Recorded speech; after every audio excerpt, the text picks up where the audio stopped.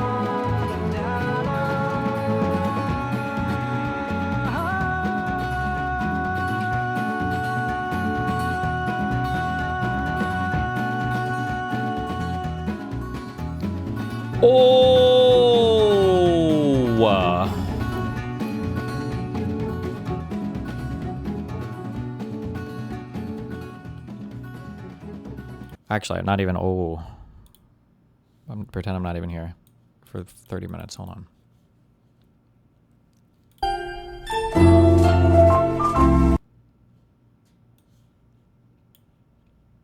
In Italy, one of the hobbies among older men is being a umorel.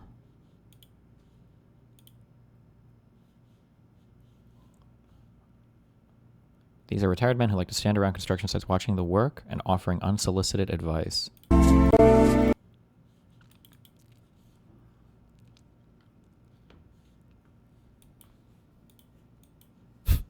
Okay, based.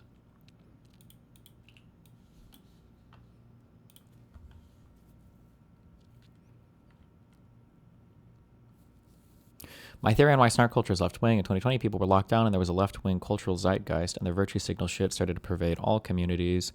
I remember when this progressively destroyed the Twitch Minecraft community, like the Dream and George Not Found stuff. Well, for Minecraft stuff, like Dream and George, I don't know about the George Not Found guy. I feel like that was caused primarily by very, very far left, but mainly very, very, very young people. It was like kind of like the wokey kids, but they were like 16. Do you remember that time when I brought on, what were their names?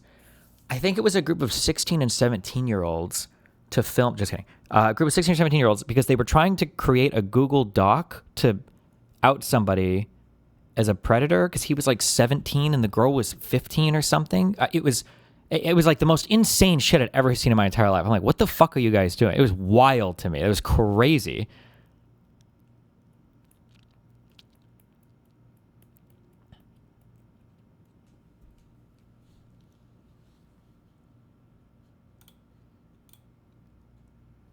The one where Mr. Redacted came and ruined the conversation halfway through.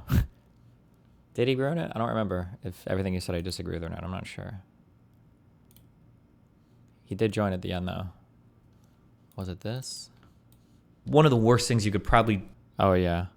Defends innocent 18-year-old from cancellation. I think this is right before I got banned from Twitch. Jenga works because every...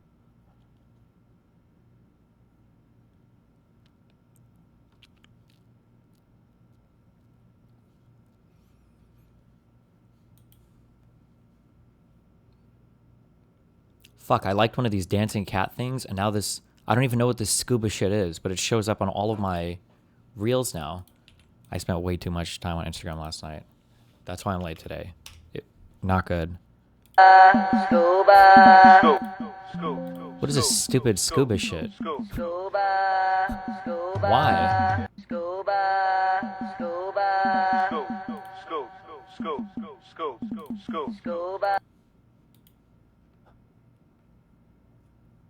I'm seeing this stupid fucking shit everywhere.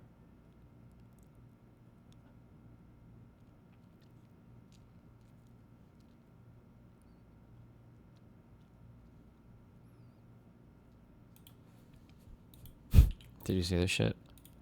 I remember when Dan used to be cool. When we used to say Hassan's name and he'd come. Yeah, I don't think that they're hungry at all. Because they keep acting a fool. They're not gonna get any food. They're not gonna get any treats. That's shameless. Do you put any stock in the idea of a regular social media cleanse, especially for high-volume consumers like yourself? For famous people, I think it's generally recommended. I just don't.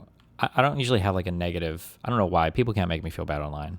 I'm impervious to it. Somehow, I seek it out, as Hassan would say. It just doesn't bother me. I do think the short form content stuff is really, really, really bad, though. If there was a button that I could push on my phone to just kill all short form content, I would do it and I would pay for it. I would pay a monthly thing for that. But like on YouTube, they have a button that says stop recommending shorts, or it's recommend less, and you can push it, but they'll sneak back in there close. They'll start sneaking in there. And if you watch one of them, then they're all there again. I'm like, can I just turn this shit off? I don't want any short form content anywhere on my phone anywhere. And Instagram isn't as bad as like Twitter is horrible. It's so much slop. I don't even know if half of it's real.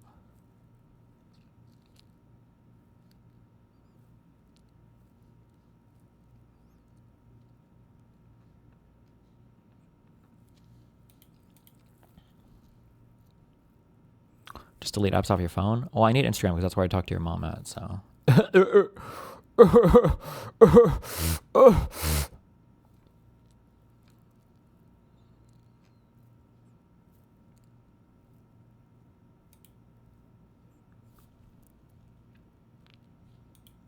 Why are these things everywhere? There are so many of them. What?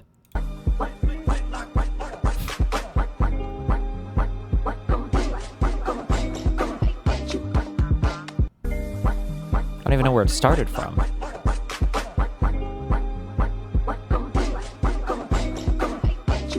Song's kind of lit though.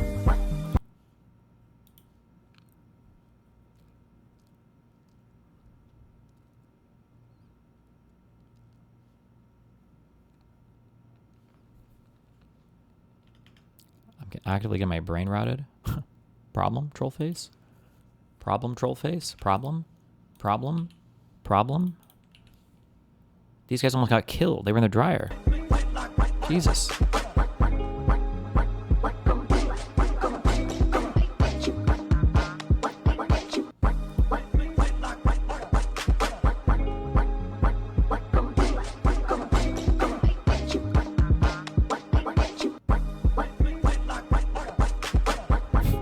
You guys need to hit the scuba right now.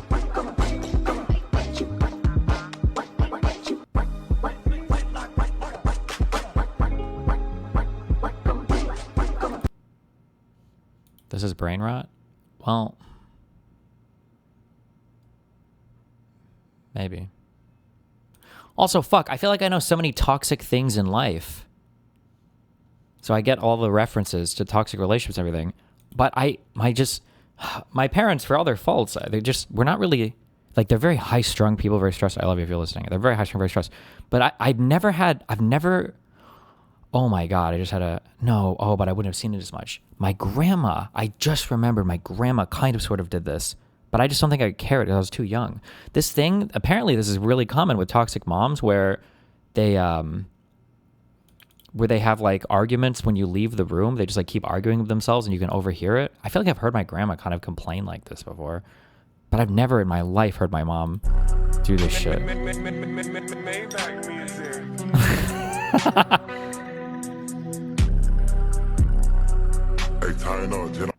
Jesus. I do that and I don't know why. Well, if you're doing it, it's to fuck with the other person in the house, right? You're trying to get a rise out of them, no? That'd be my assumption.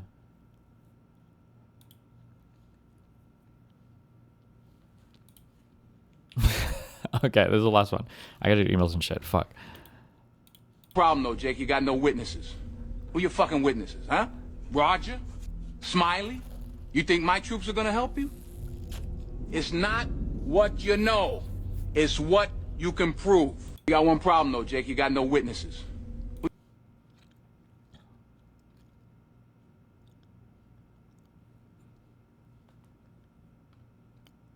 Wait.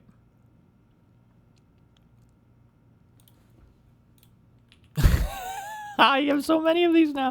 Yeah, last one for real.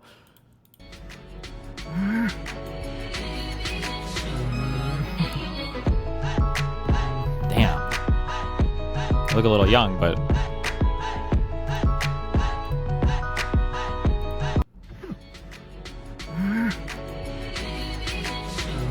Welcome aboard.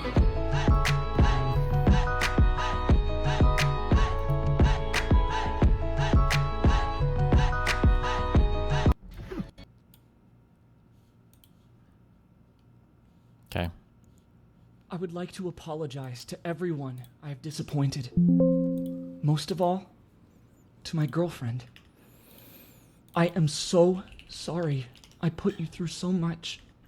I never want to make these mistakes again and hurt you and the people I care about. Whoa, we've got POGGERS.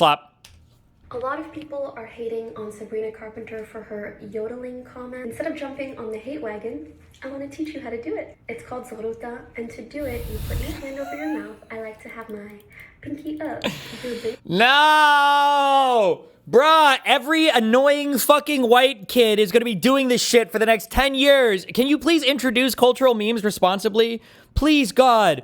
Please, God, no. Please, God, no. I don't want to hear this shit. And I'm not going to be allowed to get mad at it because they're all going to say it's cultural. Please stop. Please don't do this. Please be responsible with this shit.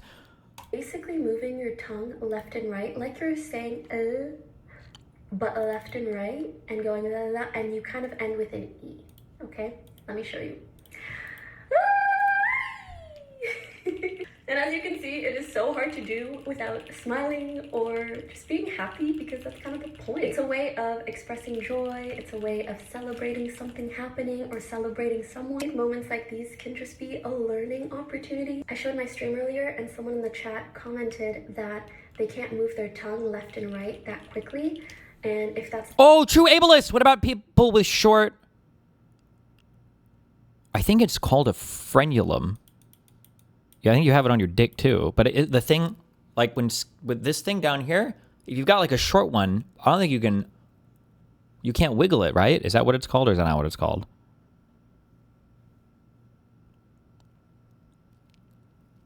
Because some people have limited, like really limited tongue mobility, like they can't move it much. Can I do it? Probably. Yeah, my tongue is super mobile. How do you think your mom gets along with someone?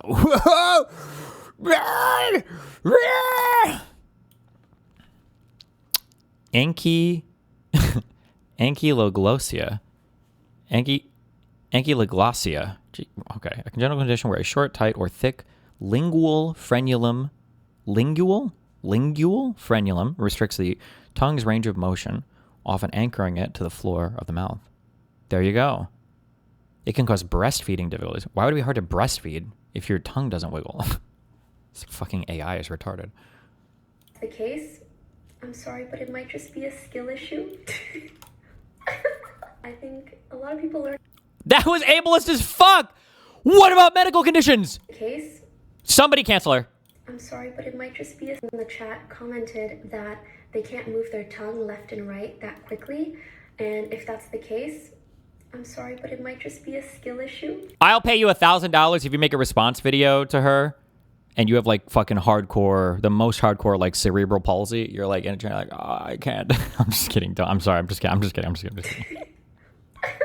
I think a lot of people learn about something new, and I hope now you learn how to do it. We can all together now. A lot. Oh my God. I can't. Okay.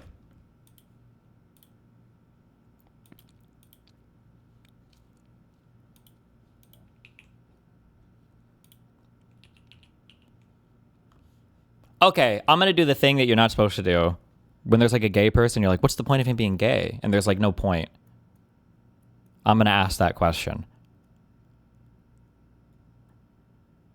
What was the point of Walt's son having cerebral palsy? I think that, or no, did he have cerebral palsy or was it something else?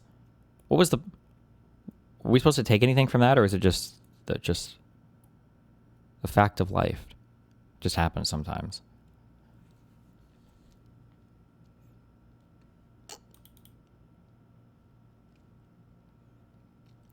To show that Walt's life is shit. Jesus Christ, guys. Stop. All right, 3% of people can gleek, 1%. Gleek? What the heck? Whoa! Oh, Ew. my boy's a Gleek Master 5000 over here. Look at that go. Gross. Dude, that's actually wild that he can hold that much. He has to have something in his mouth that's like squirting that out. That is crazy. Fun fact, I can gleek. If you guys don't know what's going on here, this man is doing what we call gleeking. And that's basically where you have all this built up saliva in your mouth. You know, if you like eat something sour and your mouth pulls up with saliva, well, you can basically put your tongue to the roof of your mouth and then you can push down. I can't do that. Like that. And you can actually cause these little salivary ducts to shoot the stuff out. I don't know if you can see it, but I can do it. Do you guys get reels from that the Glover guy? he's like, whoa, super sloppy. You'll be looking at some shit and it'll be like, oh, cool. And the guy'll be like, that was the worst. The finger 8, completely out of time there. Just unbelievably terrible. And then some other person will be like, and it'll be like, oh, that looked lame. And the guy's like, that was just the smoothest, most flawless. He's like, oh, I see you. Okay. And I'm like, I don't know what the fuck I'm looking at. I don't know what's happening here.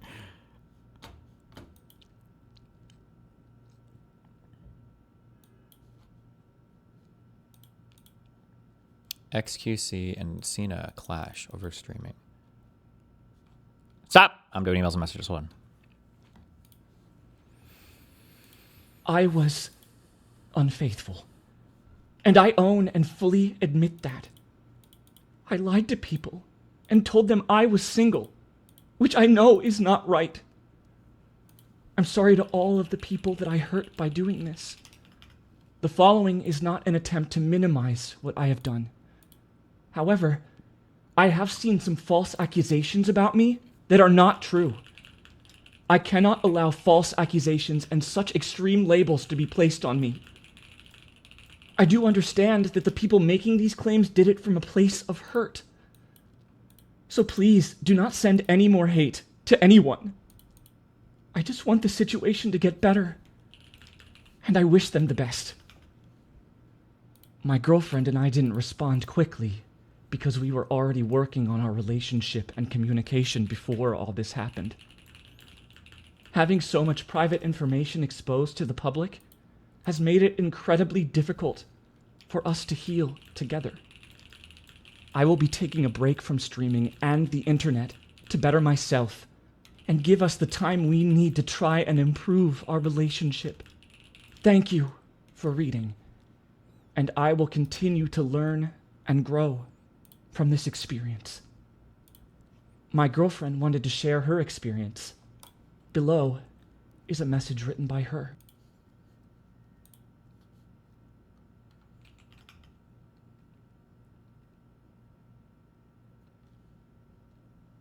Wow.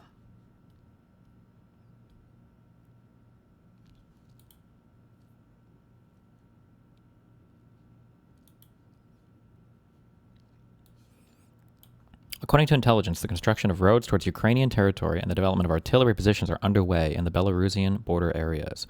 We believe that Russia may once again attempt to drag Belarus into its war. Wow. Okay. Just start writing. And keep it simple. I'm disappointed. That sounds okay.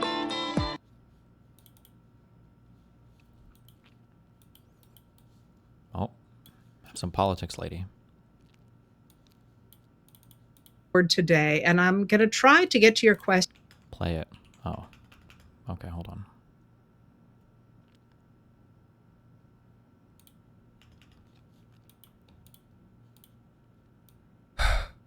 Okay. Just start writing. And keep it simple. Don't overthink it. No. Every word matters. This is not an apology. This is control. Perception is everything. First, I would like to apologize to everyone I have disappointed. That sounds okay, right? Not too strong, not too weak. Let's keep it going. Most of all, to my girlfriend. I'm so sorry I put you through so much. I never want to make these mistakes again and hurt you. The people I care about. I was unfaithful, and I own and fully admit to that. Direct admission disarms critics. If you confess to the obvious, you control what remains unspoken. This is perfect. I lied to people and told them I was single, which I know is not right. They all know I'm a player, right? I'm sorry to all of the people that I hurt by doing this. Emotions must appear sincere, not exaggerated, measured. So the following is not an attempt to minimize what I've done. Yes, shift the narrative. However, I have seen false accusations about me that are not true. I can't allow false accusations and such extreme labels to be placed on me. Although, I do understand that the people making these claims did it from a place of hurt. So please, do not send any more hate to anyone. Strategic empathy. You appear compassionate while discouraging escalation. This reduces backlash. I just want the situation to get better. And I wish him the best. My girlfriend and I didn't respond quickly because I was too busy talking to other women. What the fuck?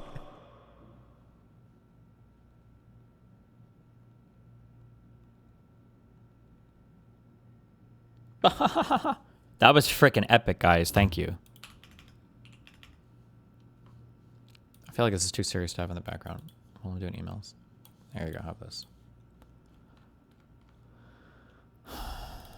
Oh, also announcing, guys. I thought we were only going to fundraise like 50K when we did that politics bullshit. But since we fundraised 250K, am I allowed to announce this? I don't know if my DGG guys have announced. We have decided to book the DGG supercruise. It's going to be fucking lit, okay? Economy tickets, $2,500 a piece. I know it seems a little pricey, okay? But it comes with some merch, We've got DGG fishing expedition event that's going to happen on the boat. They've got slides and pools and casinos, and it's going to be so fucking lit, okay?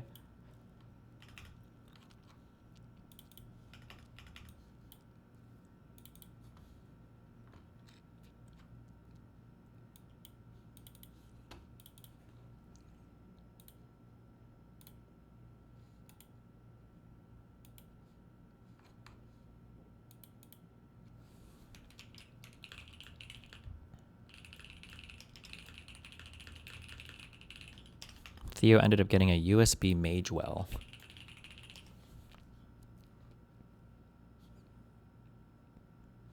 I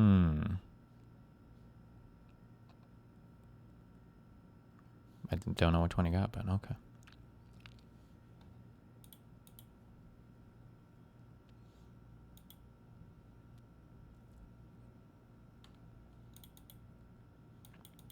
You condone any sex on the flotilla? It's okay as long as it's with your monogamous partner, but you have to provide proof of a relationship of over 3 months before getting on the boat. So you can't just start dating somebody and then, come on, guys.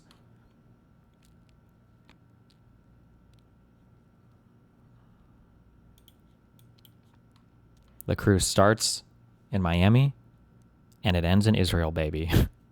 We're going to ram it right into Gaza, okay? We're going to be part of the, we're going to join the flotilla.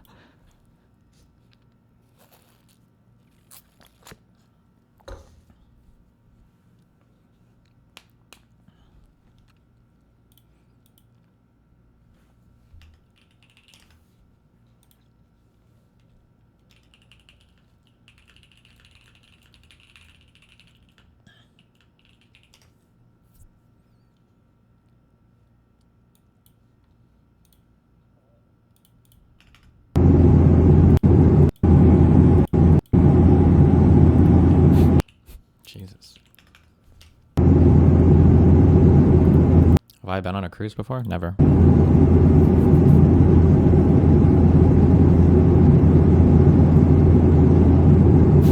I like the one already missing. The welding cracks.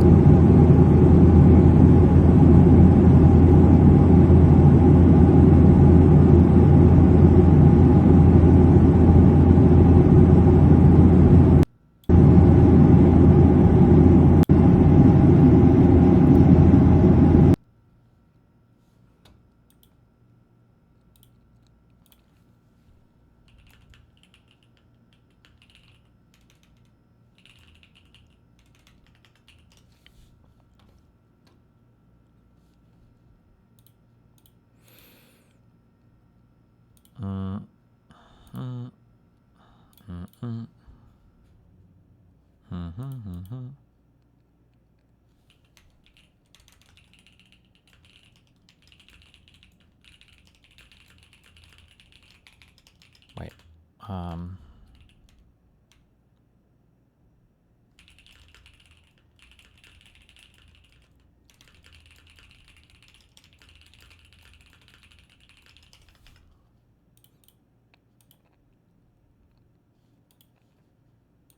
Okay. New Hasan SLOP. Hasan SLOP. Survivorship bias. Well, it's not really survivorship bias because the guy hasn't survived yet, no? That plane could have crashed. Right?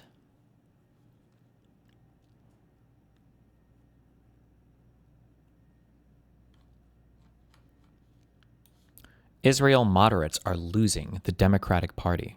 Their position has become untenable, but liberal Zionists can adapt. Jesus Christ.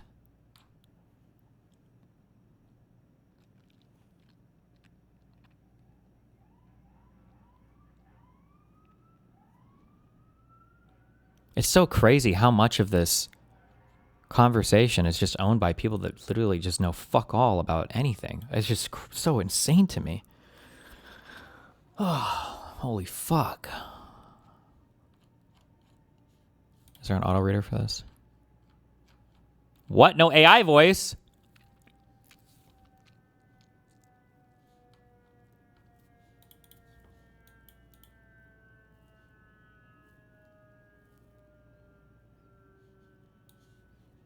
24 years old, fully paid off Costco hot dog. It's not parents' money. It's not luck. It's consistency. It's discipline. I grind every day to live this lifestyle.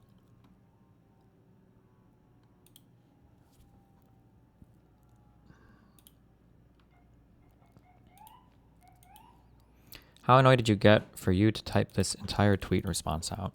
It's just, everything is just so stupid, bro. It's been this way for a year plus. It's just, everything is so politically stupid. Like, I don't know who this person is. I see them pop up on Twitter every now and then. But it's just like, I'm trying to think of what the equivalent would be.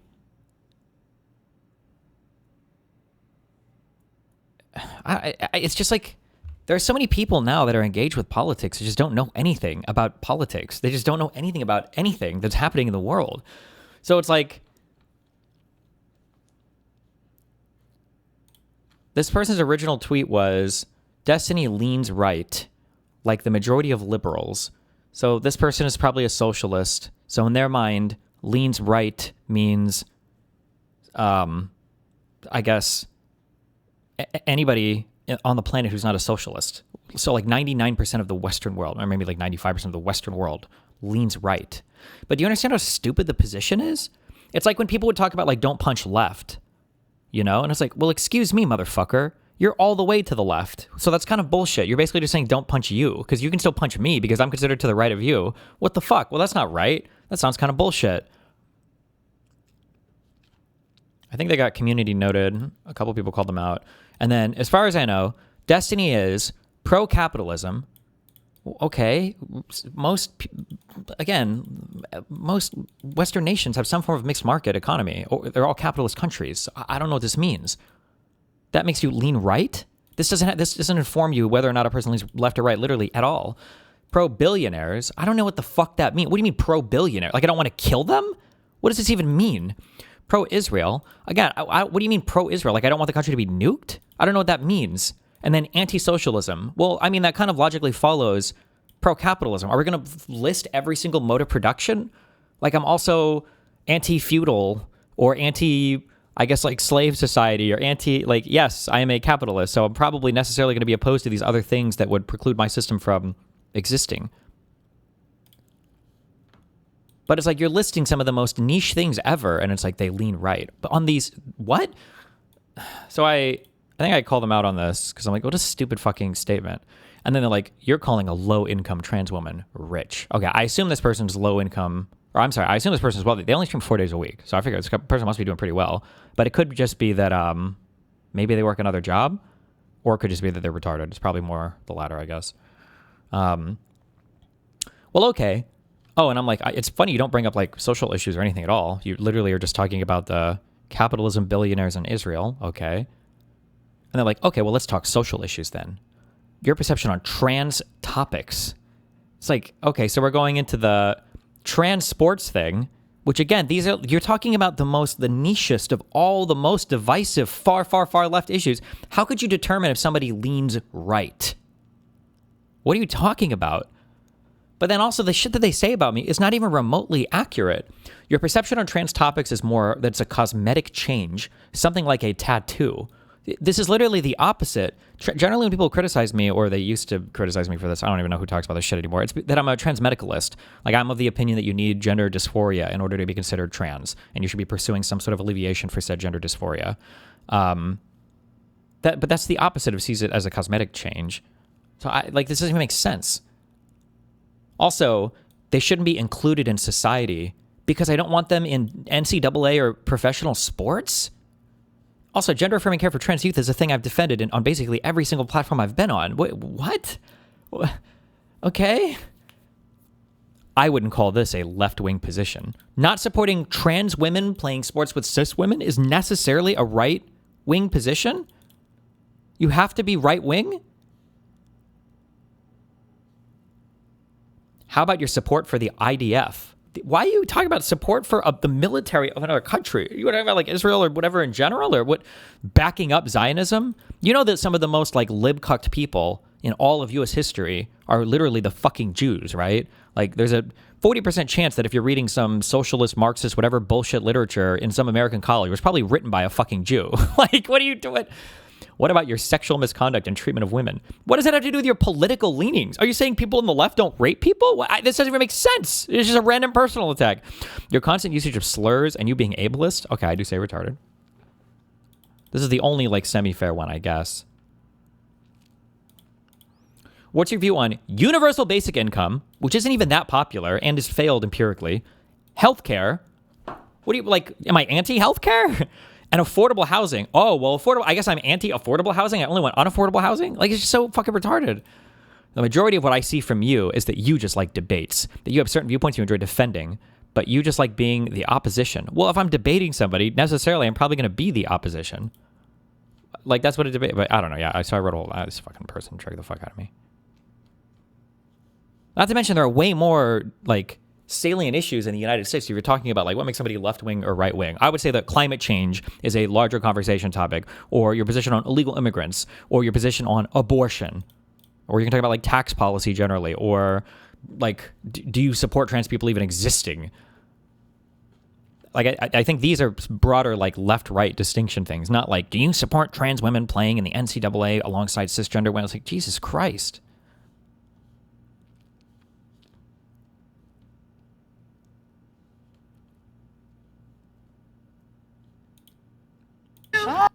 What's with Medhi Hasan responding to your tweets every time now? He has become more retarded. That's everybody is brain broken when it comes to Israel. That's just the thing you have to accept. I'm sorry. I don't know why. It is what it is.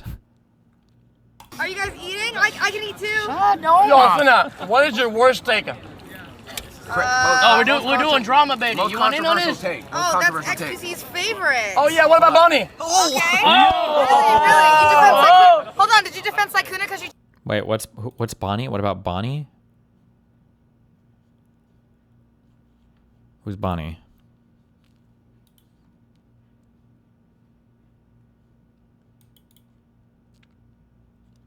Any reason you're saying pro-abortion and not pro-choice? It sounds kind of odd to me because I don't think women should have choices. I think the abortion should be forced on them. Because I think the position is whether you're pro or anti-abortion. Calling it pro-choice and pro-life is fucking retarded. I hate the framing on that.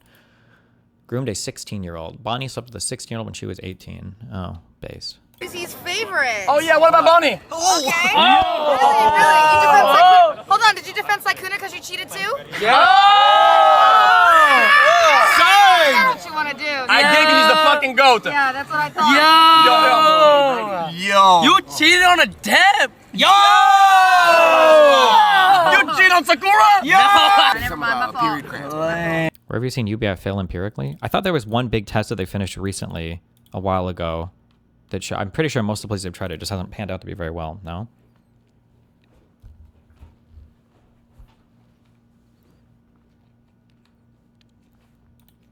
Listen, this is weird, and this one guy brought it up on the Darius thing I was on. But like, he doesn't lean right. I don't know. We know his type are Lauren Southern and Nick Fuentes. I think he tends to lean that way. Okay, I have no sexual relationship with Nick Fuentes, as epic as that is, I guess, for these people to joke about. But also, like, he doesn't want trans people in camps. He just wants to fuck the ones who do. The vast majority of the people that I've had sex with are progressive. How is it that, like, one or two far-right people can completely cancel out every other... Like, it doesn't... Like, it's just such a stupid... It's just such a... I don't know, man. Yeah, my fault. Cinna, talk about how you threw Aiden under the bus for no reason. Wow. What? I said I have no beef with Aiden though. Yeah, but... So what do you mean? You're trying to defend him. We don't even have beef. Are you No. You said I cannot be his friend. I cannot associate with him because he's a bad guy. You got a little bit of right here on your mouth. What? Yo. If I said that, then I would be a sexist. You can say it. Oh my God, bro, chill. That's his high quality friend. Yo. You're burning our bridge right now, by the way. Not cool, man. Burning our bridge. You're good at that, though. Yo, true. Yeah, you're good at that, so there you go. Yeah, but all your friends are soft noodle spine, though. But what do you say, though? You say, oh, it's just banter, so at the end of this, I'm going to go home to True, actually true. Of course. So we're good. Of course. That's what I thought. Jester. I walk off, bro. You're a jester. You know, something I realized, though, is that the longer you stay in LA, the more jello your spine becomes. I don't stay in LA. Oh, well, You got me.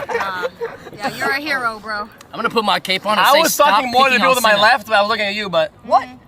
I mean, you guys, come on, bro. You guys don't sound business, do you? Who? You. Who? I don't stand on Hell no. Yo. Neon would fucking kill you in a boxing ring. You hear me, Gilbert? It's a radioactive wasteland over there. Really? That's like your bedroom, though, isn't it? Yo, she cool. Jesus. She's quick. Yeah, she's quick. Oh God, I got 2 houses there, and I would never get back there. It's trash. Oh my God. Quick with it. Why she's doing that? Bro, like cooked, bro. There's only weirdos over there, though. Take your crown back, bro. Bro, if I go too hard, nobody can handle it. Hit one of these. Bro, X. It's not that you're going too hard, bro. It's that you're not like that. Oh my God.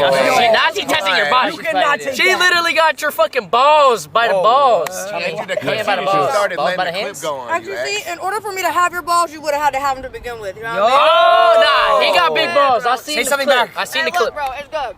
It's good, bro. Where's Ray? Now she coming over now. Oh, she's pulling. Now, elaborate about your roommates. She was 18. Did you see that? Or Yo. did you not react to it? What? What? Did you see it or did you not react to it? Yeah. Wait, So you chose to not react to it. I don't think it's Let me about ask you her. I something. don't think it's about her. Let me I did ask- react to it. I did Okay, react so to let me it. ask I you watched the whole something. thing. I watched the whole Let me thing. ask you something. Why don't you come to me about stuff with me rather than other people? I can come to you about the shit Wait, that what do you mean by that? What do you mean by that? I can come to you about the shit that you do. That's not true. Really? You never done that before. I can't do that.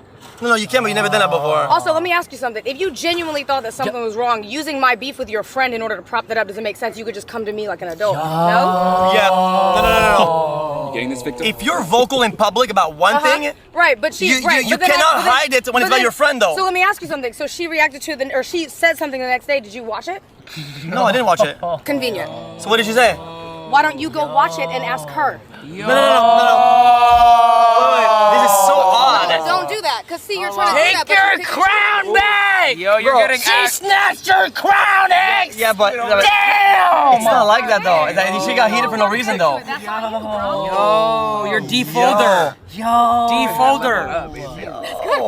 I don't get it. Thank you so much.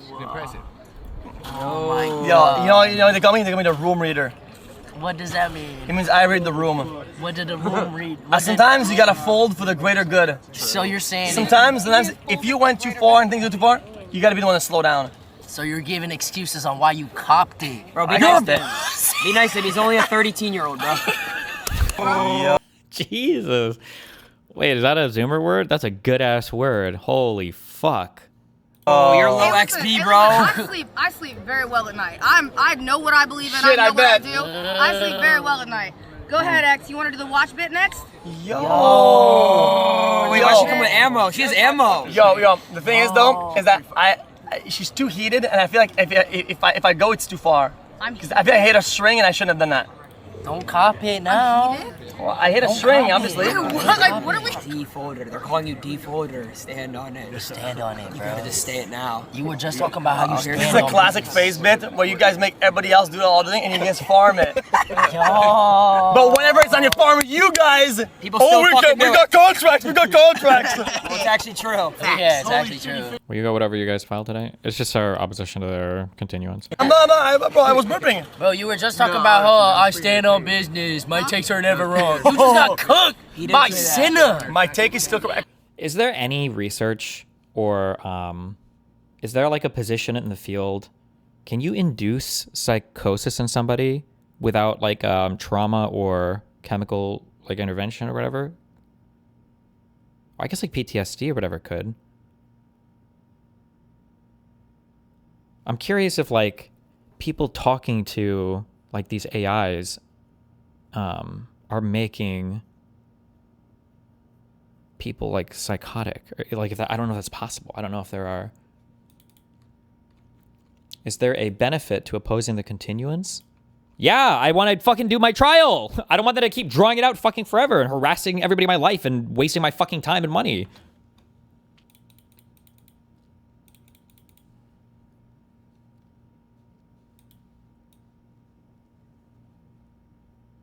Why is it going to trial in the first place?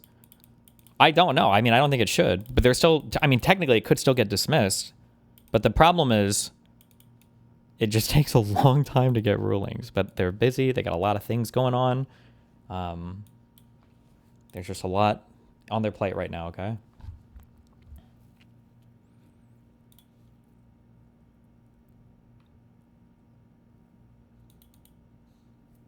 concept. That was pretty good. Thank you. She walked on you. Listen. It's a simple concept. If you stand on business about everybody, you stand on business about your friends. Fair enough? It's not hard to understand. I'm a fence sitter. I don't know what that is. I stand on a fence. Oh, he's a fence sitter. Okay, yeah. I stand on fences. Okay. I just in the background. I just like to react to shit. Yeah. Okay. Once someone wins, then I'll take their side. Yeah, I'm not sure. History will tell. History will tell? Yeah. Like, history will tell? Yeah. What does that mean? Like my dick's age like wine. Time will tell. Oh, time will tell. That's Time what you will Can't you talk to the judge to get him to move stuff around his agenda? I'm pretty sure everybody wants quicker rulings. I don't think going to the judge and bothering him personally. I'm pretty sure I don't think he's just slacking off and doing nothing. Okay. Yeah, sorry, wrong quote. The Bonnie files just dropped. Massive day for the unemployed. Old footage exposed Bonnie for being an Ava Chris Tyson, let's just say. Don't know who Bonnie is? Me neither, to be honest. So this is Twitch streamer Bonnie, who I believe is a crossbreed between like Pokimane, Valkyrie, and Cinna. She also got into drama recently because she was walking behind these old people and was sort of being a dickhead and being inconsiderate. Also, bear with me, gentlemen. I've lost my voice a little bit. I was at the casino yelling at the Chinese blackjack dealer, and, you know, just like Bonnie, I hit on 16. She's also Emiru's roommate, which is why Emiru's in the photo here. But basically, like, he was actually 16. I thought he was 17. He lied to me. He was a virgin, and I took his virginity, and... But, like, at the time, my mentality was like, okay, I Absolutely fucking disgusting. don't have casual sex, but this is, like, my only time to, like, have sex with somebody who's younger than me. How old is she in this clip? People have been saying 18, 21, 23. If a male streamer admitted this, they would have been banned from streaming and canceled. I'm 100% sure she'll get away with this because she is... Fuck. I don't bring this up on stream because I always remember we're on our woman-hating arc. We always got to be on our woman-hating arc. But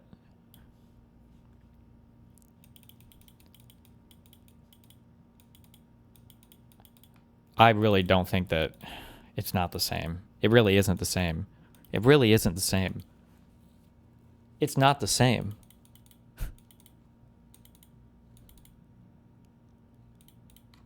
But you have to go down a whole tunnel of stuff. I think a 20-year-old man and a 15-year-old woman, I think it is significantly worse than a 20-year-old woman and a 15-year-old man. I think it is. Because I think the way that society views sex and everything, I think is really one-sided. I think it's a lot different. I think it's not a good thing. Is a woman, and that's true. That's all I'm gonna say on Men do that. have it harder. Remember that chud, Call Me Carson? He had his life basically ruined because he was 19 with a 17-year-old at the time. Disgusting. Cougar thing and never see him again and no one ever know about it. Just for, like, the experience. Thank you, Kanye. Very cool. But anyway, somebody made a song about this, and boy, oh boy, was it crazy. But basically, like, he was actually 16. He was a virgin, and I took his virginity, and I was like, okay, I'm too much of a slut. Like, I just felt like a slut. Yeah, so she was shocked, to say the least. Why are you letting people talk shit about your roommate, brother? Like, I don't know how to say this to you. I've already talked about this off stream with her. You don't think if I haven't talked about it off stream, I don't know what's going on? It's on her at that point to deal with it, and she asked me not to. Like, beyond that, I don't know why you think I'm being a bad friend. If she asks me to say something, then I'll say something. If you don't, like, use your brain for a second. You know what I mean? Do you think it's not the same because of how society views it? It's a whole thing, but I think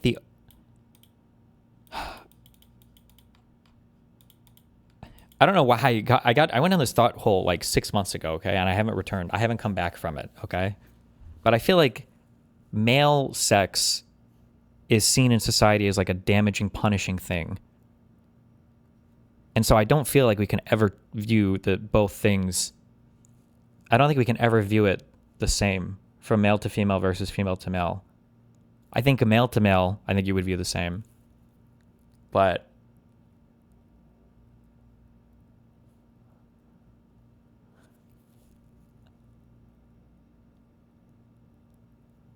I think it's not good. Okay, let me finish my emails, okay? Twitch streamer telling somebody to use their brain. Spectacular. Like that is a grown ass woman. She specifically asked me to handle a certain way. What do you want me to do? But then at the same time, you know, I'll say this, I'm not gonna let my chat be filled with a bunch of people. I'm gonna just handle it how I handle it. But like, yo, use your brain for a second. You know what I mean? It is what it is. But like, it is what it is. I don't know what to tell you. And it's not is what it is on like some blanket. Obviously, I'm not saying that, but you know. It is what it is. You know, that's the way she goes. Trailer Park Boys. Like, what is this? But listen, I handle my business the way I handle my business because that's how I've always done it. And that's all you need to know about it from my side because I handle business when I need to. She probably can't even handle a dishwasher without complaining about it. Anyway, XQC Bonjour Louis saw this as well and chimed in. Okay, Cinna, I have to call you out on your shit. I have to call you out. You literally made a public statement about not wanting to be friends with Aiden or close to Aiden or whatever because of, oh, I don't agree with what he does or what he says or what he did in the past or whatever, so I gotta be hands off, whatever. You hear the most outrageous shit about somebody who's close to you, and now it's, they gotta deal with it, but I will enjoy the comfort of the current status quo. Come on, bruh. Listen, when I've been saying this for years, if you cash in a W to look good sometimes, it means you also cash in the L when you look bad. Oh, every yin has a yang. It is what it is.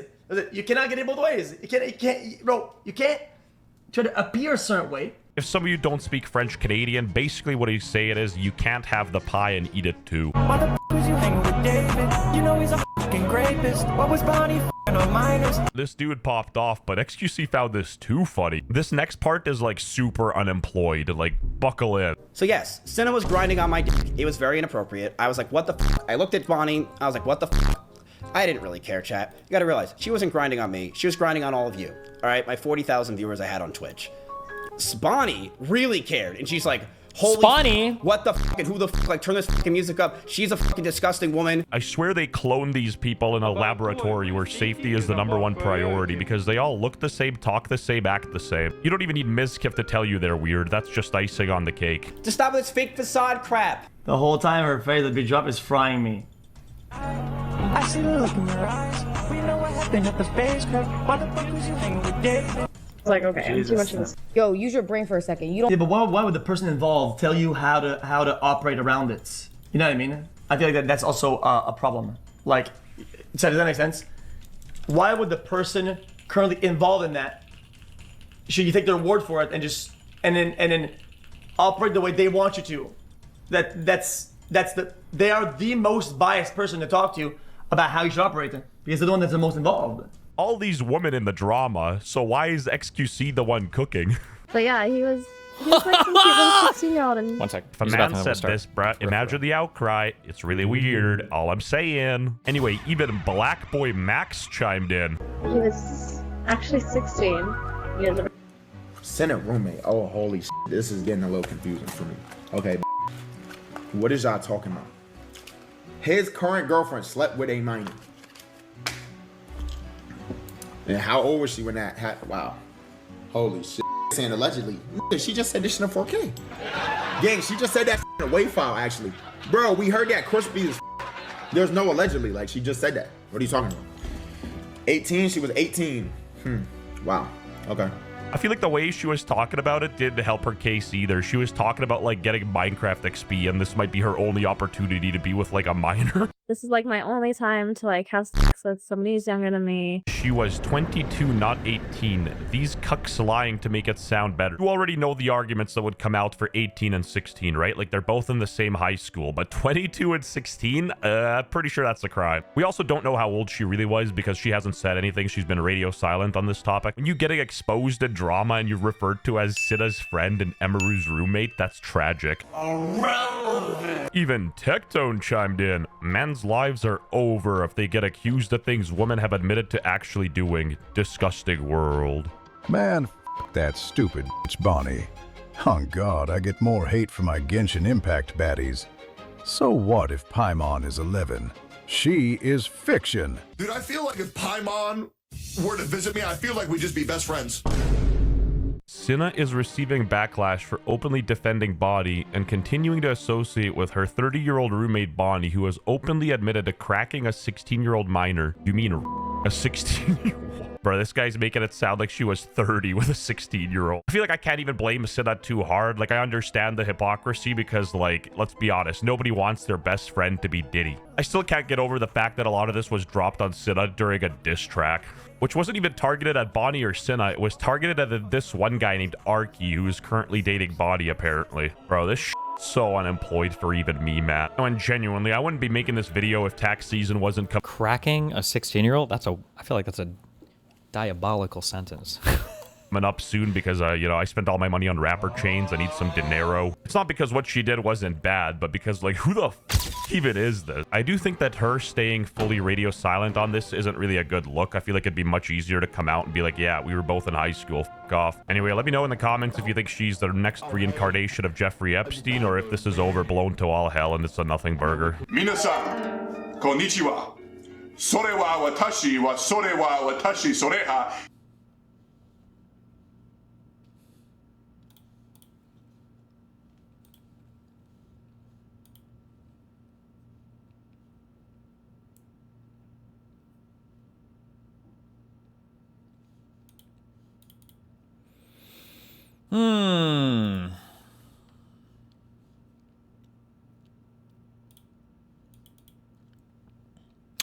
I thought that the war on drugs taught us that, like, victimless crimes are bad, but the statutory rape hyperfixation is just that, right? Not necessarily.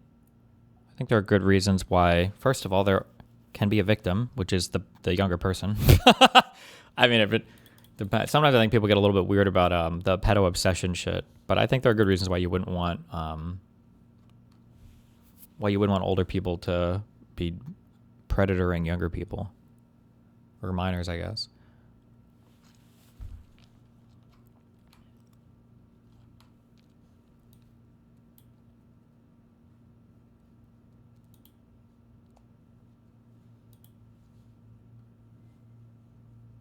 Do you think the cousin is wrong on this post in Reddit? Uh-oh. A friend of mine is mildly infuriated that he can't keep his neighbors awake until midnight anymore. My friend was venting to me today about his nightmare neighbors in his new upscale neighborhood. He bought a fixer-upper and, since he has a contractor's license, he's been doing the renovations himself. The issue, he's been power tooling and hammering away until midnight for several days straight. Naturally, the neighbors called the police. He was indignant, telling me, I'm the homeowner. I have the right to work on my own property whenever I want. The next night, they called again, claiming he was working without a permit or a pro. He got to have his gotcha moment by waiving his license and permits in their faces. Apparently, the town's old ordinance didn't actually specify quiet hours for homeowners doing do-it-yourself work. The neighbors eventually tried to talk to him reasonably to ask for a ceasefire after 9 p.m. His response, he basically told them to fuck off because he wasn't technically breaking any laws. Well, the neighbors didn't take that sitting down. They spent the last week lobbying the town council, and they actually got the noise ordinance changed. Now work has to stop by 8 p.m. My friend is absolutely livid that they infringed on his rights. But I'm just sitting here, mildly infuriated that he thinks being a licensed contractor makes it okay to be a world-class jerk to his new neighbors. Damn.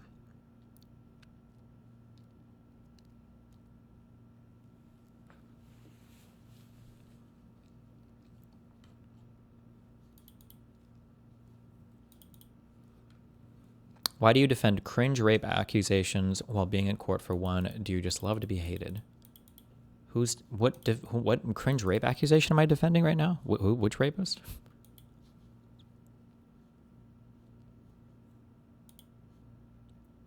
So is his cousin in the wrong? No! I fully support all loud noise at night. 100%. And the reason why is because when you work night shift, nobody respects your time or your noise. So fuck all the day shifters. Fuck all the normies. I hope they make a lot of noise. And I hope you get woken up over and over again, motherfucker. But no, you shouldn't be doing this. Obviously, it's a dick move. The only exception here would be I would be curious what kind of noise the person was actually making. Like if he's like in his garage with like a power screwdriver or drill or whatever, and it's just like that, I think that's probably kind of cringe for them to be complaining. But if he's out there like making hardcore noise at like fucking 11 or midnight, he's got like a hammer in the backyard or some bullshit, I don't know.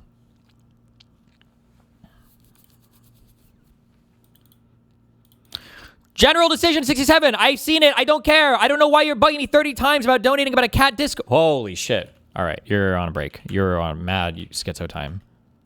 Holy shit. Jesus.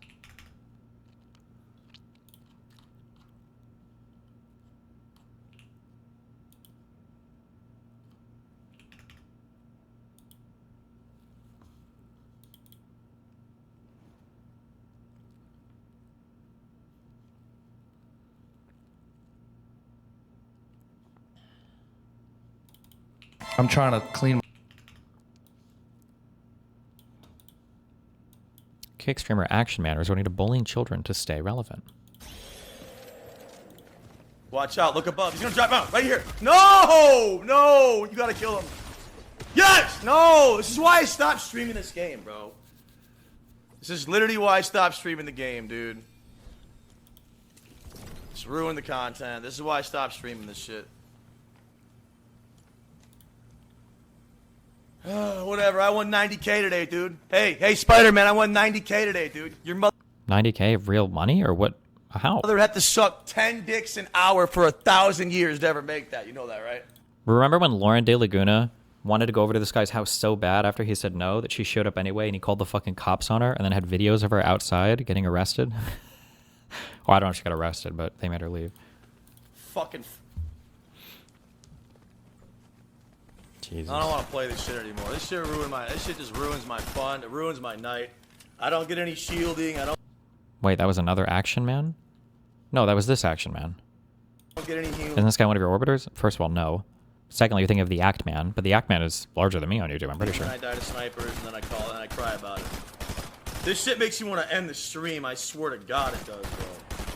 I swear to God this shit makes you want to end the stream, bro. I swear to God. Nothing makes you want to end the stream more than this shit.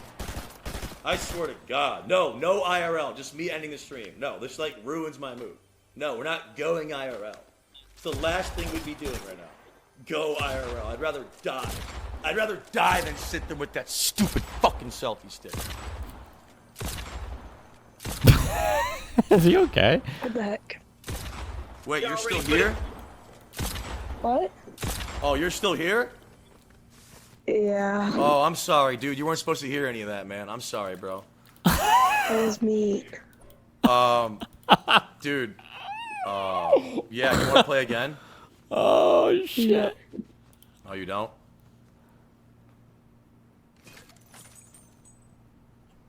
Okay. Okay, now I feel like I would ban this title. I think this should be resubmitted. I don't think, I was going to say, this is, if to bully children, I feel like you have to be like a special kind of fucked up. But he didn't know the kid was there. It's not good, obviously, but it's not like he's like screaming at a child, no?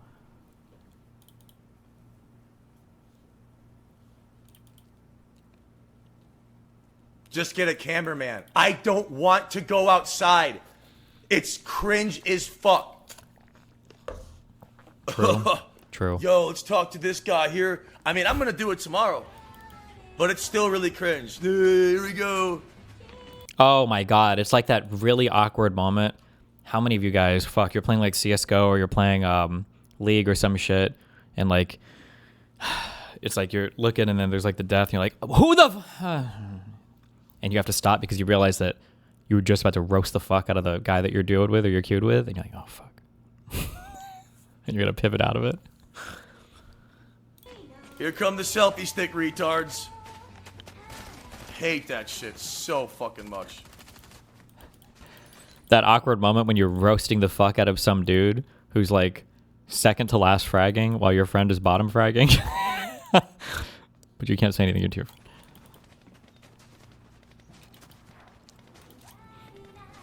It's not that cringe. Yes, it is. Let's just be honest here. And I also just pissed off like 60% of the internet as well. So there's that as well. I don't have time to get a security guard over here.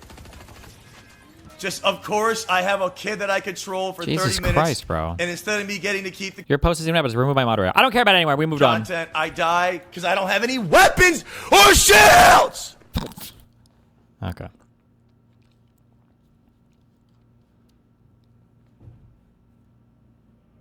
It's bannable by Kick TOS for him to be talking to any minors on stream.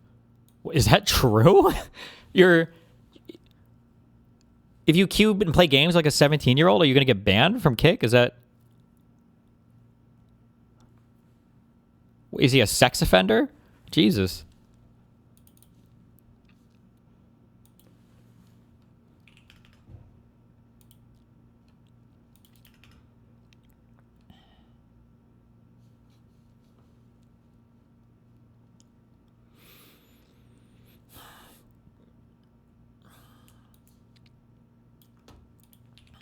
Why am I getting baited by politically retarded people?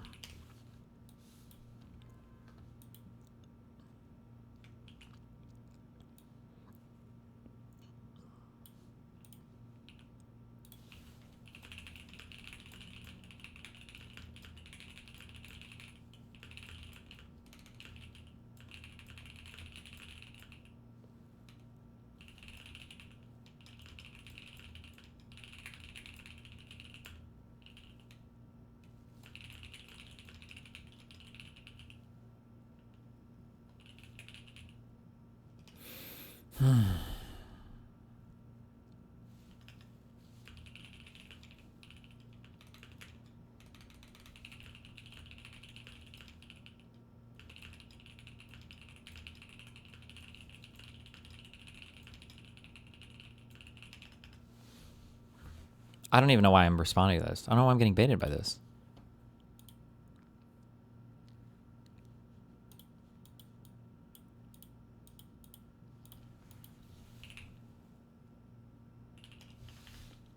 Okay.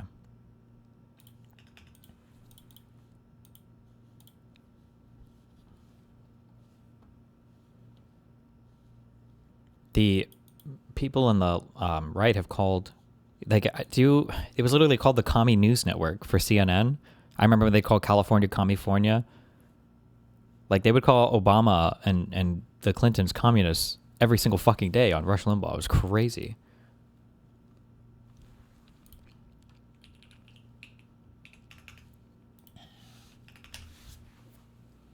The probable cause statement in support of the information says in the middle of page 6, the rifle, ammunition rounds, and towel were sent for forensic processing. DNA consistent with Robinson's was found on the trigger, other parts of the rifle, the fired cartridge casing, 2 of the 3 unfired cartridges, and the towel. We have not received the discovery, and I'm not talking about expert notice. I will address that. We have not received the physical evidence and the electronic evidence that supports those assertions made by Mr. Gray when he swore to the probable cause statement attached to the information. The probable cause statement in support of the information says in the middle of page 6, the rifle, ammunition rounds, and towel.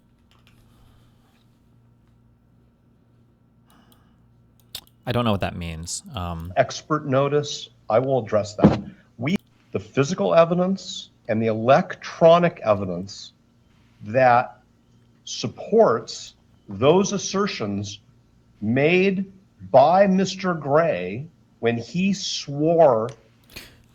It sounds like he's saying they haven't gotten any discovery related to the evidence collection at all, which would be crazy. But I wonder if he just means the discovery they've gotten doesn't prove it. I don't know if you'd be fighting about that at this stage, but if we're how many months from that shooting, if they haven't gotten any discovery relating to the forensics yet,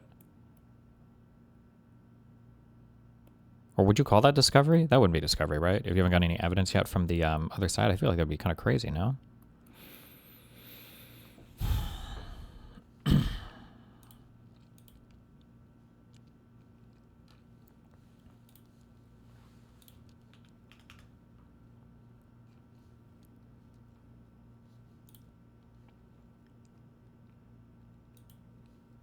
Yeah, so I'm... Jesus. It's Israel, okay? Oh, brother.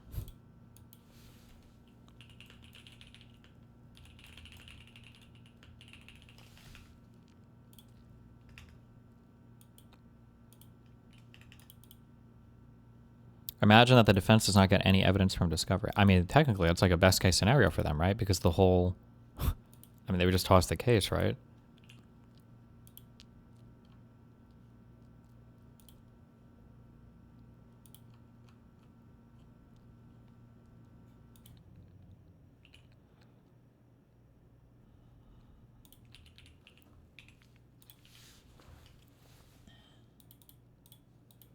Y... ¿Crees? Y no sé, yo lo voté. Yo lo voté y no sé. Pero... ¿No estás tan convencida hoy de que haya sido no. eficaz ese voto? ¿Por qué? ¿Qué cosas ves que no están bien? Y yo no me voy a ir a alquilar. O sea, yo tengo un buen laburo y hoy no me puedo ir a alquilar. Y tengo un buen laburo. ¿En qué rubro trabajas? Me estoy yendo a una cirugía, soy técnica ortopedia.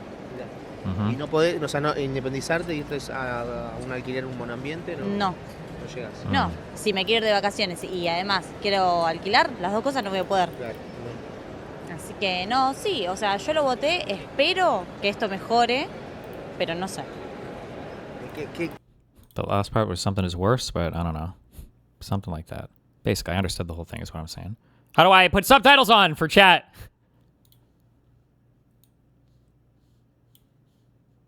Are there no subtitles? Also, what Spanish is this? Is this Argentinian Spanish? What? This sounds like the best Spanish. Is this how normal people in Argentina speak?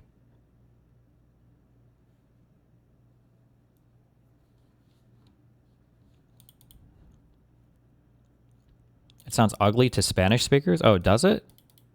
This sounds like this just sounds like the best Spanish. I feel like I'm in class right now. It's clear, good pronunciation. They're not screaming. They're not fucking rattling it off at 4 trillion miles per hour. Is there something racist about me saying this? Is this the best Spanish? Do Argentinians speak the best Spanish?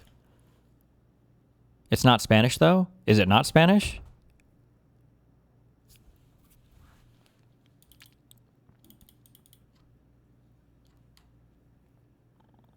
Hitlerian Spanish?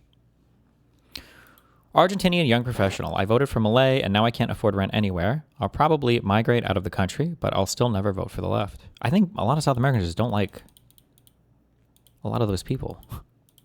But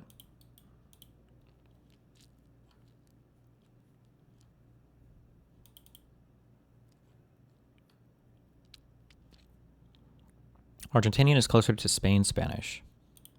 I don't know if I've heard Spanish people speaking Spanish before.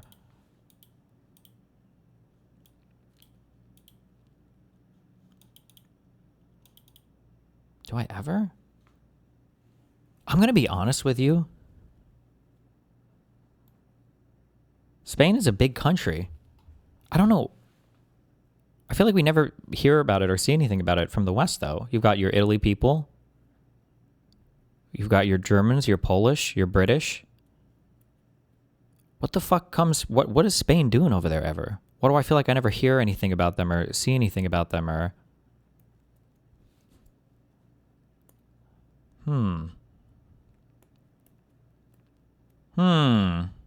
Start watching soccer? Gross.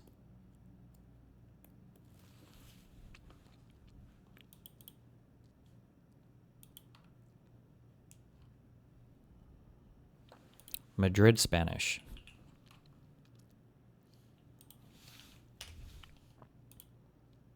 Yo siempre bajarlos, por supuesto, pero y lo que pasa es que siempre van subiendo, o sea, que quieras o no quieras, todos los años suben los impuestos.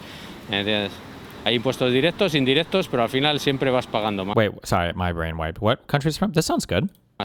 Or is this guy like a... He's not like a news reporter, right? He's just a guy being interviewed. This sounds good. This is good. Nunca lo vas a controlar. Eso nunca se va a poder controlar. Okay. Siempre... Oh, shit. Uh-oh. Is that Siempre why? se va a dedicar dinero a algo que a ti no te gusta. Entonces, bueno, pues imagino que al final hay que... Algo de ayuda también en este sentido, no sé. Yo creo que se tira mucho dinero. Creo que sí. Eso le iba a decir, ¿a qué cree usted Sí, que se deberían de porque invertir? se tira mucho dinero en muchas cosas que no. Vamos, yo trabajo con la administración y la he tenido como cliente y se tira mucho dinero en tonterías. Eso lo he vivido yo en propia persona. Que los impuestos queden ahí, ni subirlos. Absolutely true. Okay, definitely the imposters have the most money. I've never heard anything more true in my life. Okay, where were we at? Fuentes. What the actual fuck is this? Do not claim to represent me if you are dressed like that and are plus 25 BMI. As a matter of fact, nobody represent me at all. Uh-oh. Uh-oh. Hola amigos de Easy Spanish, yo soy Alexa. Y yo soy Ricardo. Where are these guys from? Wait, what is this? Is this Spain? Hoy los saludamos desde la ciudad de Medellín, Colombia. This is not, yeah, okay, yeah. You can, these people are, it's not, right? You can hear right at the beginning. Hola amigos de Easy Spanish, yo soy Alexa. They don't even try. This is the problem, is that when you learn Spanish in American schools, okay, if you step into any Hispanic, Mexican, Cuban, any Colombian, any Central American Spanish speakers, you're not going to fucking recognize any, they might as well be speaking Portuguese, okay? You're not going to recognize a fucking thing, all right? It's over. It's over. You're not going to know anything. It's a totally different language.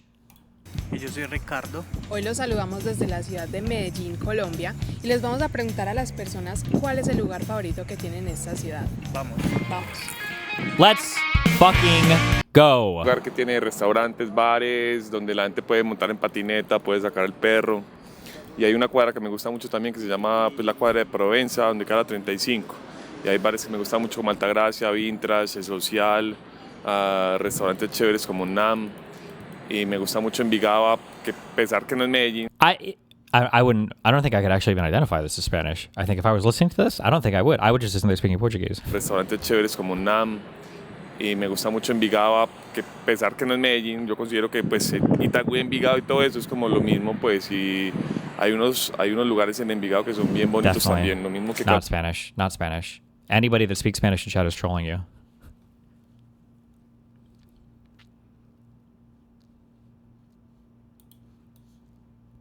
I just want to know how many Latinos in the crowd tonight?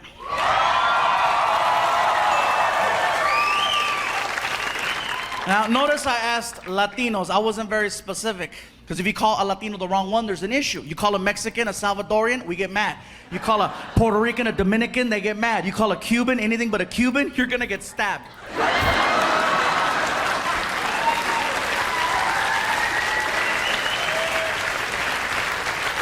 So for everyone here and everyone at home, I have found a way to figure out who's who. It's very easy. All you have to do is listen to the way the person is speaking Spanish. You don't have to understand a single word, just listen to the flow. That'll let you know. For example, Mexicans, when we speak Spanish, we sound high. Seriously, you ask us a question, we drag it out. Hey bro, how's it going? Pues aquí nomás, hombre. Pues tú sabes, güey. You know, Cubans, I found Wait, what was that supposed to be for? Was that Mexican? Oh, okay. I'm trying to remember all my racial stereotypes from the casino and from my uncle. All right. You know, Cubans, I found out Cubans, you guys speak Spanish like everything means something. It's very serious. You ask a Cuban a question, bro, where you going? Al baño, coño, carajo, why you wanna know? I always thought everybody on my Cuban side was always mad. Even in English, they speak like this every single fucking time. When I would stand highly with my grandma and her sister would come over, every fucking conversation was like screaming, like serious screaming matches with each other. But they're just like chatting, I guess. Because when I would first go over there in the summers, I was like 9 or 10, so I didn't know. I was like, "Are you guys okay?" "Oh, Stevie, it's okay. We're fine. We're better." You know, Cubans, I found out Cubans, you guys speak Spanish like everything means something. It's very serious. You ask a Cuban a question, bro, where you going? Al baño, coño, carajo, why you wanna know? Just asking, dude. It's like, why is he yelling? I don't know. And I found out Puerto Ricans, you guys speak Spanish like there's a time limit. Ask a question, hey bro, what's up? Mira, bro, el otro día estaba con Hitcher, me estaba platicando que chacha Benito, yo no sé lo que está pasando aquí, no más por ahí. Dame más gasolina. Just fast. Even Mexicans were like, hey, write that down. quick. Another way is the beverage. The beverage will let you know who you're dealing with. For example, a Mexican's preferred drink of choice is tequila, okay? A Puerto Rican's preferred drink of choice is either Don Q or Coquito, right? And a Cuban's preferred drink of choice is coffee. Oh shit, I was gonna say Bustelo, that fucking, there's some, I don't know if every Cuban buys this, but my mom and her mom would always get this, I think it's Bustelo? It's some coffee brand or whatever bullshit that they would always get, yeah. Wait, Cafe Bustelo? Is that a, yeah, whatever the fuck that is? Now let me tell you how I know about this one. The yellow brick, yes, the brick. So a few years ago, so Martina and I were doing a show at the Improv in Miami, and after the show was over, I was talking to Martina. I said, hey, bro, I said, we got to try out some of this Cuban food everybody's been talking about. It's our first time here. And so we go outside to catch a cab, and when we got in the car, I figured something out, and that is that Cubans come in every color of the rainbow. Cubans and Puerto Ricans, you go from really, really white all the way to freaking navy black, just hardcore. Wesley Snipes, just dark, Sykkuno, El Negro, hardcore, you know what I mean? I didn't know that there was such a thing as a black Cuban, because we get in the car and we're speaking Spanish, and this guy turns around and he's black, and he's like, ¿Dónde quieren ir? Where you wanna go? I'm like, oh my God. It freaked me out. I thought the partition was tinted. I didn't know. So he's yelling at us, ¿Dónde quiere ir? I'm like, dude, why is he yelling? I said, listen, we want to go somewhere to get some authentic Cuban food. Where can we go? And then he takes us to this place called Calle Ocho, which, for everyone at home, Calle Ocho is Spanish for 8th Street, and it's an area where, you know, it's very authentic. And he takes us to this restaurant called La Carreta, okay?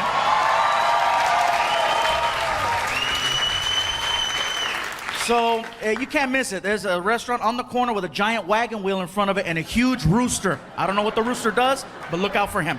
You know that place, right? And hope, I don't know shit for restaurants. But I feel like in the neighborhood my grandma lived, because it was all a bunch of fucking poors, it was like every apartment door was open and kids were, we could just like run in and out of everybody's houses. But there would always be somebody cooking a feast. But I feel like Cuban food is always stuff that you can make for everybody, because you're never just making like a thing. It's always like, you've always got your black beans and rice, or you've got like a whole pot full of like rice and sausage or chicken and other vegetables. It's always like, I feel like all the food is like, fuck, there's a word I'm looking for. Fuck! Communal, but like, what do you call it when everybody brings stuff over? Potluck. Yeah, like I feel like sometimes somebody would bring like, people would always have the fucking, what's the name of the brand where you get the big bread in the white sleeve or whatever? Is there a name for this? Is there like one brand for this? Somebody would always have like the huge thing of bread, and then somebody would have not Wonder Bread. It was like a French bread or something.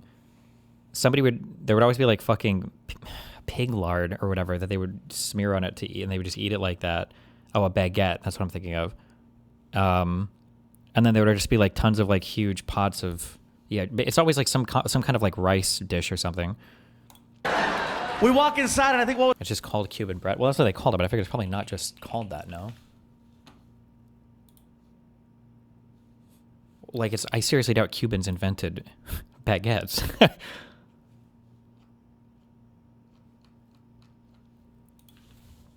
Fuck. It always used to come in, oh, this shit. Yeah, this, whatever the fuck, oh, it says Cuban bread, I guess. Whatever this is, I think. Or this shit. What was it, Martin, like 2, 3 o'clock in the morning when we went in? Easy 3 in the morning. Easy 3 o'clock in the morning. We sit down at this table, and we're looking at the menu. We're trying to figure it out, and there's all kinds of bananas and all kinds of weird stuff that I'm like, I didn't know that. Okay, banana's fine. Okay, let's do this.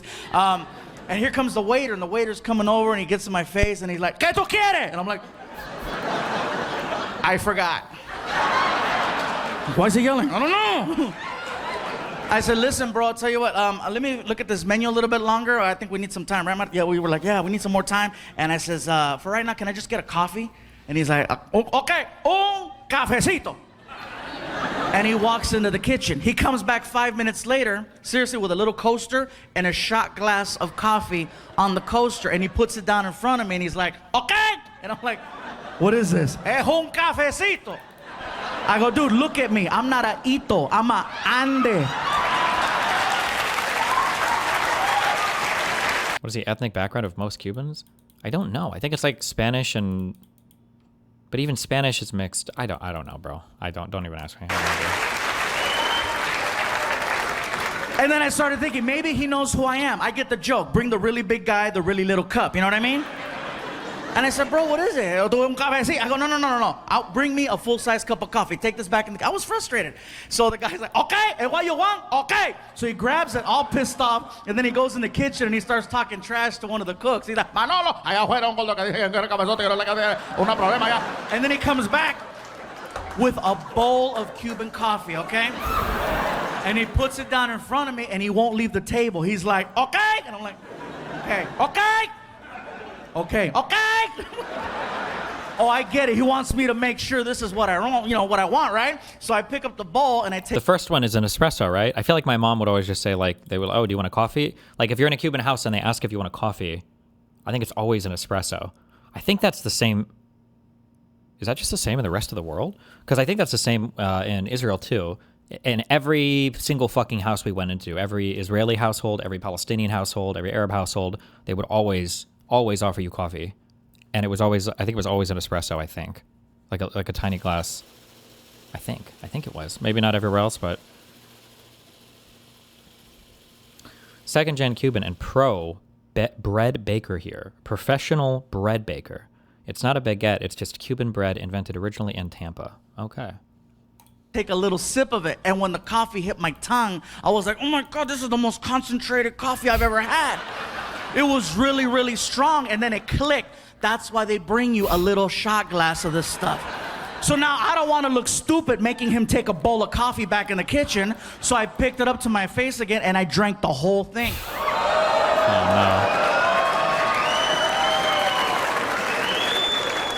no. Will Dog, I knew I messed up, bro.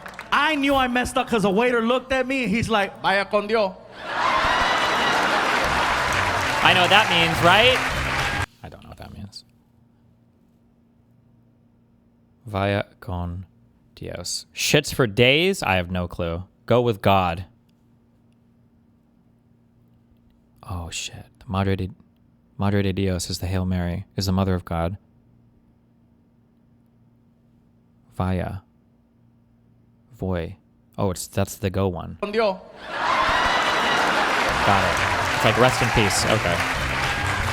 He goes back in the kitchen. He's like, Manolo, call 911.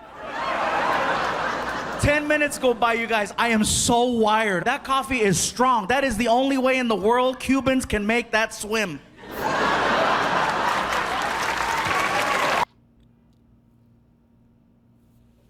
Thank you. Amazing. Call me Cuban for the rest of my month, okay? I want to racial roleplay like Hasan does. Now, COPA has released a video of the fatal shooting of CPD officer Crystal Rivera by her partner, Carlos Baker, during their foot pursuit of a suspect. This is a clip from Baker's body cam. We have ended the clip before it becomes graphic. Yeah. Come here. This is horrible, but I bet as soon as every single woman cop in the country, when they were like officer involved shooting with a woman, they were like, fuck. And then it's like, no, it was the woman that got shot by her male partner. And they're like, oh, thank God. Just kidding. Not good. Hey! Let me see your hands. Let me see your fucking hands, bro! Let me see your hands!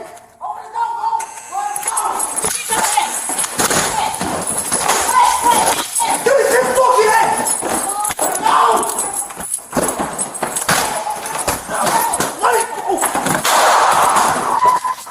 Shots fired at the police! 10-1, 10-1! Shots fired at the police! 82nd and Drexel! 10-1, 10-1! Wait, did he shoot his partner there? Wait, did I? Hold on.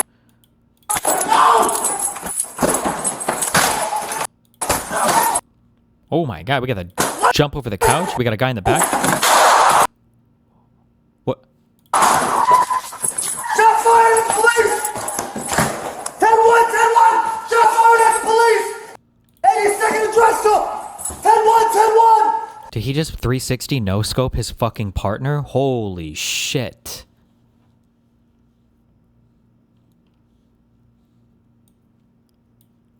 Oh my god. I think he literally no scoped her. He no scoped 360 drop shot at her. Shots fired at the police! 10-1, 10-1! Shots fired at the police! 82nd and Drexel! 10-1, 10-1! Shots fired at the police! All units head over there. 82nd and Drexel, 10-1, shots fired at the police. Crystal, you good? 10-1, shots fired at the police! We have a 10-1. We need an ambulance. We need an ambulance! Ambulance, now! I can't get my partner! Wait, he saw the person behind the sofa and dodged, so his partner got shot. Who shot who? Was it really...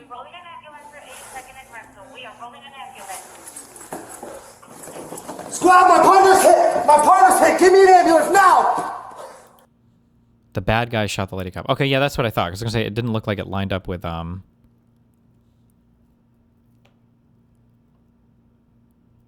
Wait, what? Who linked this originally? I thought this was the guy cop shot the woman cop. Did I just invent that text? I thought whoever linked this put that in the link text or whatever. I think he shot when he dove to the side. It says by her partner now. Wait. The fatal shooting. Yeah, but now I'm wondering if...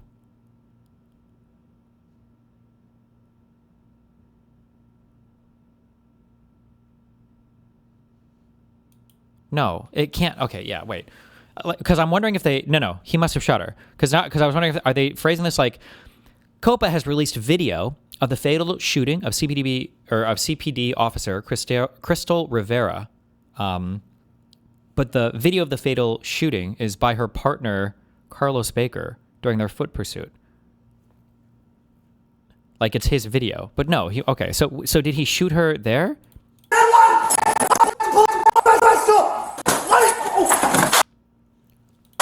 I guess we can't see where the gun is. Is he shooting like as he's on the ground? And he manages to hit her over the railing? Like, is his gun like up here and he shoots and manages to shoot and kill it? That would be crazy.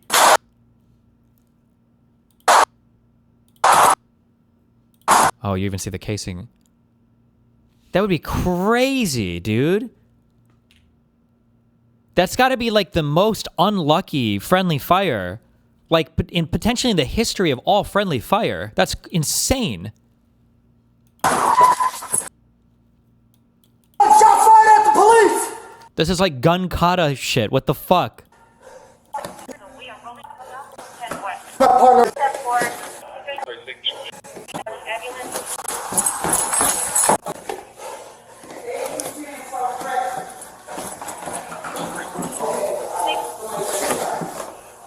Ambulance is rolling. 663 Charlie. Ambulance is rolling. We have an officer Charlie.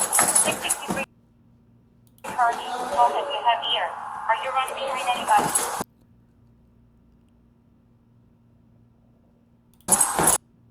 Jesus. Christ.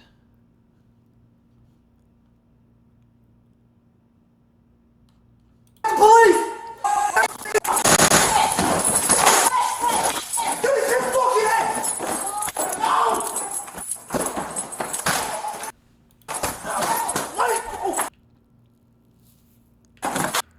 Like, people are saying, like, bad trigger discipline and shit, but, like, he comes into this room ready to fire. Which I think he should be. It looks like there's... A guy jumps over the couch and there's a friend in the back ready with a gun, which is crazy. Okay? And then this all happens in, like, a fucking quarter of a second or something.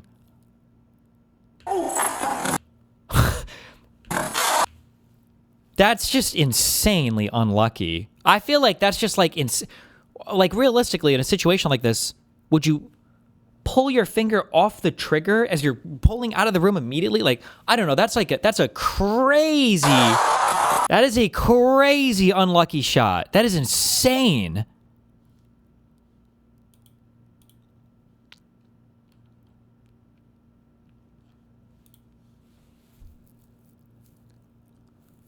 Did he slip?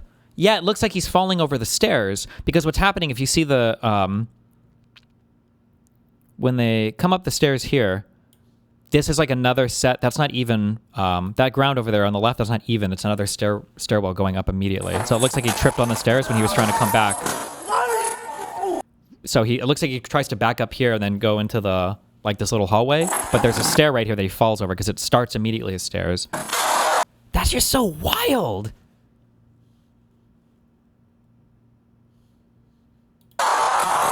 Why did he shoot, though? As he was falling, he probably just squeezed the trigger.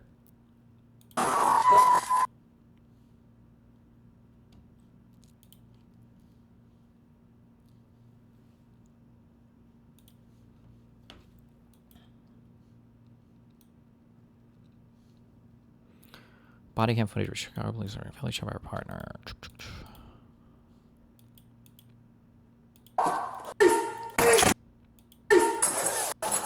Come on, Chris. Come on, Chris. Wait, I don't know if it's gonna be super bloody. Hold on. Hear me. 63 charge. Mogged, you have ear. Are you running behind anybody?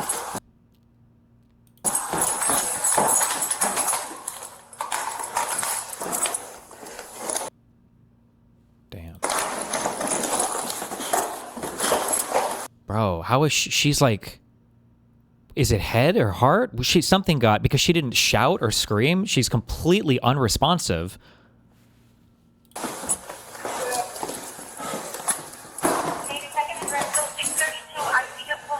You hear her scream? Oh, do you? Wait, maybe I didn't. Hold on.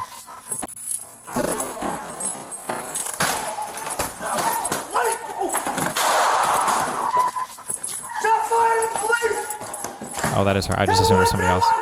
Okay, never mind.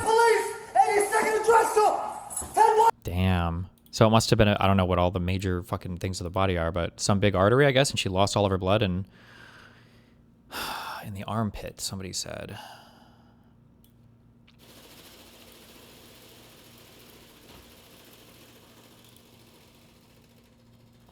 The case has been highly controversial because her family has alleged in a lawsuit that Rivera and her partner had a failed romantic relationship. Okay. That's kind of crazy, but okay. This would be the craziest setup of all time.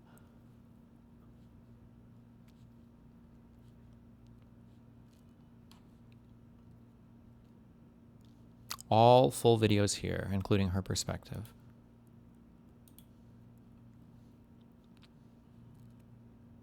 Deceased officer. Hold on.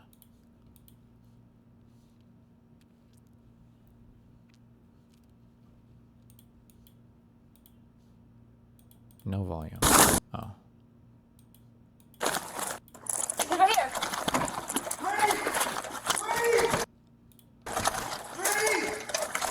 Do you really think he has zero blame for it? I don't know. It seems like a super unlucky. I don't know. It's a rough one. Let me see your hands. Let me see your fucking hands, bro. Let me see your hands.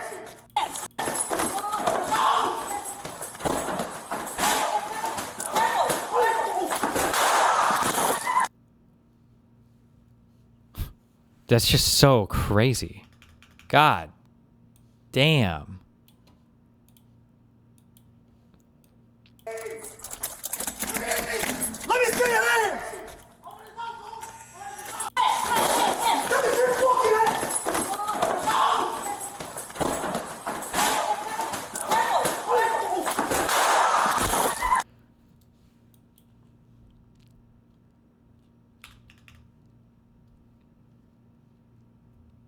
The female radios her own shooting because he doesn't help.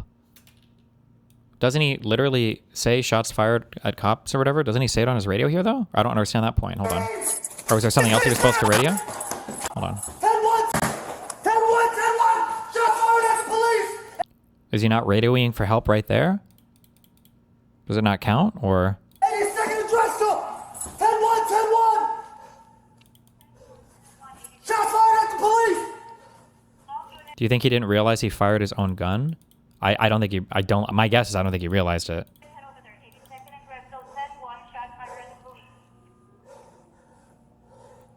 Crystal, you good?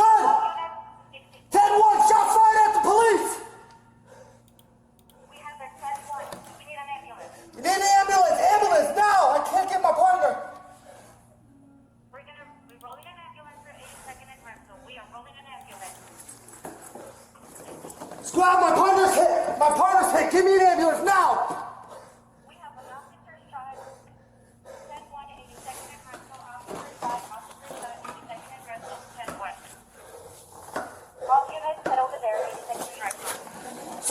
get to my partner. I'm upstairs. Roll the SWAT team. Roll the SWAT team. Somebody talked about this somewhere. This was on Reddit or something, because I just saw a whole bunch of retarded shit in my chat for like 10 minutes about this. This must have blown up on Reddit, or some YouTuber slopper covered this and said a whole bunch of weird shit about how the cop didn't check on her for 2 minutes. Because I saw a whole bunch of people typing really retarded shit that you could never take from watching any of these videos. So I don't know. I don't know if it's posted on Reddit or where you guys all got your info from, but okay. It's a big case. Gotcha. All right. Vosh went viral for his coverage, probably.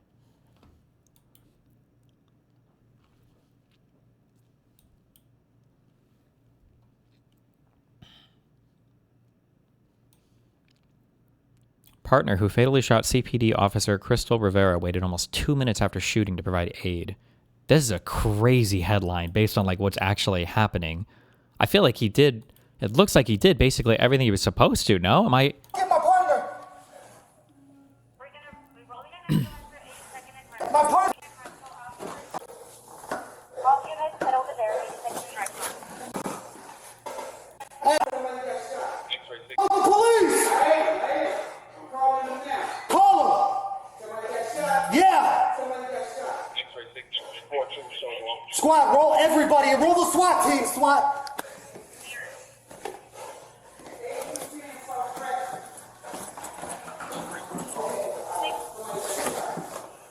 Like, keep in mind from his perspective, one, I don't think he realizes he's shot. And two, there was a guy with a gun in the closet back here. So, I mean, he can't just, like, run down the stairs and get shot in the back. He thought there was still a shooter in the building? I mean, there could have been, right? Wasn't there a guy holding a gun in the door back there? Or am I making this up? Did it?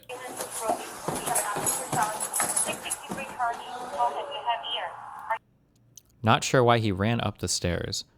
Yeah, he probably shouldn't have pulled back that far. But I mean, like, he went around the corner when there was at least one guy in there.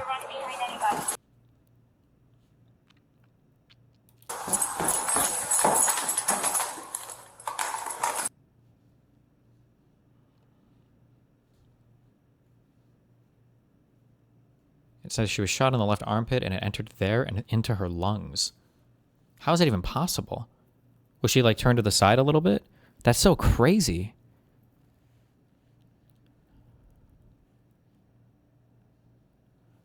This dumb shit deserves prison time. He completely panicked and mistook his own partner, who came into the building right behind him, for a suspect when she shouted commands.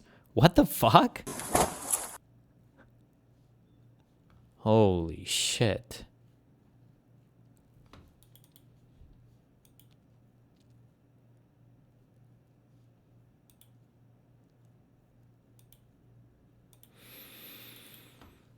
Am I crazy for thinking that they shouldn't have chased up such a narrow building after someone they thought was armed? It's kind of a death hallway. I think the general, I'm totally making this up. I remember reading that after the Uvalde shooting, that when armed and dangerous suspects are going into an area, that the general training for cops is they're just supposed to like try to shut everything down as quickly as possible. Because if you try to like wait and post up and get positions and wait for backup and do all this shit in like a high threat situation like that people will take hostages and it'll always end up worse otherwise. I don't know how true that is, or if that is for just SWAT or if that's for everybody, but I heard that that was one of the big issues with the Uvalde stuff, is that the cops were being way too, they just delayed too much in posting up and getting positions and waiting for backup and doing all that. But that generally you're just supposed to move in and neutralize the threat when there are other people involved. I don't know how true that is or if that applies to all cops or whatever, but yeah.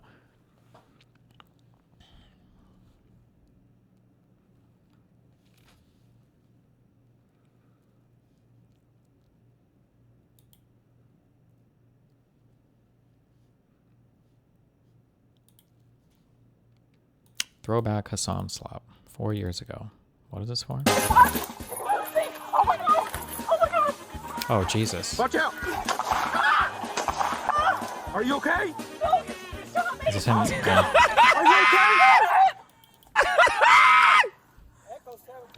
I remember one of the most like sociopathic things was it was watching, I think there was some cop talking about she had like PTSD from something, and I think Vosh was like watching it and just like cackling at her, and I was like, oh my God. Chill, bro.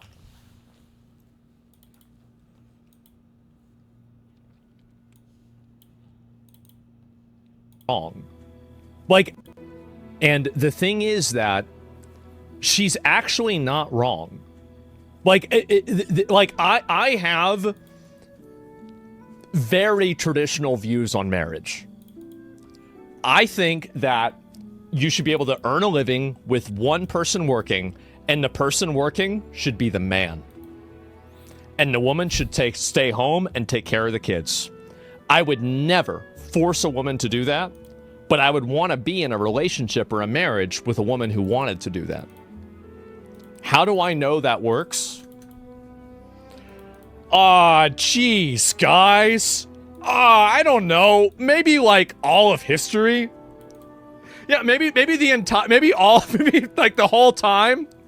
Like, that's it. You need capital. Yes, exactly. All of history, maybe.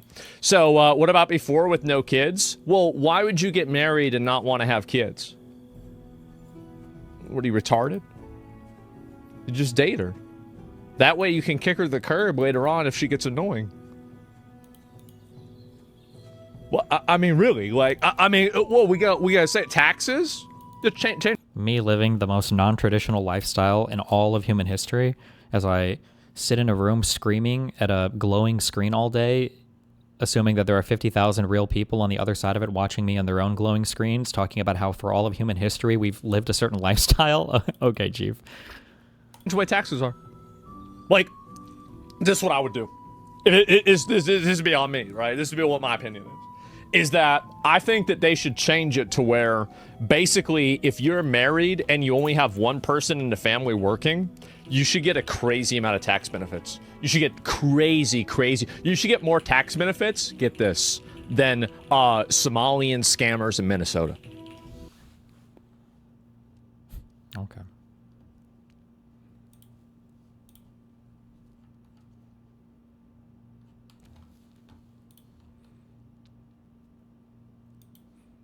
Aspen Gold Dark Souls meme.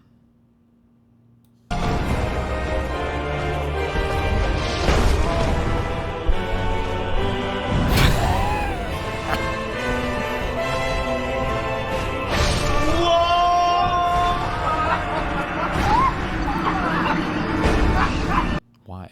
Okay. For Hassan Piker to get any kind of engagement, in order for Hassan Piker to get any kind of engagement, he has to attack gays, Mexicans, Zionist pigs. That just goes to show we are ascendant. We actually have the moral high ground. If you want to humiliate or attack somebody in 2026, even if you're a far leftist, you say, you're gay, you're non-white, and you're a Jew. Nobody anymore is saying, you're racist, you're a Nazi, you're a white piece of shit. No, because everybody knows all those things are good. 10 years ago, if the left wing wanted to insult you, they would say, you know, you're racist garbage. And people would go, I am not racist, because that was the moral language of the day. Now it's 2026. Even the far left says, you fucking brown faggot Jew. It just goes to show, even the far left is far right. Everybody is far right. In everyone's heart of hearts. Okay, epic meme. The reason why people will insult you on this, though, is because they know that that's the thing that you don't want to hear, so. But, epic meme.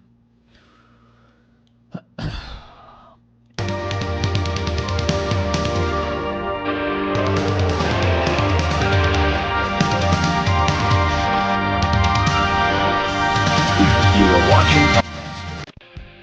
I'm good.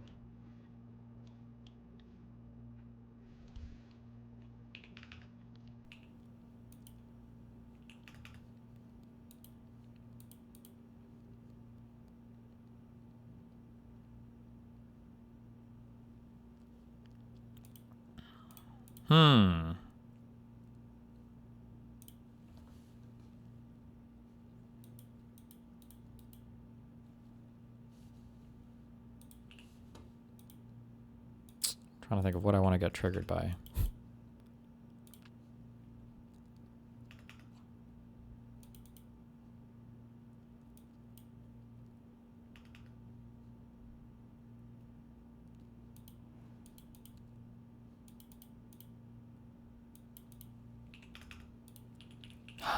Fuck it. We'll let Medhi trigger the fuck out of me today. It's almost like you're trying to... Let me get a Red Bull. Hold on one second. Madam Vice President, if you're watching, there's something... Wait, never mind. I'll wait till I'm... Hold on one sec.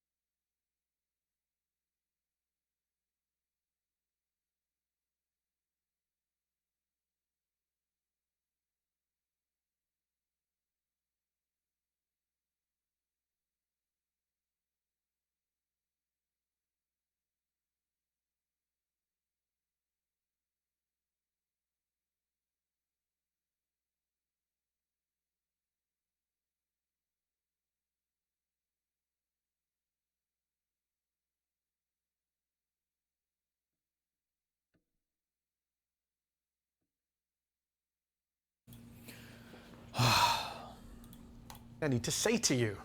The polls aren't looking great for you right now. Madam Vice President, if you're watching, there's something... Wait, this is 1 year ago. Why the fuck was I linked this? I don't care. Never mind.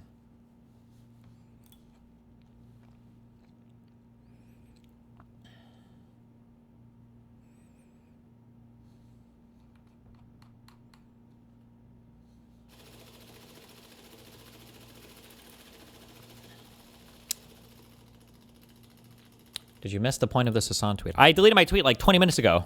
Jesus. Calm down.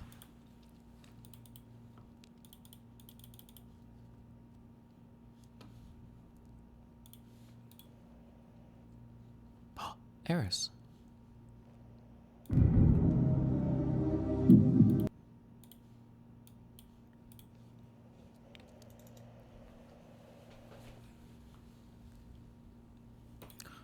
Just crack it, bro. You'll be good.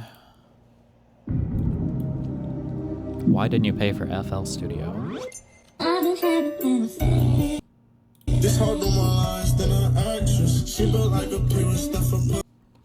epic meme.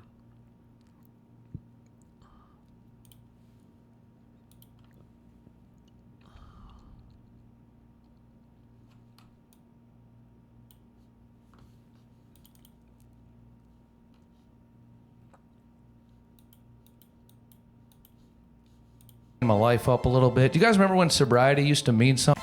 I'm trying to clean my life up a little bit. Do you guys remember when sobriety used to mean something? Of course you don't. You're all 12. All right? I heard that you're all Gen Z. Do you think I'm Gen Z? Oh my God, you're so mean. Gen Z are so mean. I'm a little older. I'm a little older sister, okay? I'm almost 30. 4. And... What if there was a comedy show? Actually, comedy experiment.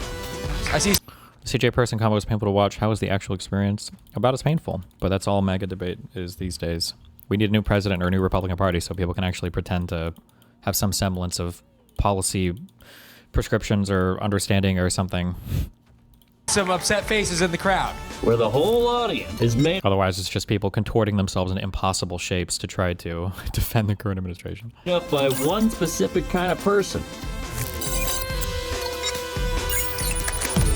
And what if the comic performing on that show had no idea what that crowd was gonna be? I know it's dark as sorry. I forgot you guys are Gen Z. And then the audience has to grapple with how they feel about this. I am non-binary, and being here made me realize how non-binary I am. Well, folks, this show is happening, and it's called Human Trials.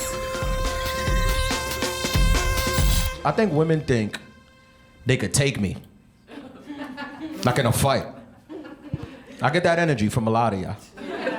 Some of y'all looking at me right now like, I'll beat his ass. That's a weird place to be at as a grown man. Because women say it to my face, unprovoked. They'll just come up to me like, I could beat you up. I'm like, okay. I can't argue with them.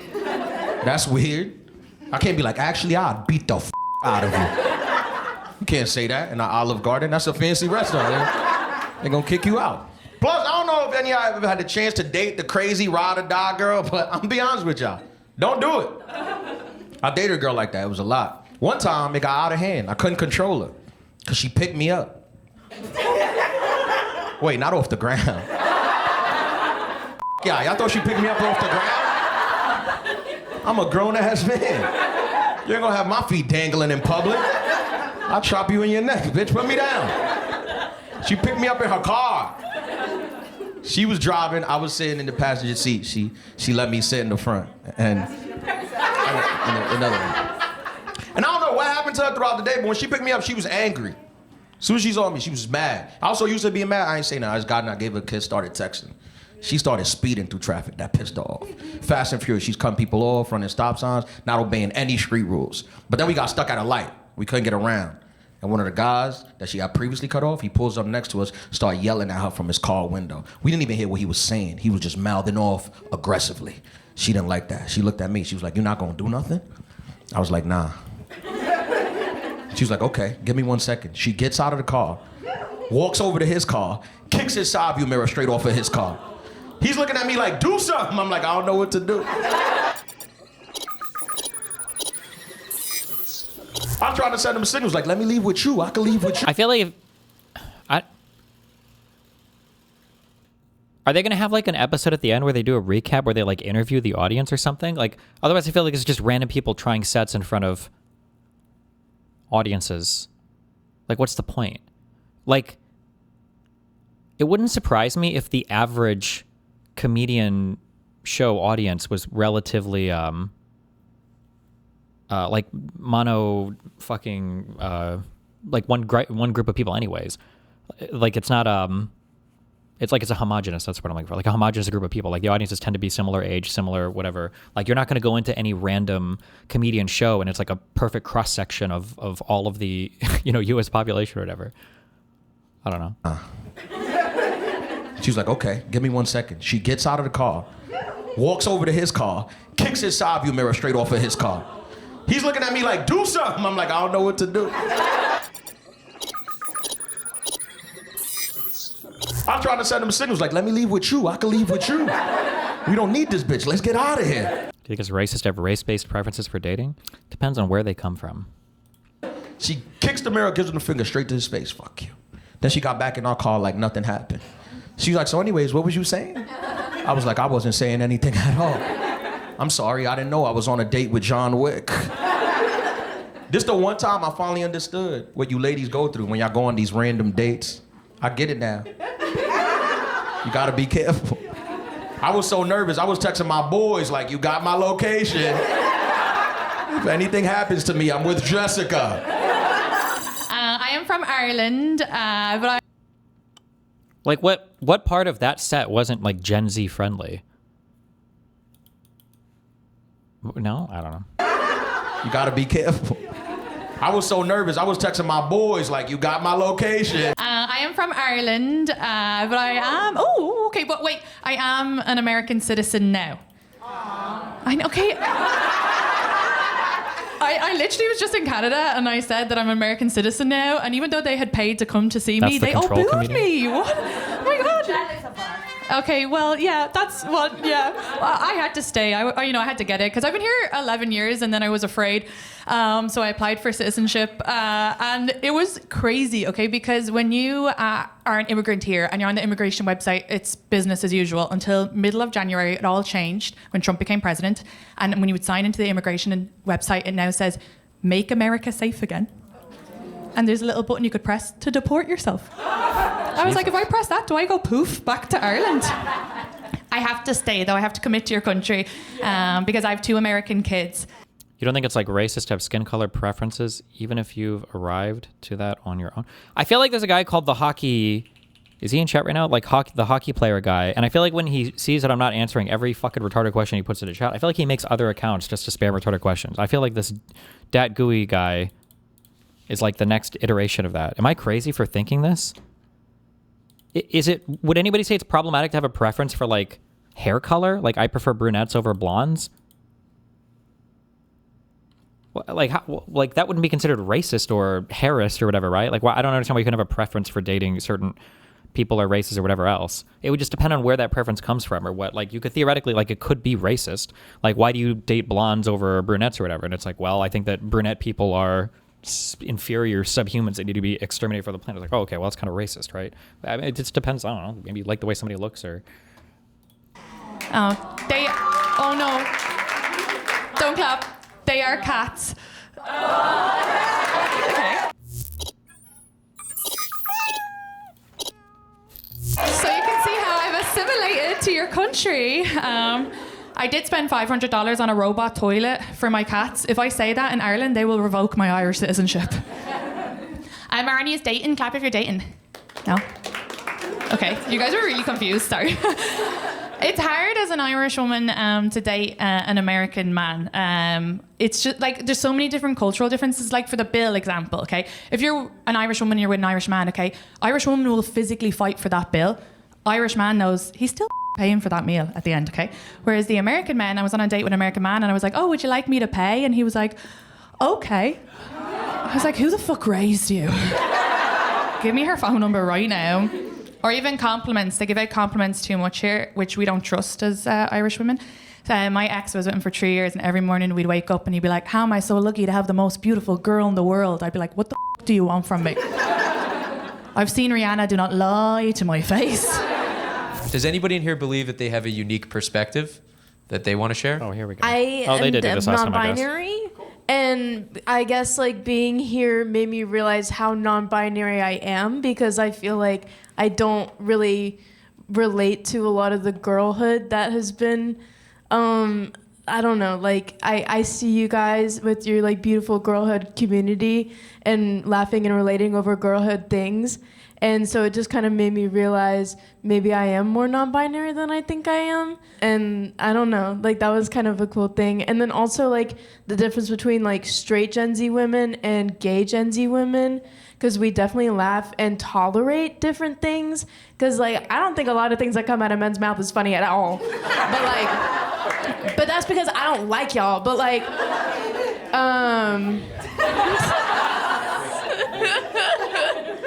but I see like how like a straight woman would like tolerate a little bit more.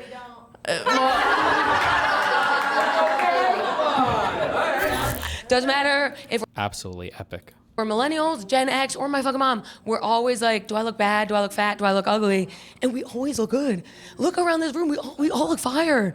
We all look fire. And thank you. Yes. Wow. No one ever claps like that. When it's all men. Wow. Okay. We always look good. And men look like unfinished Picassos. And they never wonder if men have balls hanging off of their body. Not once has a man said to me, I have a question. Are these weird? Yes! Yes! This is so fun. You guys are so cool. I'm not as cool as you guys, but I'll try. I'm a little older. I'm a little older sister, okay? I'm almost 30. 4. And it's tough. It's different. I like you guys seem cool. When I first moved to New York, I was like, a little younger. I was drinking. Stop that. Nope, don't even cheer. Stop that 2 years ago. Court orders, okay? It's embarrassing. I used to drink a lot. I used to be able to drink and drive. And it's tough. It's tough because I can't stop when I start. Are any of you guys like that? You can't stop when I start drinking? Yeah, it feels so good, doesn't it? First sip on an empty stomach. With your Lexapro, yes. Feels so good. I don't know what it is. Drinking changes me. When I'm not drunk, I'm like, men. One sip of red wine, men. Who wants a blowjob? Come on. That's why I had to stop. I'm gonna tell a dark joke, but it's for the women. So, you know, I used to black out. I used to black out a lot. And I would black out for like 8 hours at a time. And you know, when men black out, they have like the best.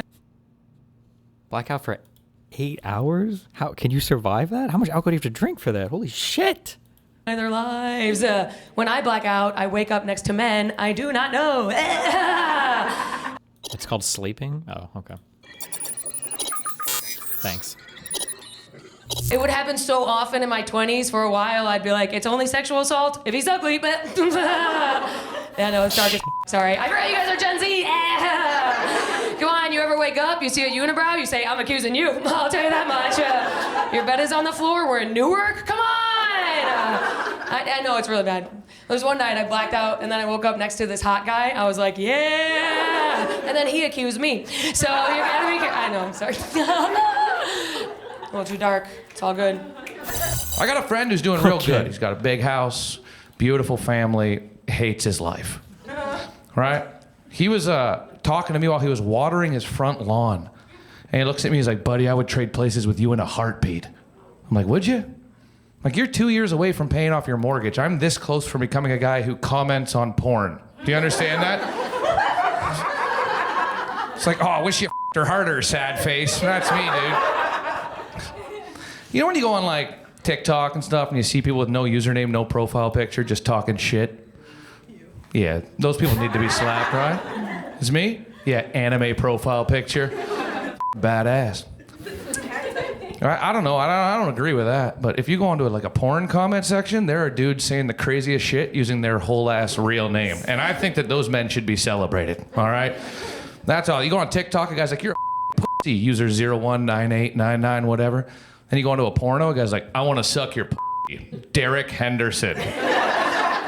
I'm trying to clean my life up a little bit. Do you guys remember when sobriety used to mean something? Of course you don't. You're all 12, all right? I'm just kidding. If you were 12, I'd have a boner.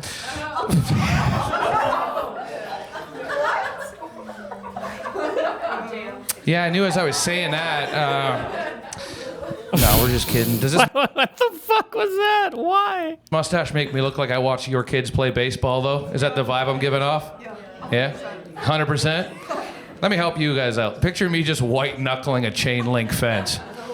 It's like, hey, which boy's yours? Haven't decided yet. You know? Okay, relax, all right? Were there any jokes that stood out to you that you really liked, or jokes that you didn't really like? You were like, you know? Okay, wait, hold on. Wait, there was a joke about a 12-year-old? And you were like, nah. Pedophilia jokes we want to get rid of. Yeah. That's like they took it a little too far. Okay. All right, wait, hold on. One at a time. For the male comics, I feel like their audience is like other men. So we didn't find it funny because we were all just like, hey, that's up. Anybody want to be crazy here and just say they like the pedophilia jokes? One, yeah, two of them. Yeah, all right. Yeah, okay. Cool. I just think they were jokes. They're jokes. I feel like when jokes catch me off guard.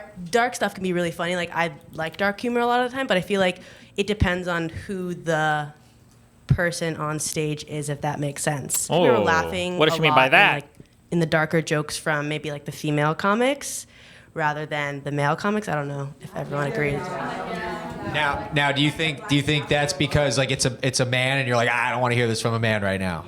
Yeah. Okay. That's fair. You're shaking your head. All right, well, this has been top 5 best sets of my life. I mean, I appreciate that. Anyway, I said too much. I'm Maddie Smith. You guys, LOL. Okay. I have to go, but you guys are a lot of fun. Thank you so much. Okay.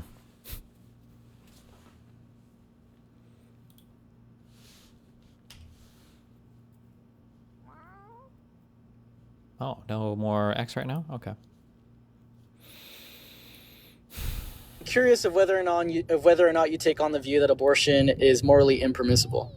I'm not interested in what your views you might be asking me about. I'm interested. That's already fucked. I'm interested in what mistakes you think I'm making. What mistakes I think you're making? Yeah, I think the mistakes that you're making is with respect to, I got you, bro. I think the mistakes that you are making are with respect to how you argue, how you commit yourself to a normative theory, the weird divorcement you try to do with respect to a normative theory and your worldview. I also think that your epistemology is weak. I think that your normative theory is weak. I think that your commitments are weak. I think that you have no arguments for any of the claims that you actually espouse. And I think that you don't know anything about philosophy. Now, which part do you want to establish? We could talk about your normative theory, maybe? Let's start with don't know anything about philosophy. Yeah, we can do that. Wow. So which things about philosophy? Let's start off with. So hang on. But I want to start with this though.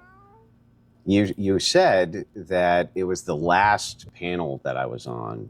That's what you're going to critique, right? No, I'm critiquing multiple panels you've been on tonight. I've only been on one panel tonight. Oh, now you're a fucking liar. Okay, no, you were not just only on Cece's live. You were on a live previously talking to Bart. So why are you lying? No, it's the same live. Oh, well, no, I guess that the was not Christian Cece's chick. live. The Christian chick was the second live. Yeah, that's true. Yeah, you're right. My God. That's an untrue. But an Andrew. active panel. Yeah, there was only one I was on. An active panel. Both panels are active. I don't know what you think an inactive panel is, but that's fine. So a panel that doesn't have many people on it or any people. That would still be active. It would just be minimally active, genius. Now, with respect to. So wait, does it just be minimally active? Okay. Yes. A panel with nobody on it is active. That's an active panel. There's a clear distinction between active and inactive, genius. Anyways, look. Okay. I want to start off with perhaps your theory, or rather your knowledge with respect to goodness and badness with respect to applied ethics and normativity. Which normative theory do you take on? So I take on axiom 1. Oh yeah. Okay, so when we're talking about a normative theory, what is a normative theory under your view, Andrew? I need you to tell me what axiom 1 is. Oh, well, look, I'm asking you about normative theory. What do you think a normative theory is? I just told you I haven't. My normative theory is axiom 1. No. That's telling me the kind of normative theory that you're committing yourself to. I want to know what your semantics on a normative theory is. Can you provide that to me? What is that? Oh, sure. I'm sure that I can pull up. Well, let's pull it up. Holy fuck. This is like Andrew's long lost child has come to debate him. Jesus Christ. Yeah. Let's go on Google. Yeah, we know because we know you don't have the knowledge. Let's just see what Google says. Let's go for it. Don't you think we should agree on terms? We should agree on terms, but I don't think I agree with the Google definition. Okay, well, what definition would you use? I would say that a normative theory is just a system of operations with success conditions that move the agent for the sake of itself. And I think that this definition best captures the scope of normative theories, insofar that if you define normative theory enumeratively, it's best satisfied under that scope. I'm fine talking to you, but there's heavy breathing or something in the background. Can we do something about that? Sorry, I couldn't hear you. What? I said there's heavy breathing or something in the background. Can we do something about that? Oh, sorry. Yeah, I was walking outside. Yeah, did you miss the definition? No, I got it. And so I agree. And so axiom 1 is my normal. Okay, so can you demonstrate the success conditions of axiom 1? Sure. Yeah, go for it. So because X is true, right? Then Y is also true. Do you think that's a success condition? For axiom 1, it is, yes. Yeah, what do you think a success condition is now? It's a condition for success for axiom 1. Oh, you're a fucking genius, bro. So let me get this straight. Basically, when a bunch of like dipshit, like OnlyFans people come up on your podcast and they give you circular definitions and then you criticize them for them, do you understand that you are the same kind of individual? You understand you're just as stupid, right? Ooh. You're saying that axioms are not tautological? So now you're not even tracking the thing that I'm telling you? Are you okay? I'm trying to. Does he actually debate like this, or is he just like doing this to Andrew? But yeah, you know what? Try harder, bro. You need to tell me what axiom 1 is. Look, just relax. This is the part where you lock in. Okay, this is the part where you try to focus in the conversation. Okay, I'm and focusing. You don't behave like an 18-year-old OnlyFans bimbo that you ostracize and you beat the fuck down on your podcast, okay? This is where you lock in and you demonstrate to us that you're not as dumb as those people. Okay. Very good. So, upon what theory, upon what quantification does something become a success condition with respect to a normative theory? Axiom 1. That's not a quantification, you fucking idiot. It That's is a the standard. quantification. Nope, If you knew that's what the standard Axiom of 1 was, you evaluation. would know Standards, that. hang on. Standards of evaluation require quantifications, you fucking idiot. Lit, what's your favorite flavor of ice cream? This guy. My favorite flavor of ice cream is vanilla. Okay. What makes you happy? Eating ice cream. Okay. I thought you said that nobody was going to be able to talk in this except us, and you weren't going to. I'm trying to help you out, my guy. Oh no! I don't need the help, man. You don't We're talking about okay. Axiom 1. All right, man. Okay. Yeah. All right. Our apologies. Yeah. Thank you. All right, so can you argue? Okay, so back to the question that I asked you. What's the answer to the question? Axiom 1. Wait, that's not the question that I asked you. Do you recall the question that I asked you? Yes, and the answer to it is Yeah, Axiom 1. what was the question that I asked you? The question you asked me is it true that Axiom 1 is true? Nope, that's not the question that I asked you, you fucking moron, bro. Moron, Do you bro. understand that like Dean and Parker have come up on these lives and have done far better than you with every respect, bro? How are you this yeah. trash? How is your Oh, strongest man. how is your strongest interlocutor an 18-year-old OnlyFans like model? Why is that your strongest opponent? Like, are you I don't know. I guess those are just the best ones out there, man. well, best ones relative to your stupid ass, right? I don't know why you're saying so many names towards me. I've been nothing but nice to you. I'm saying so many What the names. fuck is Andrew trying to say? Steelman him? What do you mean? Well, they're arguing on. I think this is all. I think this is all be considered like propositional logic, right? Like, what is a syllogism? How do you define the? I don't know if you fulfilled some argument or whatever. I don't know any prob logic, but he's just testing him on this now because it feels like a lot of these TikTok spaces are actual fucking hardcore debate bro type spaces where this is what you do. But usually Andrew's the one doing this, so it's just funny to see him having it done to him, I guess. To you because I think you're a scumbag. Can you answer the questions and track it? No, I don't know any prob logic or any of this, whatever field of whatever this is. You're a terrible fucking person. I think that you try to knowledge gap people that have no idea what they're talking about while just having maybe 0.1% more knowledge than they do. And you stand on a fucking high horse about it when you're a fucking moron. Ooh. Like when? Yeah, so let's point out an example of this. Maybe an example of this is when you were talking to that one, like, I forget, I don't know her fucking name, but she's that one girl that debated Charlie Kirk.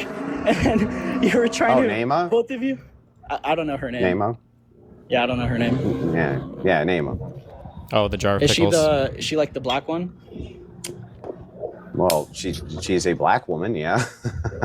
Yeah, I don't know. So anyways, look. Remember when you were talking about brain swapping and having knowledge absent of brains? Or being able to feel, or rather having phenomenology absent of a brain?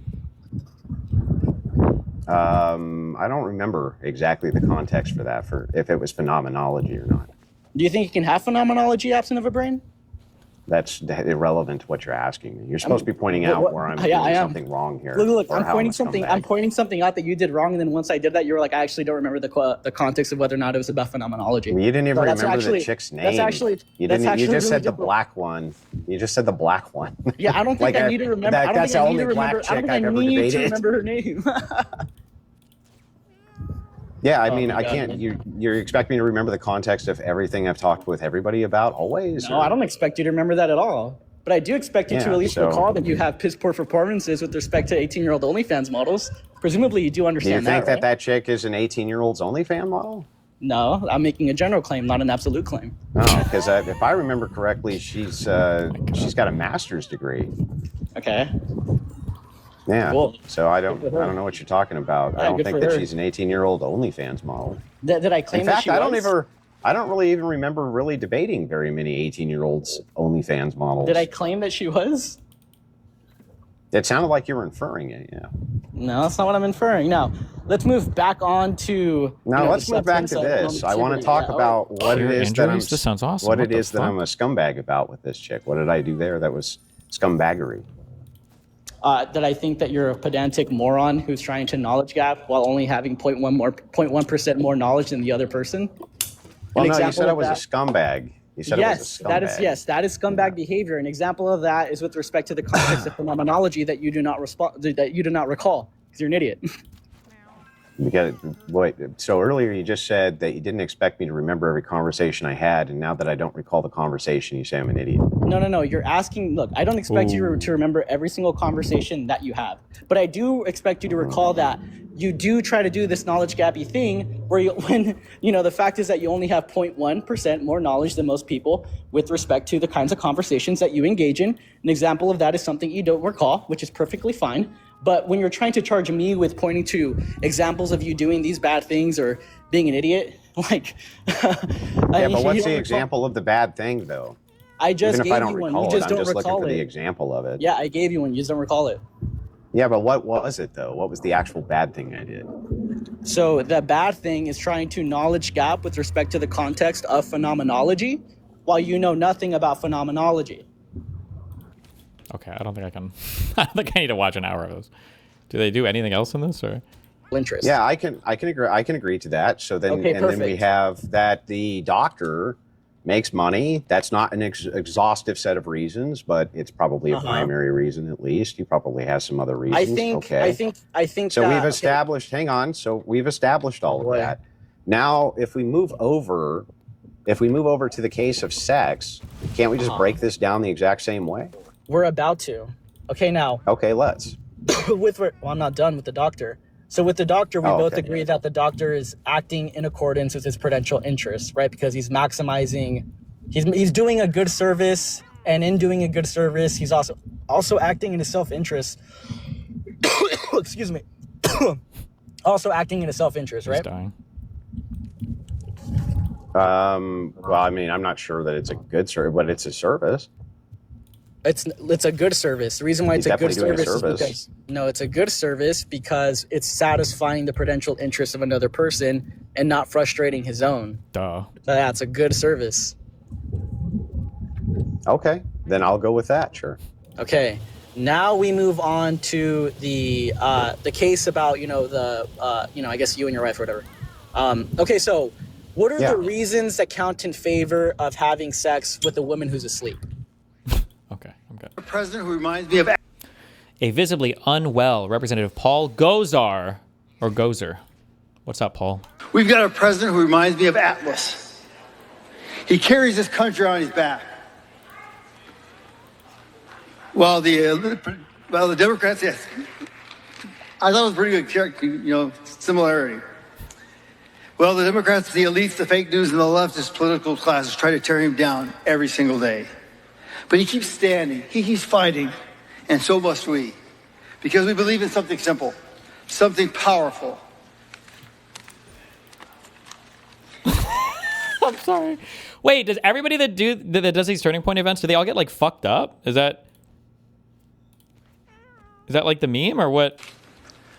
Like the words of a former president, John F. Kennedy. He once said, "Ask not what you can do for your country, or what your country do for you, but ask what you can do for your country." True.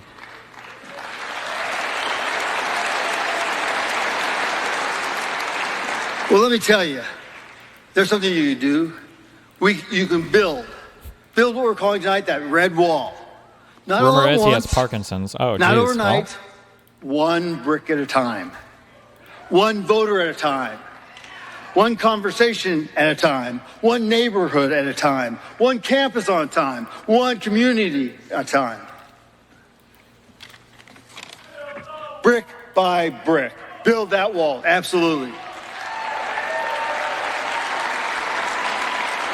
And here's the truth that the other side doesn't want you to admit to. If our base shows up, we win, and we win big.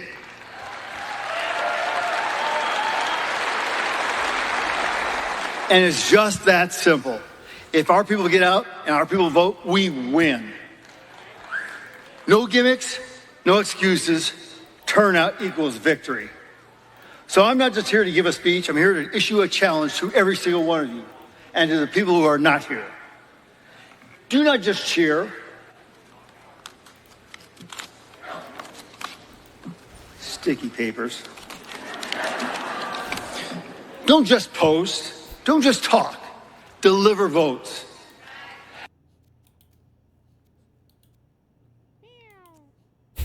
Okay.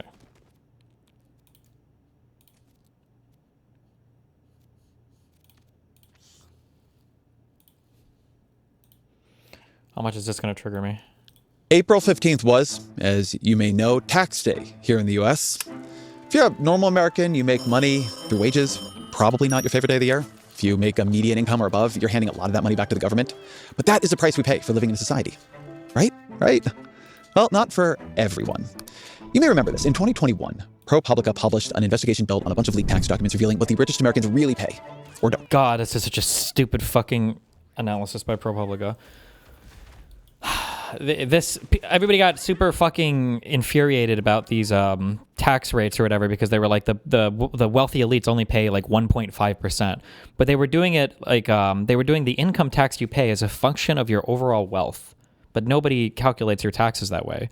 Like if I made like $100 last year, but I have a house worth $1 million and I paid $10 in taxes, nobody would say that I made 0.001% or that I paid 0.001% of my taxes because that's a function of my income versus my wealth. Like, it was just a really weird, stupid analysis. But that, not to say that there's not a point to be made about people that are super wealthy or whatever, but this is such a dumb comparison. Warren Buffett had a true tax rate of 0.1%. Jeff Bezos, 0.98%. Like, this is not true. As a percentage of your wealth, but we don't ever calculate taxes as a percentage of our wealth. Nobody thinks about their tax liability that way. Literally nobody. Michael Bloomberg, 1.3%. Now, we don't get to see their tax documents year on year, but what they're doing, we kind of know what it is and how it works. So what is it and how does it work and what can we do about it? Ray Madoff is a professor at Boston College Law School who specializes in tax law and estate planning and is the author of The Second Estate, How the Tax Code Made an American Aristocracy. She knows how broken the tax system is, partially because she has helped the rich navigate it, and she has some ideas for how to fix it. As always, my email, EzraKleinShow@nytimes.com. Ray Madoff, welcome to the show. Thanks so much, Ezra. Wonderful to be here. So, tax day just passed. A lot of us were doing our taxes here in the final couple of days. Are they supposed to analyze it? You analyze the income tax you pay against your income. What do you mean? Like, that's the same way that everybody else does. If you have a problem with people accruing massive amounts of wealth because of the increase in value of like the companies they own or whatever, I feel like that's a legitimate criticism to have. I think that there are good questions to be asked about that. I just don't know what. Like, we're not even close to having the conversation of what the appropriate vehicle would be to tax those types of things because these people just, the analysis starts off stupid. Like, what is the income tax you pay as a percentage of your total wealth? And then it's like, well, what do we do about it? I guess wealth taxes. Like, okay, can we have a serious discussion about like what, how do we capture some of this? How do we capture some of this money in the form of like government revenue, right? Naming any names, but let's start here. If you're a normal person, what kind of? Do you think the average American gets taxed at 1.5% of their wealth though? Probably not. The average American's wealth is probably considerably lower than like a billionaire. But the average income tax you pay as a percentage of your wealth probably drops significantly as you get older, right? Because wealth is going to be tracked highly functional of your age. The older you get, the wealthier you are.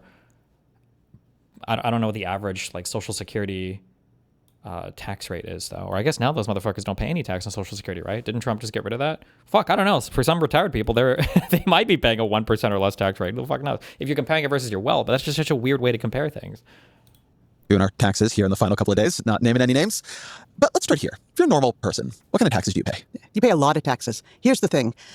Americans, anyone who has a job or anyone who works for a living, either for themselves or for others, pays significant taxes. They pay income taxes at rates up to 37%. In addition, they pay payroll taxes that are as high as 15.3%.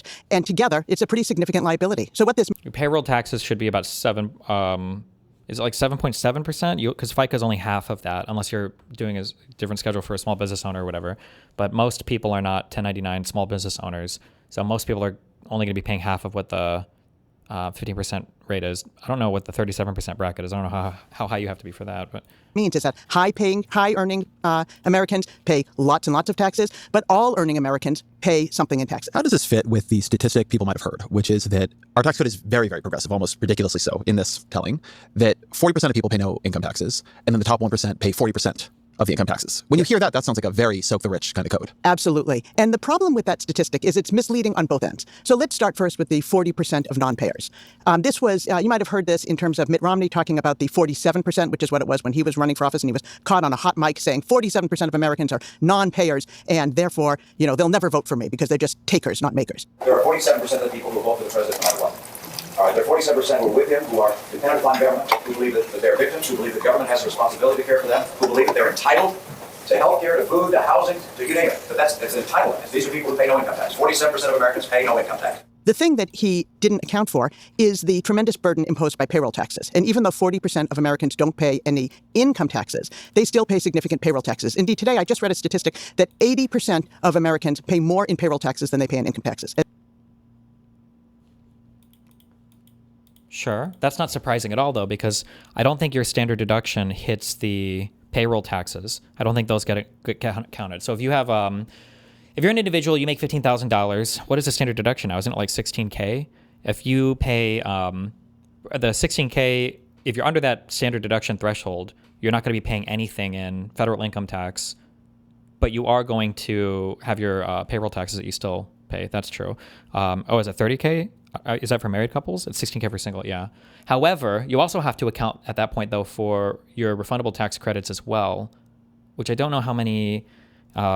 I think the earned income tax credit is refundable. I think the child tax credit is refundable because theoretically you could end up getting more back from the refundable tax credits than you would from the liability you have on your payroll taxes. I don't know what the chances of that are, though.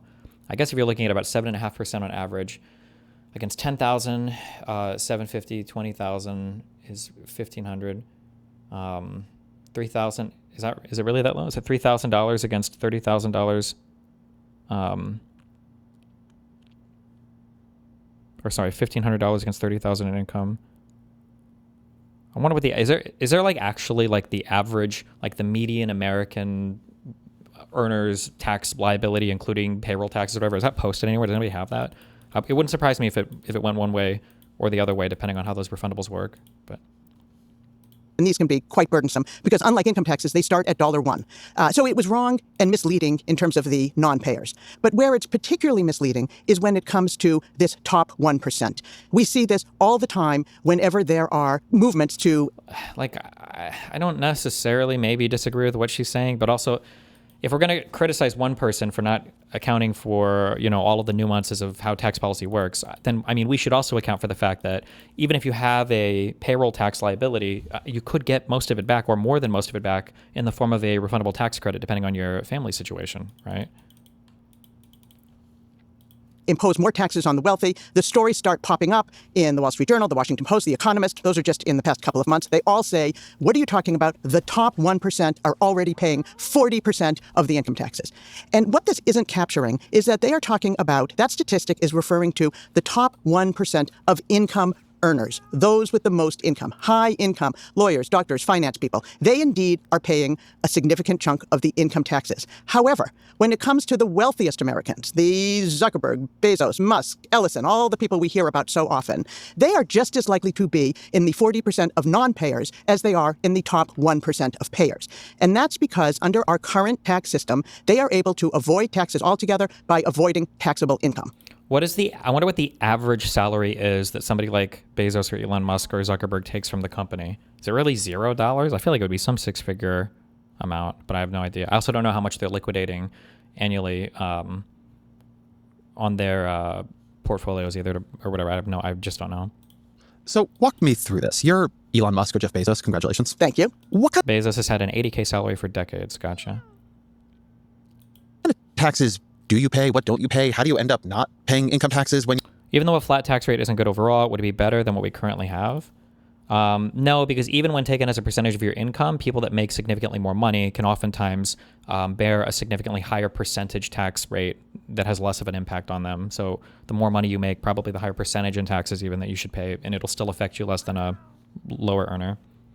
You're Jeff Bezos or Elon Musk? Yeah. What are you talking about? So first of all, let's focus on Jeff Bezos because he's much more of a classic case, right? For Jeff Bezos, he started his own business. He owns, a dominant amount of the stock. And over the course of the years, he has taken a salary that is no higher than $82,000. And it's been over 20 years now, and that's his salary is always capped at $82,000. And you might say, well, why would it be? He started the company. He's the man. Why isn't he taking a huge salary to reflect all of that he put into the company? And the reason is because salaries are for suckers. When people take a salary, they are subject to high income taxes and payroll taxes. And Jeff Bezos and a lot of our other multi-centy billionaires have no interest in paying those taxes. So instead, they take their benefits through the growing value of their stock. And I feel like that's kind of true in a business that's made it. Like, salaries are for suckers, because why would you want ordinary income? That's like the fucking worst income. But how many tech people have been approached with a guy and they're trying to like fucking poach you from Amazon where you're getting like a fucking 300K total compensation. And some guy's like, listen, I've got a sick job for you. I can only afford you 50K, but I can give you some equity up front. And it's like, why the fuck would I want equity in your no-name random shitter startup that's probably going to fail in 2 months after you run into your dad's cash to, burn through? Like, I mean, like, she's kind of right. Like, once you've made it, ordinary income is the worst way to be compensated for sure. But again, it depends, I guess. Yeah. Their stock has grown enormously. And that massive growth of stock happens entirely tax-free with no time frame under our current system in which that stock will ever be subject to tax. And that is because we only impose a tax if the stock is sold. And Bezos never has to sell the stock because he can simply borrow against the stock and use that money to support his lifestyle and to pay any interest that's due on the loan. So I want to... I've heard this, like the borrow thing over and over again, but I've just never seen compelling like analyses or numbers that show that this is like a significant thing or problem happening in the U.S. economy. That like, I think somebody posted a thing a long time ago on the subreddit because somebody was arguing with me and they looked it up, that it's like if we were to get rid of this entire tax scheme, we could maybe collect like $1 billion more or something in tax revenue. It was a relatively insignificant number. I feel like people dramatically overplay this, but... Slow this down because there's a lot in that answer. Let me start with salaries for suckers. One thing that you'll hear is that no, they're not avoiding a salary. What they're doing is making sure their interests are aligned with the companies. You get a salary kind of no matter what happens in the company, but Bezos only makes money if the stock goes up. So this is public spirited. Elon Musk sometimes making like $1 a year. That these are public spirited CEOs who have yoked themselves to actual success, and we should applaud them for it. That paying themselves in stock is just better for everybody, incentives wise, than salary. Why don't you buy that?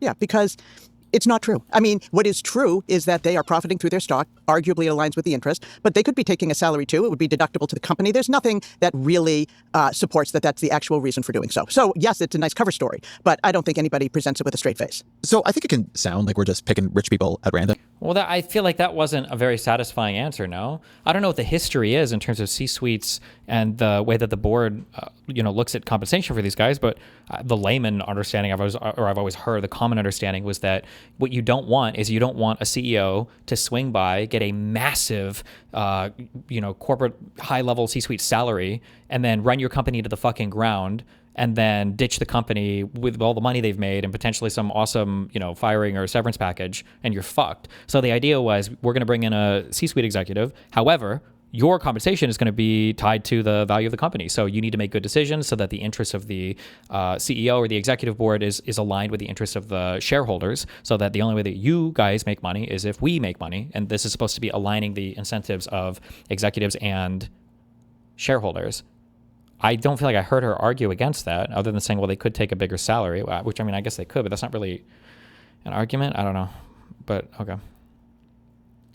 Jeff Bezos, Elon Musk. But there's this 2021 investigation published by ProPublica that came from actual leaked tax documents that gave us a real window into them. We actually know what they paid. Yeah. Can you tell me about that investigation, what we actually saw and learned from that? Yeah. So there was a fellow by the name of Charles Littlejohn. That was his actual name. Named by Dickens. The Robin Hood character. Yeah. And he was a contractor at the IRS, and he saw all of these tax returns, and he leaked them to ProPublica. He's actually in jail now. He was hit with a very significant prison term when they found him, because there were a lot of very rich, powerful people who were quite angry about this. It is illegal. It was absolutely returns, illegal. Right? It was illegal, but the actual penalty was much smaller than what he actually got. And the reason this information was so important is because while tax scholars long knew that there were ways for wealthy people to avoid taxes by avoiding taxable income, right? Taking low salaries and not selling their stock. It was always met with, well, yeah, but that's just theoretical. That's not real.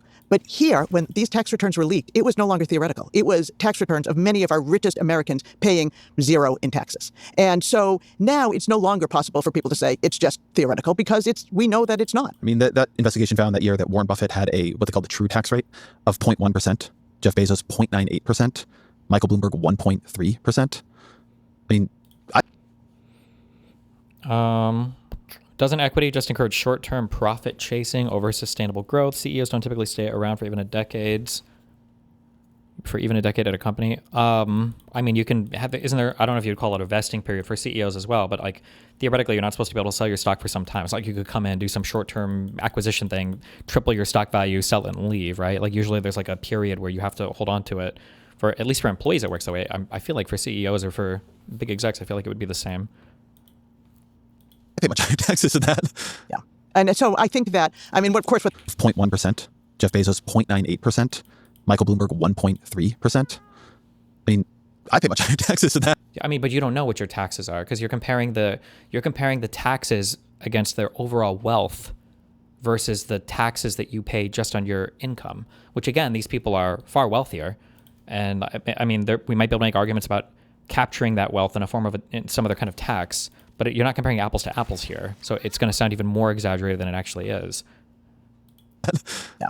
And so I think that, I mean, of course, what they're capturing there is their unrealized gains on their stock. Sure. Then the next part of the story you're telling, what is the difference between selling stock to fund your lifestyle? Jeff Bezos and Elon Musk, they presumably have private planes and multiple homes and fancy vacations and... Not overall wealth, just wealth appreciation during 1 year. Sure, okay. But that's even dumber then, right? Like, I'm sure I could probably dig through Elon's history and find that, oh my God, like in this year, he actually had a fucking 500 million% tax rate because the share value of Tesla dropped so much that his wealth decreased by some huge amount. So he actually had a negative wealth year. And it's just not an apples to apples comparison at all. What is the difference between funding that by selling stock and funding it by what you just described, which is borrowing against stock? If they were to sell the stock, then they would have to... You have complained about the ProPublica method, but you haven't demonstrated why it's bad. If someone is getting a majority of their wealth outside of income, the point is to show how much untaxed wealth is floating. Well, I just told you why it's bad. It's because it's not really capturing. It's like a number, but I don't know how interesting or meaningful the number is. So let's say, for instance, let's assume somebody has $2 million in investments. Okay, let's say they have a 401k. Let's say that this person decides that they don't want to work for 2025. And let's say that they just get like a part-time job because they want to talk to people at the gas station. Let's say that this person earns $12,000. Okay, let's say against this $12,000, we'll just say that they pay. I know you have your standard deduction and everything. Let's just say they pay. We'll just keep it nice and simple. This is probably more than they would, but we'll just say they pay $1,000 in tax. Okay. Let's say that they pay $1,000 in taxes. Let's say that this $2 million will give it a nice $200,000 appreciation. Okay. Let's say that this appreciates $200K. The ProPublica way of calculating taxes would mean that this person here, okay, they earned $212,000, but they only paid $1,000 in taxes. So their true tax rate was like 0.5%. But like, really? Or well, like, what are we saying that's meaningful here? That's not. I don't feel like we're really. I just don't feel like we're making a meaningful statement here. It just doesn't. I don't know. I just don't feel we're saying anything of value here. It just doesn't. This is just such a weird way of trying to manufacture the lowest percentage income tax a person could pay to get really mad at it. It just feels like very meaningless to me. I don't like it.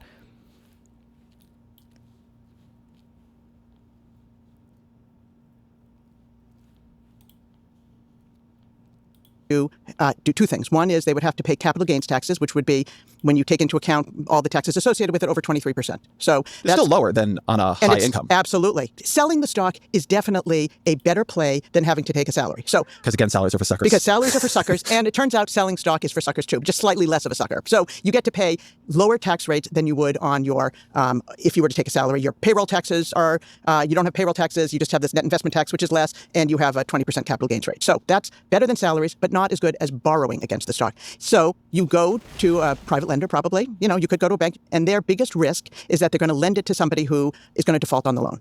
But if you're lending it to Jeff Bezos and he's giving you Amazon stock and other assets to hold as collateral against the loan, the risk of that loan going unpaid is nil. So they are basically making essentially a risk-free loan for which they offer very favorable rates, and still they profit from it because the business is to lend money. But the thing is, when we turn to Bezos' side, the tremendous advantage is that that loan is entirely tax-free. So when he gets that money and buys his yacht, he has not had a taxable event. He continues to own his Amazon stock. He continues to be able to live the lavish lifestyle. And all he has to do is, pay a little bit in interest every year. I want to stop you again on this. They don't need to pay back the loans because this really doesn't... Like the amount of money that they're borrowing as a percentage of their total wealth is probably not that high. Would be my guess is like 1% or less, if that. There are simple solutions I think that you can kick in here. My favorite one is I feel like you shouldn't be able to take out loans against something that you don't have a tax basis in. So if you have $10 million in assets, if they've appreciated $10 million, then the tax basis for those assets is $10 million and that's it. You wouldn't have $20 million of assets you can take out a loan against. If you wanted to take out a $15 million loan against $20 million in assets and only $10 million was you had a tax basis in, then you'd step up the basis $5 million, pay the capital gains on that, and you could take a loan on that. If you really wanted to get around this problem, but like you're not going to raise that much more money and it doesn't really address any of the huge issues. It's just not, I just don't think that this is like people obsess over this thing. I just don't think it's, I don't know. I just don't think it's that big of, I just don't think it's that big of a thing. I think people obsess about this. Feel intuitive? Yeah. Like, how is it possible to fund a lavish lifestyle on these loans and no one ever has to pay them back, right? At some point, in theory, the loan comes due. Well, no, only you're assuming that Bezos lives in the world of Americans who have like 20-year loans on their homes, and the bank is lending the money, counting on getting the money back. These are people lending money in the business of lending money, and they're happy to keep lending money because if you're in the business of lending money and you get the money back, then you have to find somebody else to lend it to. So why not just keep lending it to Bezos?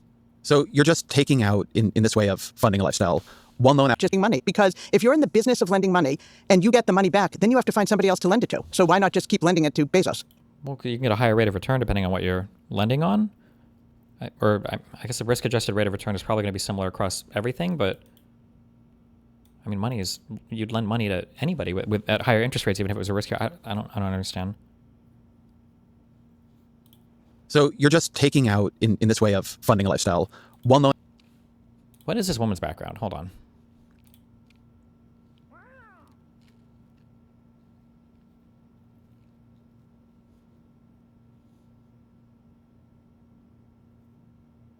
Is she Ray Madoff? Is that?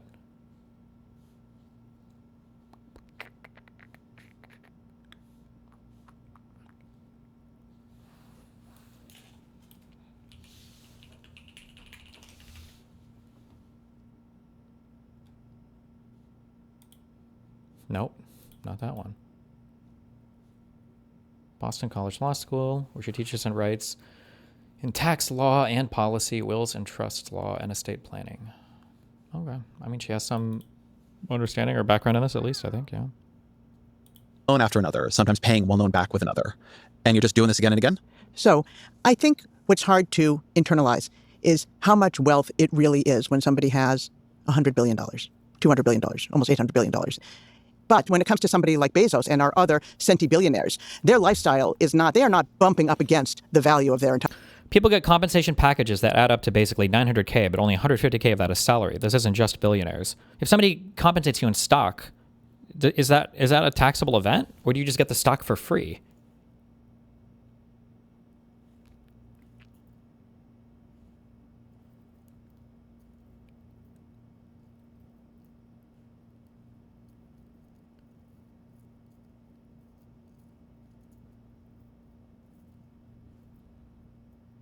Holy shit, we got different answers in chat. Let's see. Amazon pays me in stock. Do I have to pay taxes on the stock they pay me, compensate me with? I don't know. What is it? Stock-based compensation, usually restricted stock units, RSUs. When the stock vests, it's considered taxable income based on the fair market value of the shares that day. Okay, so yes. So I don't think this is relevant at all, but okay. Higher assets, right? A few billion really supports quite a lovely lifestyle, and they don't have to get anywhere near where there's some risk that they can't provide sufficient.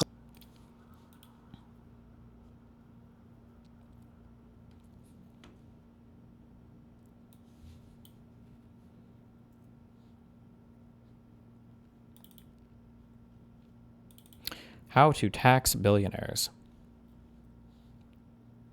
Hold on.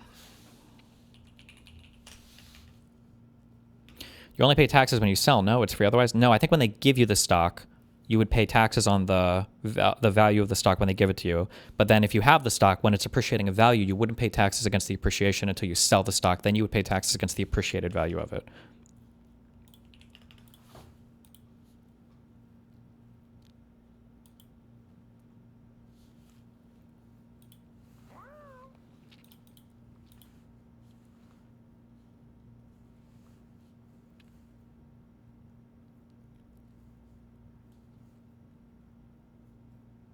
Wouldn't you be paying for it twice then? Well, you would pay, the taxable event would be whenever it's vested to you. And then the second taxable event would be if you sell it after, if it appreciates. But you're not double taxed on it. The first would be the tax that you would pay on the market value of whatever the thing is. And the second would be just on the appreciation after you had it.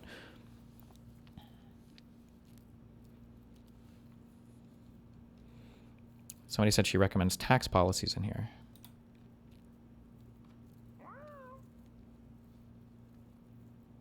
You made money last year. You owe time.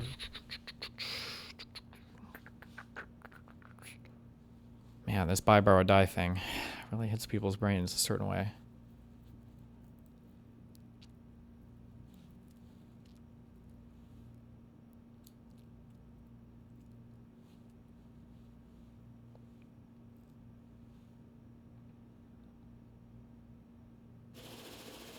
Mm-hmm.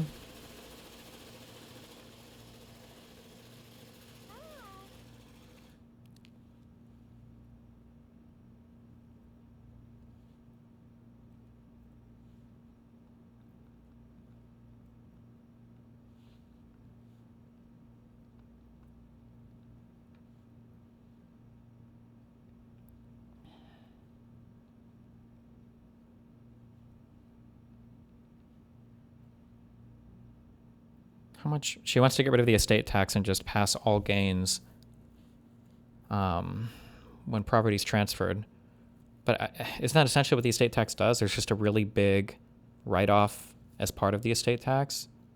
You can just get rid of the deduction or whatever, or the whatever the deduction limit is for the estate tax. Get rid of the. I don't know. How much money would you even raise doing this? I feel like there's like a huge, what is it, like $12 million or something is the standard, is what you can kick off your estate tax or whatever. Like if you leave less than or your inheritance taxes, like if you leave less than like 12 million or something to family, they don't have to pay any taxes on it. I feel like it's a huge amount of money. The threshold is huge. Couldn't you just like knock that down? I don't know. That's whatever. Okay. What else do we got? Or what else is she? Collateral. It would be as if you, in order to support your lifestyle, needed to have $100 relative to the amount of wealth that you have. Do you think it would be hard for you to maintain a loan on that $100 based on the amount of assets that you have and borrow enough to provide sufficient collateral? It would be as if you, in order to support your lifestyle, needed to have $100 relative to the amount of wealth that you have. Do you think it would be hard for you to maintain a loan on that $100 based on the amount of assets that you have and borrow enough to pay the ongoing interest? So something I don't think it would be hard, but something I think you're getting at here is that consumption doesn't scale. So even when we're talking about how do they fund their lavish lifestyles, look, I don't know what Elon Musk's carrying cost is year on year. I don't know how many homes he's got or whatever, but say it's between $25 million and $100 million. Yeah. It's penny change. It's a fraction of the interest. Yes. That's exactly it. The other thing is that if they sell the stock, they run the risk of giving up control over their companies, and they also run the risk of not being able to enjoy the future growth of their stock. These are companies all heading into the strat. The vested value is easy to offset in various ways to decrease your effective tax a lot. That's where the tax loopholes actually come in. Okay, Bob the Kick, give us 3 of them, or give us 1 of them. What's a way that an average employee can loophole? And don't say 401k or IRA. Give a real loophole that doesn't have a minimum or a maximum amount per year in like the thousands. Sphere, and they don't want to give up any ownership. They want to keep going with this ride, and their stocks have proven to be a very good choice because the growth in value has far outpaced anything they have to pay in interest. So they get to retain control of their companies, they get to ride up the value of these tremendously profitable companies, and they get to do it all entirely tax-free while all the rest of us are left, holding the bag. All right, so the story you're telling here is a situation where if you have enough money and that money is not seen by the US government as income, you can borrow against that wealth, and that creates a tax-free form of money that you can use, and you just keep rolling it over and rolling it over and rolling it over. I have a couple of questions about this, but before we get into those, I want to compare this maybe to somebody in the 99th percentile. Let's say you're a Beverly Hills surgeon making $2 million a year. Yeah. And then let's say you're a tech founder who has $180 million in company stock and only takes $1 a year in compensation. Yeah. Both of those people are rich. Yeah. Wait, hold on. Maybe her. I have a couple of questions about this, but before we get into those, I want to compare this maybe to somebody in the 99th percentile. Let's say you're a Beverly Hills surgeon making $2 million a year. Yeah. And then let's say you're a tech founder who has $180 million in company stock and only takes $1 a year in compensation. Yeah. Both of those people are rich. Yeah. What is the difference in the way they're taxed? So the difference is that, and that's a perfect example, the Beverly Hills surgeon is going to pay a lot of taxes, probably in excess of 50% on all of their earnings. So when they have however much they've accumulated over their lives, they've already paid significant taxes on that acquisition of revenue. However, our tech person, who has a mere $180 million, right, not a billionaire, a piker, still has achieved... A piker? Was that a... Am I Hasan deranged? Person who has a mere $180 million, right, not a billionaire, a piker, still has... Does that mean something else? Achieved this $180 million entirely tax-free. There is no tax unless he or she sells the stock. And because they don't have to sell the stock, because they don't want to sell the stock, they often don't sell the stock. And here in the United States, they never have to pay taxes on that gain. And so then what happens when they pass that stock down? None of us live forever, even though some of us are definitely trying, particularly at the levels of wealth we're talking about here. But You are assuming they are getting RSUs. Elon Musk getting paid a stock option was going to hold for years without paying taxes. Sure, show me how common that is. Versus, I'm just looking at the average compensation. Some guy said average compensation for people that get that work at like Amazon or whatever else. My understanding is most of it is the RSU thing. Give me a percentage or give me an article or something. Don't give me like the, well, actually, there's this one ultra rare thing that Elon Musk or blah, blah, blah, or this vesting, or this stock option thing. Just give me an article. Link me an article. We can read about it, okay? Jesus. Assuming they don't figure that out, you know, the wealthy pass away. When the very rich today pass away, and this stock or these other forms of assets we might be thinking about get passed down, what happens from the perspective of the tax system? Theoretically, what's supposed to happen is that the estate tax is supposed to kick in. And its purpose was to address these transfers by gift and at death by imposing a tax at a pretty significant rate. You said it's not a problem, and I'm telling you every billionaire is doing this. I didn't say it's not a problem. I've already given a couple. I think the step up in basis to borrow against the value of an asset, I feel like that's enough to deal with it, and then we're done with it. Okay. But so one, I think there are ways to deal with this if you want to, number one. But number two, I just don't think it's a significant problem. I don't think it's a huge percentage of, there's not like a ton of revenue that we're missing in the United States. Like, fuck, somebody should find that Reddit post. It was like $1 billion or like maybe in the hundreds of millions of dollars for like US federal tax receipts that we could potentially be missing by not implementing whatever tax scheme here we're talking about. Like, it's just not that much that happens here. Even when you're talking about billionaires, you're not talking about that many people in the United States. In excess of an exemption. Transfers by gift and at death by imposing a tax at a pretty significant rate would happen is that the estate tax is supposed to kick in. And its purpose was to address these transfers by gift and at death by imposing a tax at a pretty significant rate in excess of an exemption amount. Today, that rate is 40% in excess of $15 million. So theoretically, both of our taxes by imposing a tax at a pretty significant rate in excess of an exemption amount. Today, that rate is 40% in excess of $15 million. So theoretically, both of our taxpayers are going to be subject to some pretty significant tax liability if they have to pay a 40% tax on the transfer of property that's over $15 million. That's how we imagine the system working. The problem is that the estate tax has become so riddled with loopholes that it is really more of a tax in name only than it is an actual burden. And I will give you what I think of as the ultimate evidence of this, which is that the killing the death tax was the number one issue for the Republicans. Which is what they call the estate tax. Getting rid of the estate tax or killing the death tax was a big issue for the Republicans for at least the past 30 years, right? However, in 2025, when they had the chance to do it, right? So we had President Trump, we had an entirely Republican tax bill, and he could include anything he wanted. All of a sudden, estate tax repeal wasn't there. And why is that? I think it's because the estate tax has become so riddled with loopholes that it serves the wealthy more to keep the estate tax on the books, giving the appearance that the wealthy are paying taxes, than to actually repeal the estate tax, and which would shine a light on all of the ways the income tax system benefits inherited wealth. Your specialty is estates. Yes. Tell me about some of the loopholes. If I came to you, okay. Yeah. And if I had chosen a more lucrative profession and done well in it, and I come and say, hey, I got $50 million. Yeah. And I want to pass it on to my kids, and I don't want the government getting a dime of it. They didn't earn it, and they don't deserve it. Yeah. So what would you in maybe a more... What's the difference between this scheme and living entirely off a credit card where you borrow more than you make each year, pay no tax, and then just pay off the interest? Is that 1-to-1?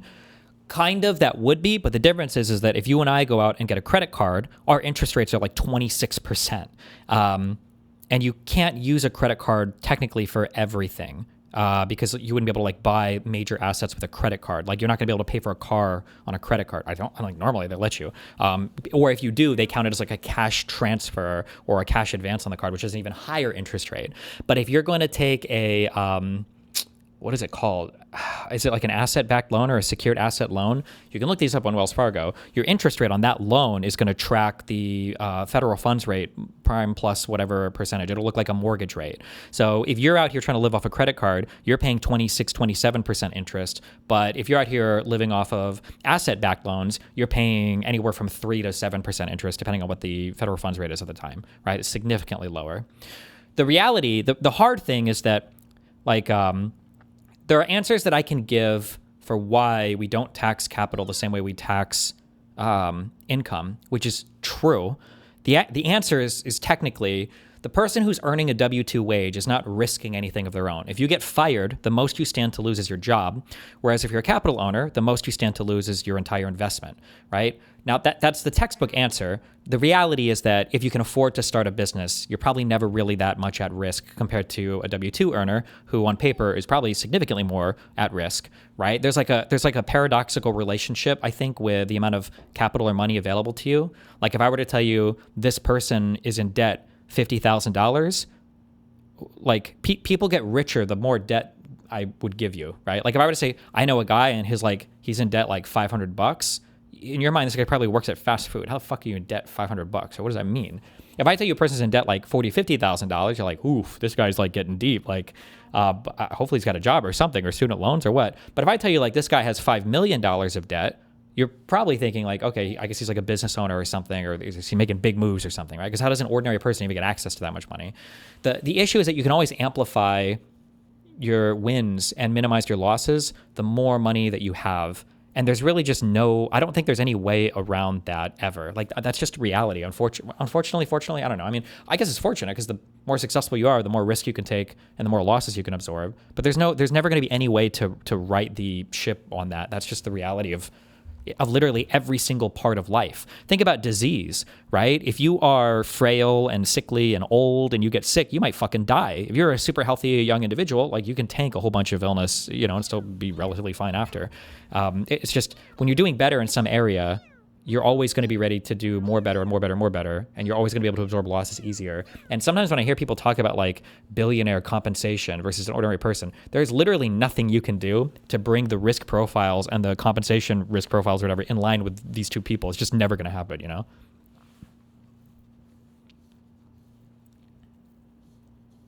Cynical and make the case where it's fine for Elon to pay near to no tax on the thing that enabled him to buy Twitter, or am I missing something? At that level, those transactions are too complicated for me. I don't even know how the fuck all that worked.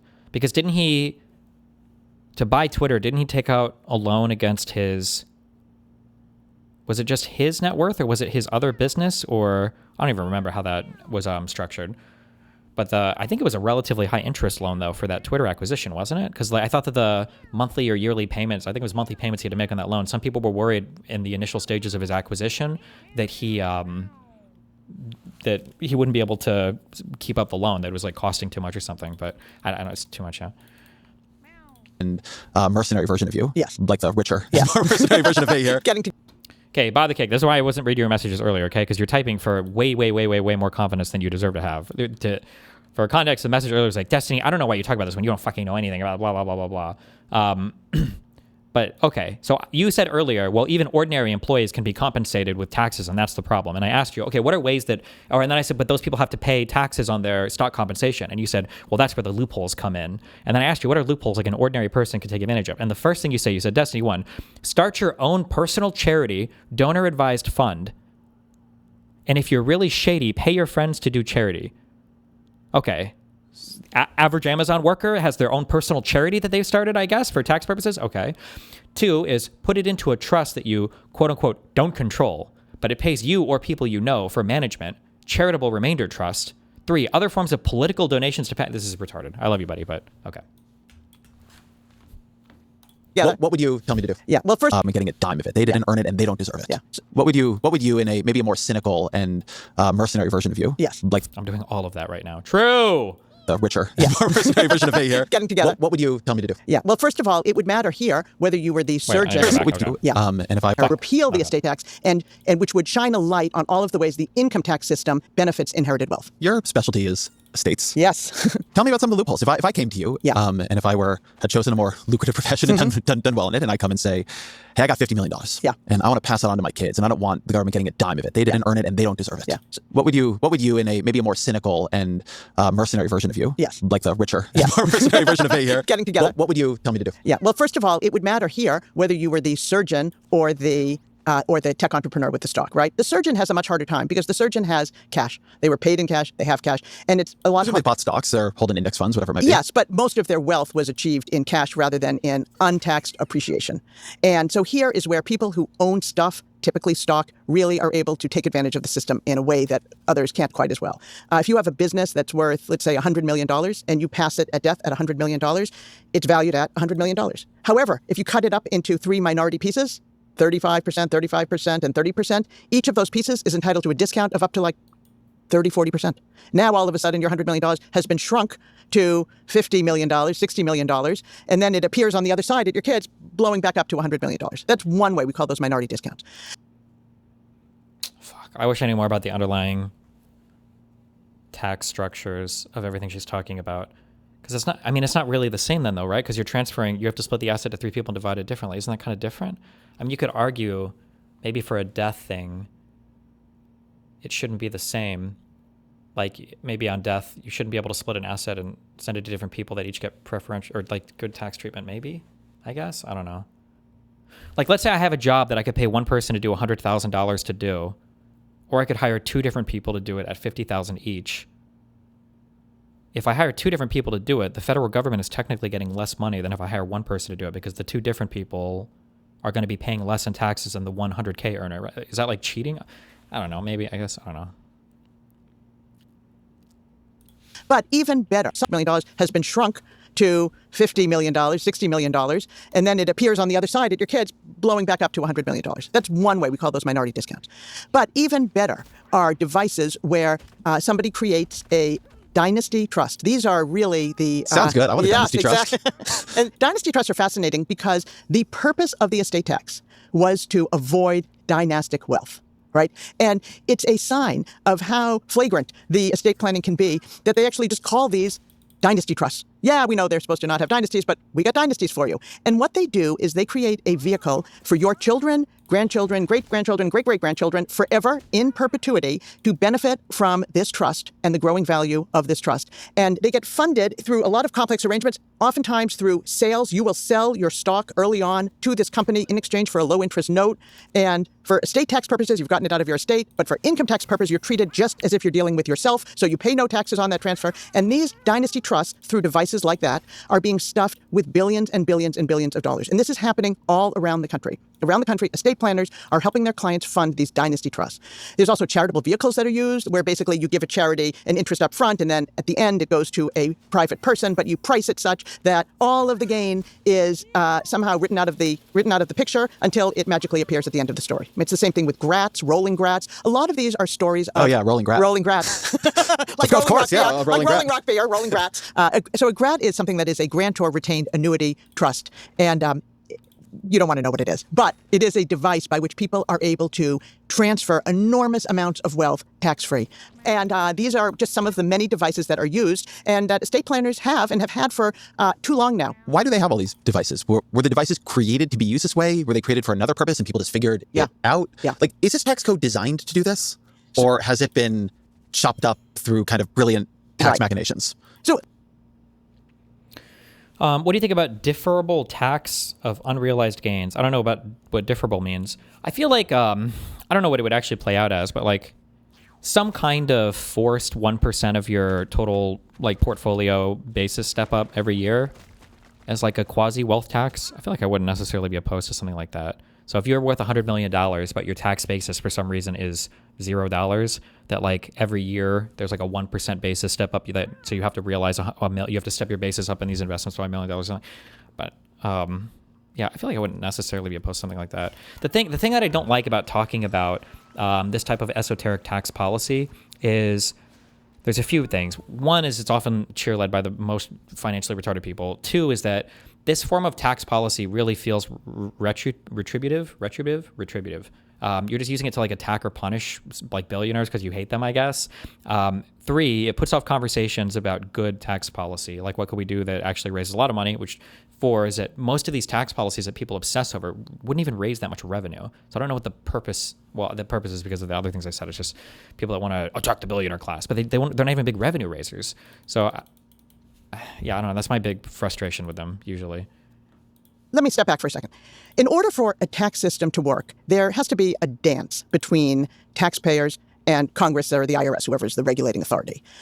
Basically, Congress sets out some rules, the IRS sets out some regulations, taxpayers and their estate planners or other advisors find ways around the rules. Congress or the IRS is supposed to come back in here and close the loopholes, respond to that. Taxpayers go out, they try to find other loopholes. And together, there's this dance that it does a pretty good job of making sure that the tax system is doing a pretty good job of collecting the revenue we need in the country to run the country. For much of the 20th century, this worked pretty well with the estate tax. The estate tax was seen as a very innocuous tax, well accepted in the country. It serves as a backstop to the income tax system, which had all these ways for wealth to grow tax-free, right? And the estate tax was there as like a sweep-up tax to make sure that it was going to be subject to tax. The problem was, in 1990, they stopped.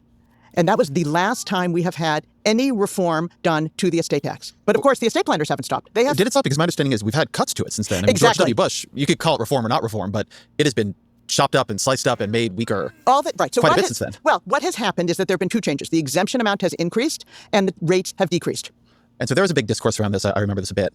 It's like, oh, these people are passing down family farms, and their family farms are getting taxed away. Yes. And so they cut it up then. So how does it change? Right. So that double tax that hurts family farms and businesses, the death tax, that campaign was funded by 18 of the country's wealthiest families in the early 1990s. So the Mars, the Kochs, the Waltons, they all got together and they were like, okay, we got the income tax handled, right? We can borrow, we can avoid salaries, but this estate tax, Congress keeps fixing it. They keep doing the generation skipping transfer tax. They do the special valuation rules.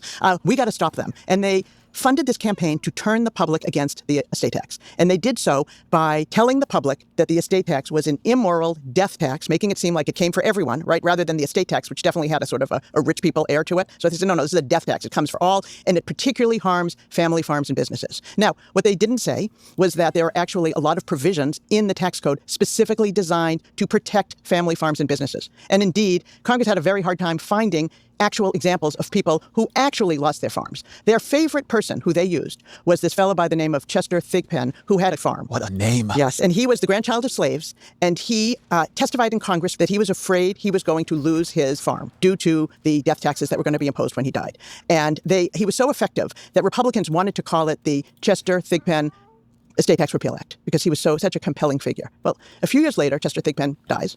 And turns out he wasn't subject to the estate tax at all because, in fact, his farm fell well within the exemption and there were other areas to protect it. So Congress could have easily addressed the family farms and business a problem, if one sees that as a problem, by basically expanding the protections that were already there. But instead, they were using it as a cover for all of the people, the Mars, the Waltons, all of those people that had massive amounts of inherited wealth, and they wanted to be able to pass it tax-free. Okay, so I found these numbers in your book kind of shocking. In 2000, before the Bush tax cuts, Americans filed 122,000 estate tax returns. In 2010, it was 47,000. In 2013, after Obama's tax plan went into effect, it was 32,300. Then after Trump, there were 6,158 in 2021, of which only 2,584 were actually taxable. So either between 2000 and 2021, rich people stopped dying, or they stopped being rich people, or we really gutted this thing within an inch of its life. Yeah. I'm going with number 3. So in 2024, the richest 1% of Americans controlled massive amounts of the country's wealth, $50 trillion.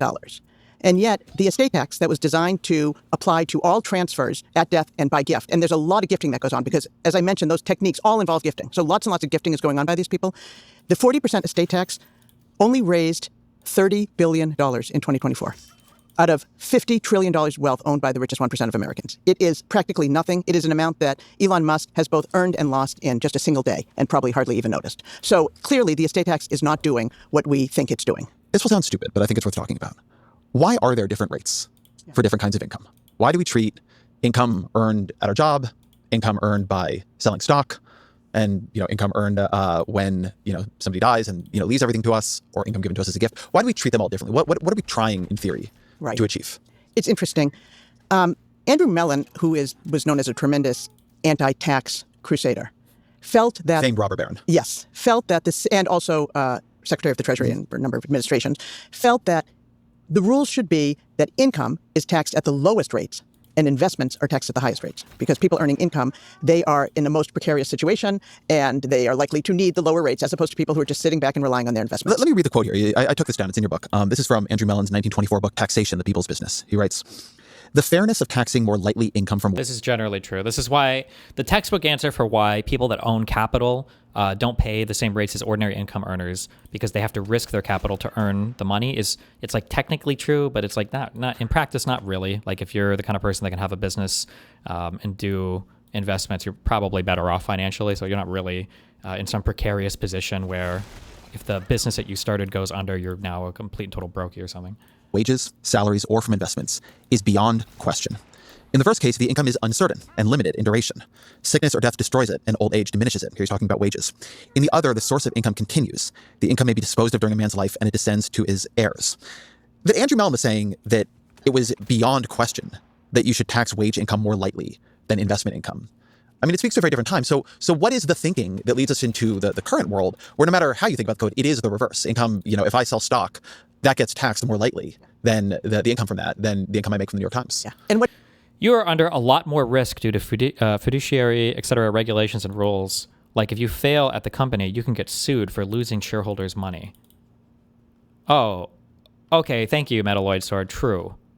Actually, you're right. I think I would just rather be an employee than a successful business owner. True. Thank you. Thank you for giving me that one. Thank you. True. Thank you.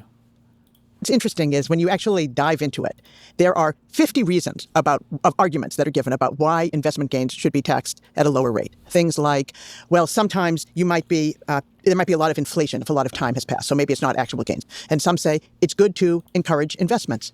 And others say, and I find this the ultimate in distorted reasoning. They say, look, right now, people are encouraged not to sell their stock because they can avoid tax by not selling. We have to lower the rates in order to lure them into selling.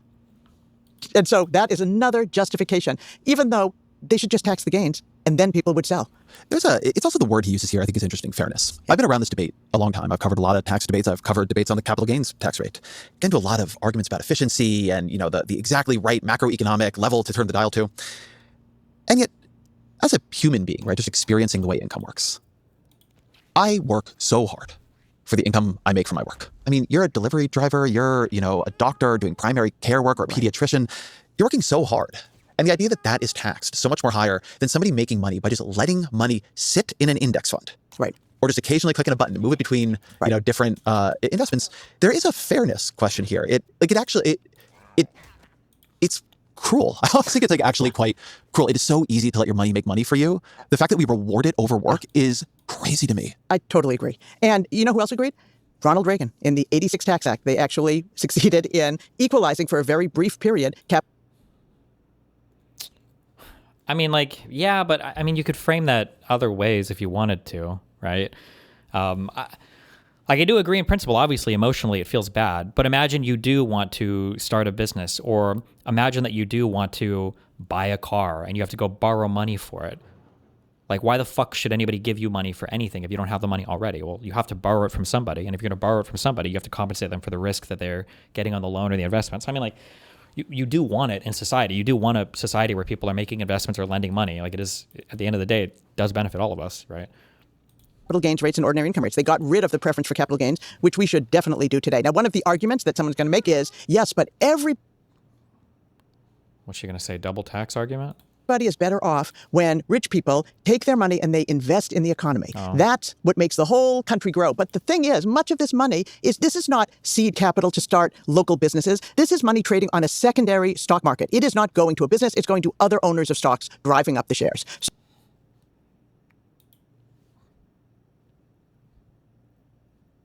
I don't know what that means. I don't even know what she means by that. On a secondary stock market. It is not going to a business. It's going to other owners of stocks driving up the shares. Is she saying the majority of wealth is in derivative markets, or what? I don't understand what she means by that. So I don't buy that argument that this is growing the economy when people are putting their money in stocks. Well, let me ask about a related. I feel like we needed way more of an explanation there, but okay. dimension of this, which is the rise of stock buybacks. Yeah. And both how that has changed the way stocks work and how that has changed the way taxable income presents or does not present itself. We've been telling a story about wealthy people not paying taxes on their stock because their stock goes up in value. They don't have to pay tax on that gain. However, prior to 1982, because companies could only share their profits through dividends, what it meant to own a lot of stock was to get a lot of dividends. And for much of the 20th century, dividends were taxed at the highest rates, just like salaries. And so what that meant was that somebody who was sitting on a lot of stocks got a lot of dividends and paid a lot of taxes. However, in 1982, after this rule change, companies switched from issuing dividends. It used to be more than 70% of profits were distributed through dividends. Now it has never been as high as 20% since this change went into being. The effect of it is that companies began to do lots and lots of buybacks of their stock. And this had a tremendous impact on multiple levels. One is, if you look at the Dow Jones, there's a chart in my book that shows that in 1982, the Dow Jones was at about 3,000. It was also that in the 70s, the 60s, the 50s, the 40s, the 30s, and the 20s, it was around 3,000. It's inflation-adjusted amount. Now it's like in the 45,000, something like that today, right? So it switched from being a sine curve to being a hockey stick. And part of this story is stock buybacks, because stock buybacks boost the value of stock. But another important part of the story is that it meant that for somebody who owned stock, they no longer had to get taxable income because they could enjoy their profits through the increased value of the stock. Some shareholders would sell their stock because that's the nature of the stock buyback. However, a lot of these shareholders are tax-exempt organizations, so they're not worrying about paying taxes on their proceeds. So in terms of revenue to the federal government, owning stock, profitable companies used to provide a lot of revenue to the federal government in the form of taxation of dividends, and now with the rise of stock buybacks, that is much less likely to be the case. So then I want to go back to the question of what happens to these... Like if she's writing articles and everything, all of this, it'd be nice to get more numbers here, I think, but okay. Fortunes when they get passed down. How is that treated for you from a taxation perspective? Like when does that get taxed? Okay, so if you receive it at death, then there is an extra benefit for people who receive appreciated property at death. And that is that not only are those gains not taxed to the person who held the stock, but when somebody receives the stock from inheritance, all the gains are wiped away. We call this step up in basis. Or fuck me, dude. It's been so long since I've read on this. Can't you only eliminate the step up in basis gains based on whatever the exemption is for the estate tax? So like if you get $1 million of stuff that's appreciated by $900,000 because it's under the $15 million exemption or whatever, you can step the basis up using the exemption. Isn't that how that works? Or a nice inscrutable name. Yes, or the angel of death loophole. That's yes, and the angel of death loophole says that we're going to wash away the gains, and the recipient is going to be treated as if they had purchased the property. Okay, I want to slow this down for a minute because I think step up basis here is really, really quite important. Let's say somebody made just a great investment. They bought NVIDIA when it was cheap, and now some years later they have $30 million worth of it. In one world, it's really, really quite important. Let's say somebody made just a great investment. They bought NVIDIA when it was cheap. And now some years later, they have $30 million worth of it. In one world, they sell that stock because, they want to buy a mansion or whatever it might be. In another world, they never sell the stock. They pass away. Wait. New Bulwark video just dropped from members, and it's Sarah Longwell and JVL, who is pretty ruthless. On Israel, JVL says, if for no other reason that Bibi deliberately rat-fucked Democrats and bought it to help Trump in 2024, the next Democratic president should politically slap Bibi around publicly and privately. Thoughts on that? I think that there should be a massive accounting for Israel and Israeli leadership, of course. I mean, like our political destiny to some extent, just because of our close relationship with them, are pretty tied together. They're pretty intertwined. And Israel can't continue to function like a country that has no friends and like it's not tearing down the reputation of people around it. I think that it's totally fair to get into some big accountability things related to Israeli leadership and some of the more unhinged people in that country. All of their kids. Years later, they have $30 million worth of it. In one world, they sell that stock because, they want to buy a mansion or whatever it might be. In another world, they never sell the stock. They pass away and give it all of their kids. Yeah. What is the difference in tax treatment for that stock? It is the same tranche of stock. Yes. What happens in the two scenarios? So in the first scenario, they would pay income taxes on the capital gains. The capital gains is imposed at a 20% rate plus an additional 3.5% extra tax on it. So almost a quarter of it, of those gains, and it's almost all gains, would be subject to income tax.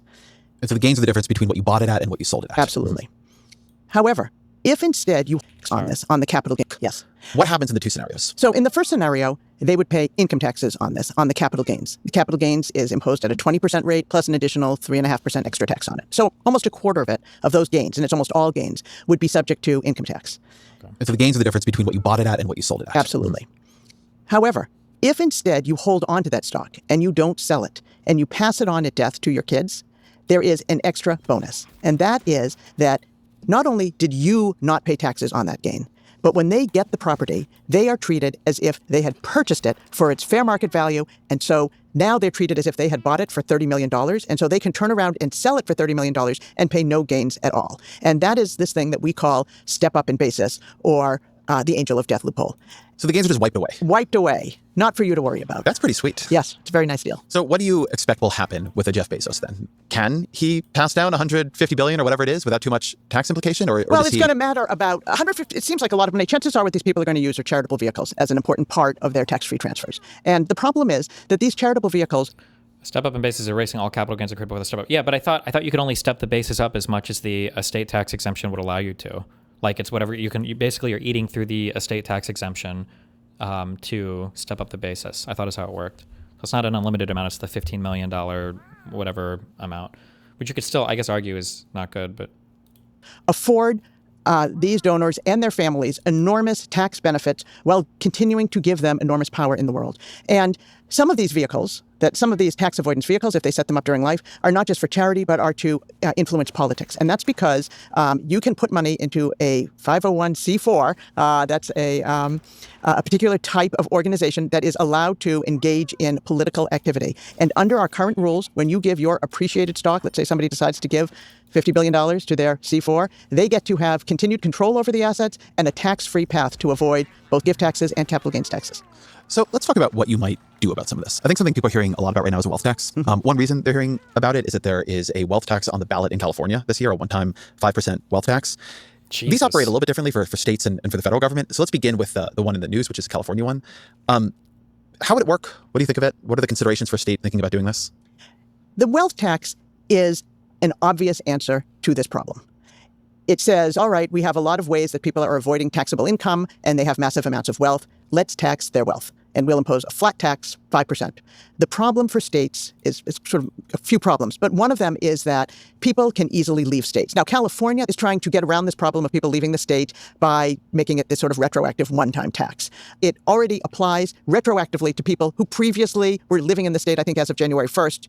A retroactive one-time tax, I think, is it's not going to be a permanent solution to the problem, obviously. And nor do I think it's going to prevent people from leaving the state, because once there's done once, there's every reason to expect it will be done again. So I do think there is a problem for states in their ability to raise revenue because other states are trying to compete on these low taxes. So you have, in that case, is something like Ron DeSantis in Florida. Absolutely. Trying to attract.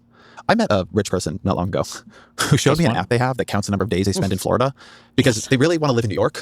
Yeah. But they live in Florida. I mean, they actually do live in Florida just enough days a year to not pay New York taxes, which I found crazy because I figured the whole point of being rich was to not have to worry about things like this. You know, I think this is why... But people really do it, I guess. Yes, I find it insane to be rich and to have to live somewhere that you don't want to live. But of course, this is why you're a podcaster and I'm a law professor, right? If we really cared about money, maybe we'd really care about taxes. And because to me, it seems insane. But people do that all the time. So do you think... I love that I'm part of you guys now. Keep that in mind. Don't ever forget it, okay? We're the same, you and me, okay? We have the same lived experiences. We're not like those billionaires, guys. Not you and me. You and me, we're the same, okay? You might spend $1,000 on an emergency car repair. I might spend $1 million on a frivolous lawsuit. But at the end of the day, you and me, we're the same, guys. We're not billionaires. Just remember that, okay? We're not billionaires. If we really cared about money, guys, we'd be like them. But we're not like them, okay? The wealth tax proposal be good for California, or is it something that, would just create a benefit for Texas because it'll pull in these rich people? Well, it's hard to say that it's going to make a huge difference when it's just a one-time tax. So it would have to actually be a more permanent tax. And I think it has a number of problems. One of them is the problem of people leaving. But I think another really significant problem is how you're going to gather the information of how much wealth the person has. It's very easy to think about somebody who owns publicly traded stock, and we know how much stock they own, and we know how much they have.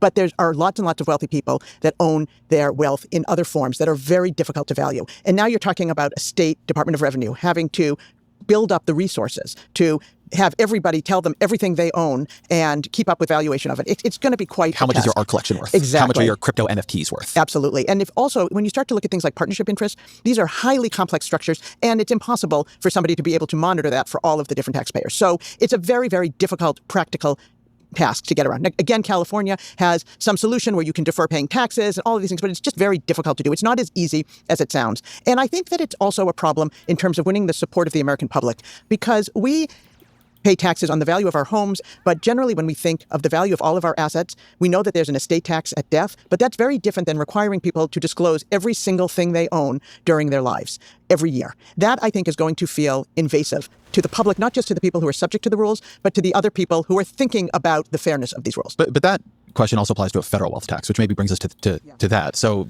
I think to the extent these proposals are associated with anybody, it's by Elizabeth Warren, who's had a number of them over the years. But there are proposals for different forms of national wealth tax. Something like it would be 2 percentage points of your wealth every year, year on year.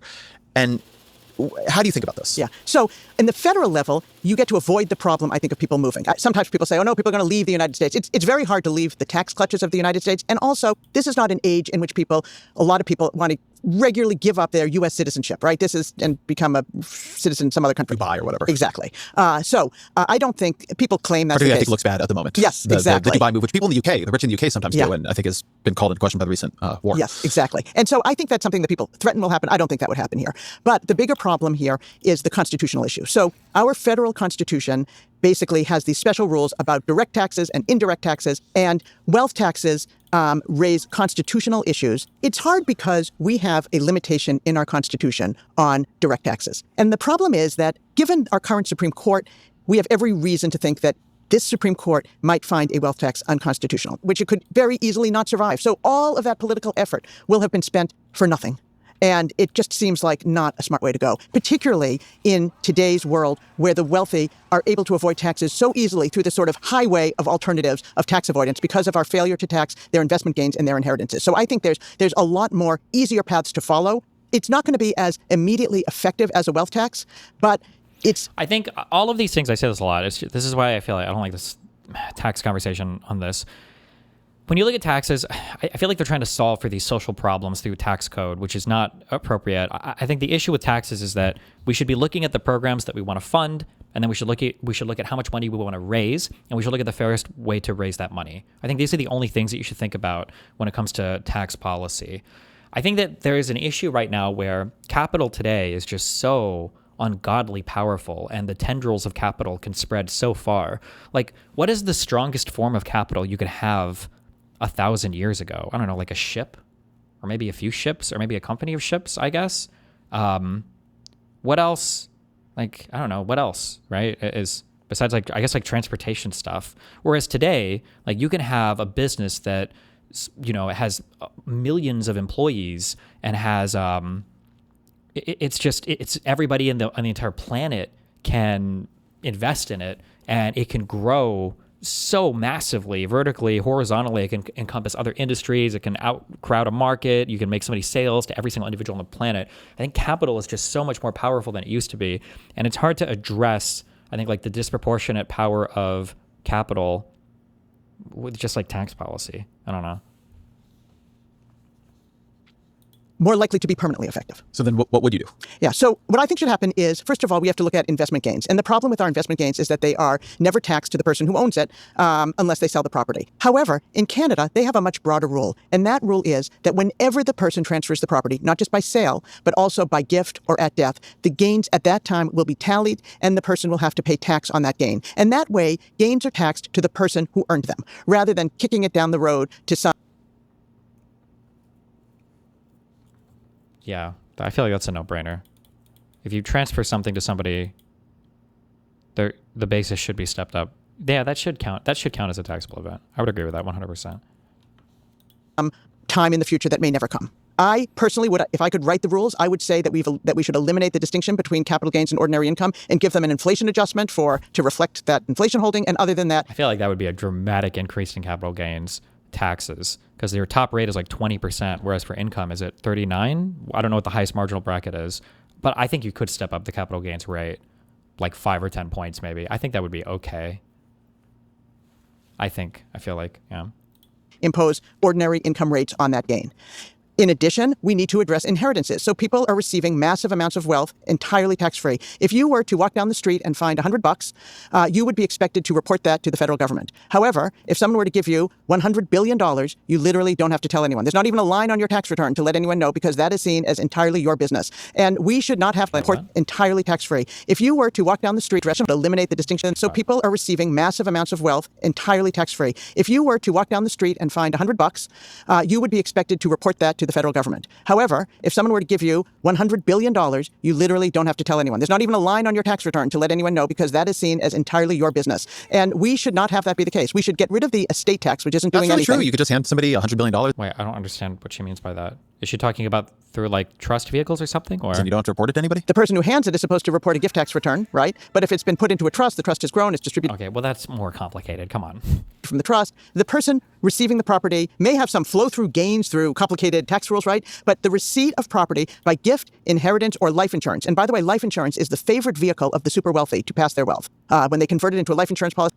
Sort of. I think wealth used to be more powerful, like robber barons owned company towns and a private army of Pinkertons, which sounds like pretty scary private power.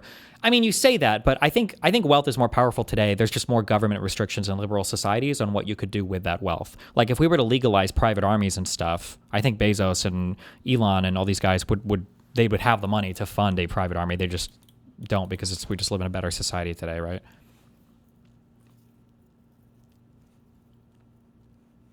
It all of a sudden becomes non-taxable everywhere. That is received. Those are subject to exclusions, meaning you don't have to even report them.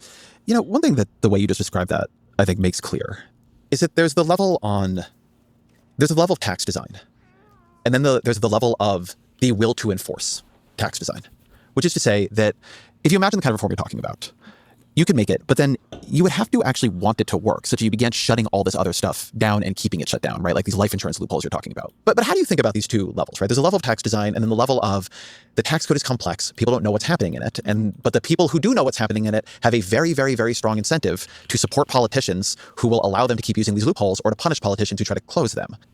I think the feeling that you're locked out of any proportional / fair amount of power because of how influential capital is and the way it compounds is a thing people are sublimating into this hatred for billionaires thing. Given the compounding, how do you push a reset button on that? Historically, this has been global conflict or something. Is there a way to expand our notion of monopoly and antitrust or something? Well, the thing is that like our perceptions of everything are so fucked up now too. Like, I do agree that it's really stupid. Dude, I think El Sayed guy or whatever gave like the perfect brain rot take on this. It just triggered the ever-living fuck out of me. Fuck, how long ago was this?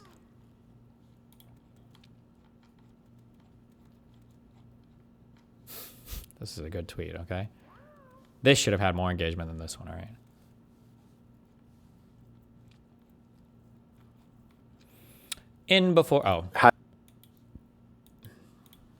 Donald Trump has this one neat trick. He will blame every problem you have on an immigrant. You're out of a job, immigrant took your job. True. Out of healthcare, immigrant took your healthcare. True. Out of housing, immigrants living in a house you should have. Wait, not true that's true, but Donald Trump will blame immigrants for everything, yes. Been able to afford. We have that's true. Republicans like simple problems for complex things. Liberals have complained about this for a long time. They could have easy answers for everything. It's like, okay, true. Okay, this is bullshit. We acknowledge this is bullshit, right? Far better set of answers. Okay. Which is if you're out of a job, it's probably because a corporation figured out how to offshore automate your job. I mean, you think about AI. Like that's been the entire business model is to automate all of the jobs. Evil corporations.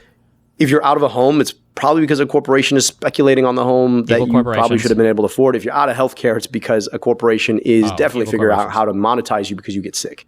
Like this dance from brain rot position to brain rot position, and people like this is all just different forms of populism, where you just like identify some fucking enemy that's destroying everything in your life, and the simple answer is to get rid of all the enemies. It's just like it's so brain rotty. Yeah. So let me start by confessing I am an optimist by nature. So you may need to take everything I say with a grain of salt.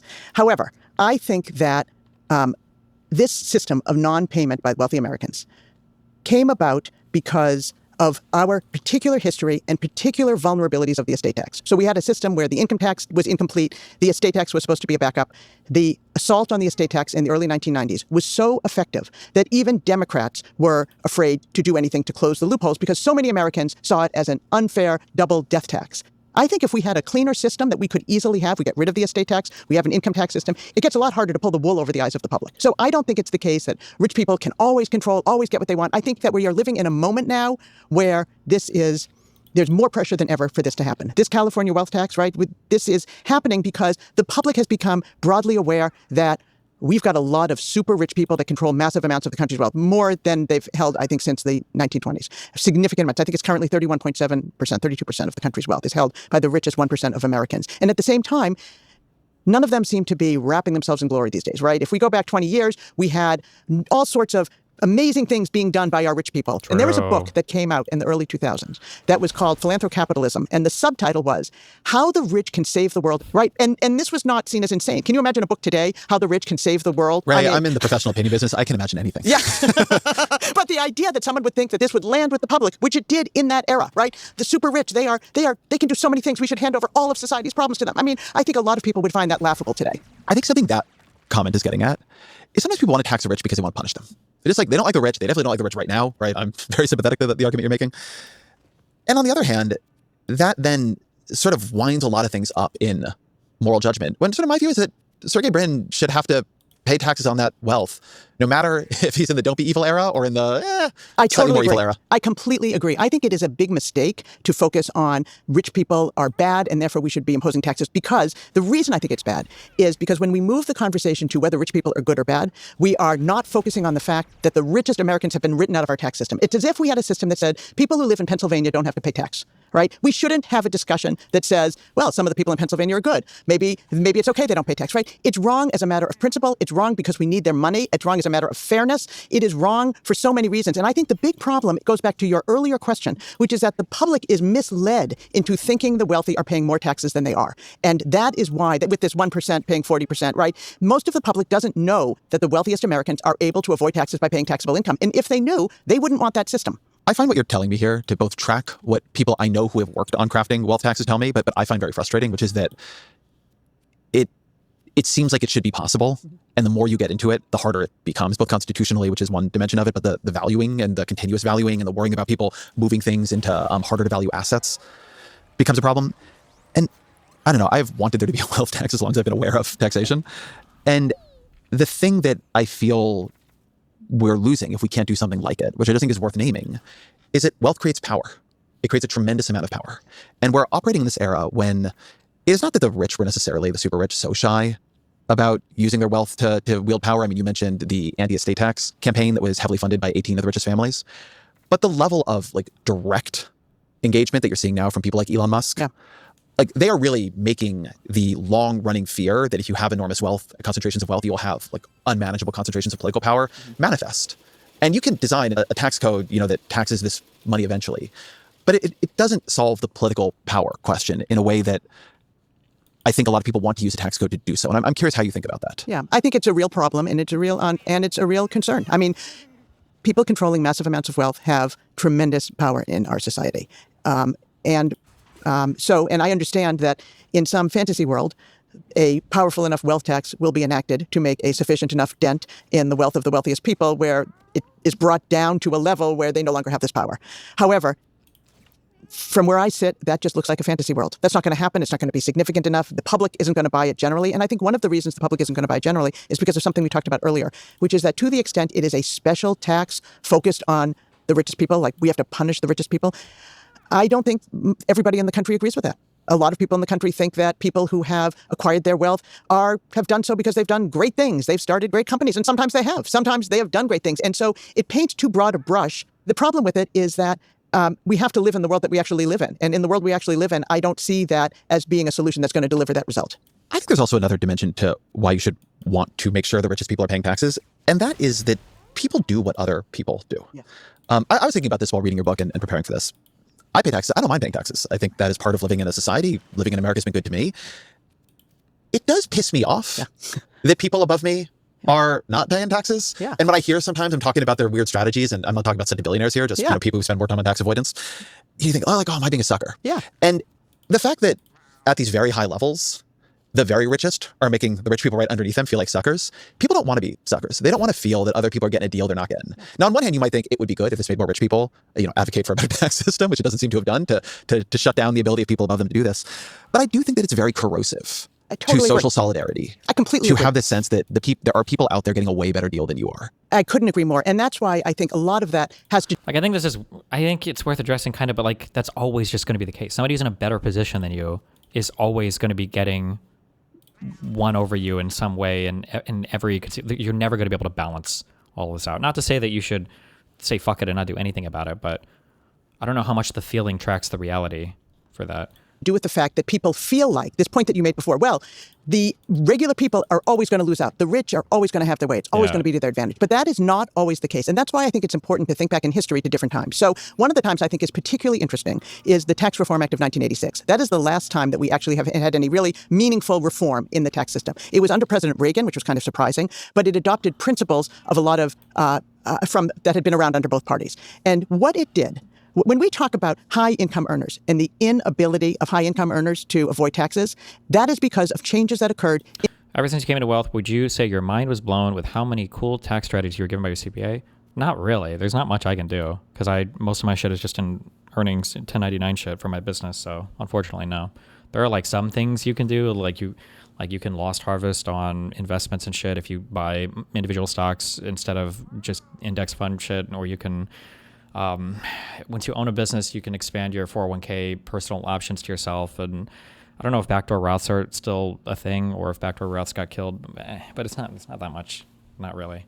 Once you start owning like big, like a C Corp, or once you start dealing with like property, like real estate, I think you can do a lot more crazy shit, but in 1986. Prior to 1986, we had a flourishing tax shelter business. And your high-paid surgeon would have not paid taxes on their income because they would have been able to invest in tax shelters and offset all of their income. People always talk about the very high mid-century post-World War II income tax rates. But I think this is important because some of these were not actually as real by 1986 as you look on a chart. Exactly. So you had these high rates, but you had massive avoidance by high-income earners. And the 1986 Act did something very interesting, and I think something that we should be doing today, which is it broadened the base by getting rid of those tax shelters. And they so effectively got rid of those tax shelters that we don't have them today, right? Our high-income people with lots of salaries, they are paying lots of taxes. There's really very little reason or ways for them to avoid taxes. And they were a politically powerful group. So it can happen if you have people that really care about making it happen. It's not like it's impossible to make happen. And I think that is the only way to go. Our only way forward as a country is if we figure out how to have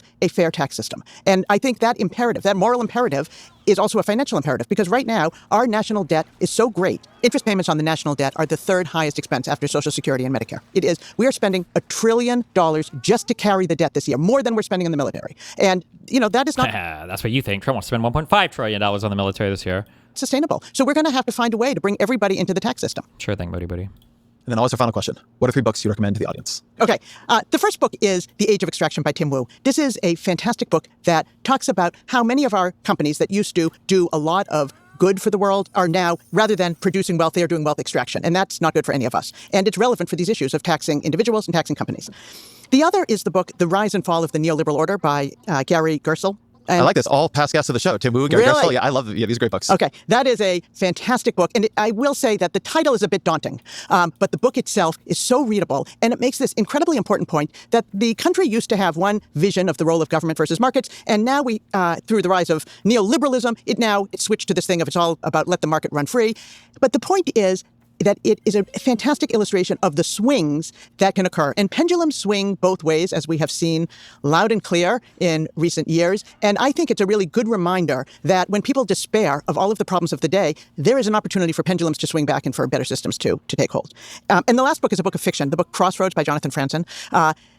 Fiction at any time, and particularly in these times, is just a fantastic place to live, to explore other things than the world that we're living in. And I'd say Jonathan Franzen, better than almost anyone I know, presents people's internal psychological dramas. You feel like you're watching a documentary. His writing is so real. And my only disappointment is that I am waiting desperately for his next book to come out. Crossroads is supposed to be the first book in the trilogy, and I'm sure I'm not alone in... Don't start reading Game of Thrones. Constantly checking for that second book to come up. Ray Madoff, thank you very much. Thank you so much for having me. We have fixed the tax code. We have fixed the tax code. Is a VAT a form of tax? What about a tariff? My economics guy, Dad, said it's not a tax, but that is from my understanding. VAT's a a tariff is absolutely a tax. It's an import tax. A VAT is also a tax on value added on stages of production. I think the U.S. is pretty rare in not having a VAT. It would be sexy if the next Democrat that came into office could somehow finagle a VAT while eliminating the tariffs so that the federal government could have a VAT to play with, but I just don't know. American people are fucking retarded, and nobody wants to talk about VATs. They just want to talk about billionaire taxes. But yeah, I don't know. We'll see.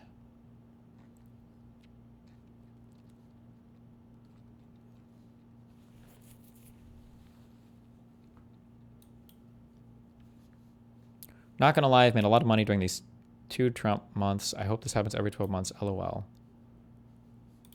I, too, am perfectly calling the peaks and valleys in the stock market, but for some reason I only have $20,000 of gains to show for it. Okay.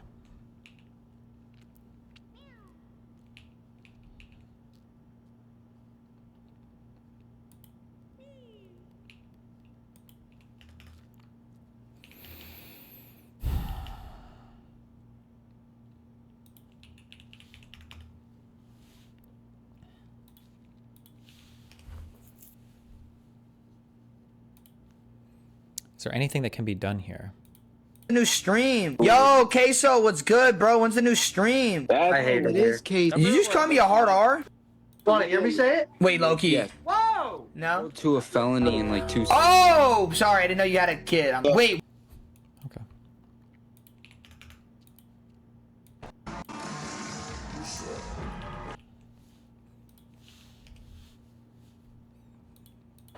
Please welcome Turning Point USA CEO and How many of these fucking events do they have? Jesus Christ. Didn't we just have one? Erica Kirk.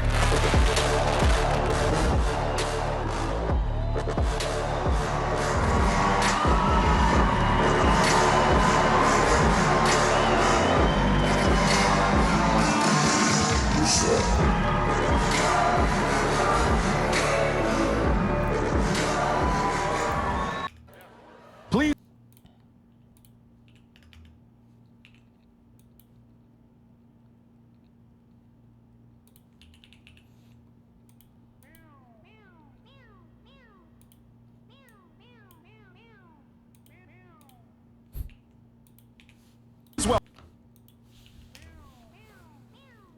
Do a quick rapid fire to see where you stand on some real issues. Would you vote in favor of a $20 minimum wage? Yes. Would you vote? We didn't even get the $15 an hour minimum. Why is it going up and up? Okay. To get rid of the Senate filibuster? Yes. Would you vote to convict Donald Trump in an impeachment trial? Yes. Do you support statehood for DC and Puerto Rico? Hell yeah. Yes. Do you support Chuck Schumer for Senate Majority Leader? No. No. Do you support Hakeem Jeffries for House Speaker No. in 2027? No. Hate the Democrats. Would you support a ban on assault weapons? No. If you go on to win your Senate seat in Maine, will you run for president in 2028? No. No. All right, so those answers, I think a lot of people will be nodding along, apart from probably the assault weapons ban question, which I think, as you know, a lot of progressives will disagree with you on and say it's a major issue that helps prevent mass shootings. What would you say to them? I think in a country that's already awash in guns, we have 20 to 30 million AR-15s in America. We don't actually know how many. Damn. Do we really have 20 to 30 million AR-15s? Just AR-15s? God damn. Restricting access to people with a violent history or people who are going to commit a violent act, that is where we're going to see the most effect. And I support universal background checks, and I support red flag laws, like the one that Maine passed by ballot measure overwhelmingly last November. I think that those combined with expanding mental health services across the board as part of a much more substantial healthcare system and using the power of the federal government to elevate people out of poverty, I think holistically, when we think about gun violence, that's where we're going to get the most reduction. Okay. Access. That's an okay answer. For the gun stuff. Russell Brand, who became a Christian when he was accused of rape, walks into his rape trial holding a Bible. Pretty on brand for a Christian right now. King. Christ is king, I should say. True. Moon's Blue Hair's on the subreddit. Check it out.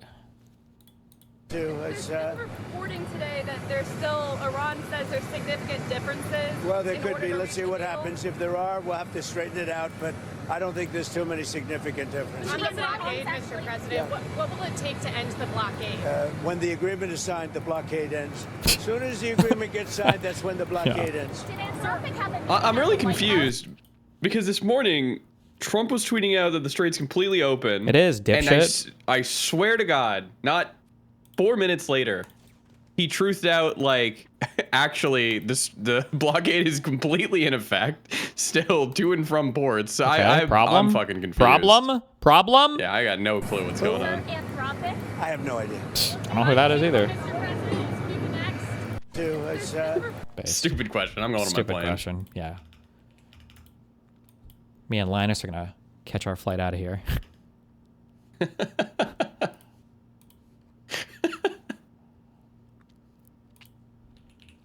Danny Brown's Linus's decor. based. Danny Brown's Diddy rant. I love the watch. Trying. It's great, dude. I'm trying. You should move to New York and chill with. Fuck no, it's too cold. What, you're from? And I would get fat. Why would you get fat? It's just because you can get whatever you want at any time of day. Like I'm not trying to eat chopped cheeses at 4 a.m. But you want to be around those people? I mean, where I'm at, Austin, it's more of a communal situation. They don't even like me ordering Uber Eats in my neighborhood. Really? They don't even want like outside motherfuckers hanging out over there. Oh, you're in like a hippie commune situation? It's like hill country. Hill country? Yeah. Hill people?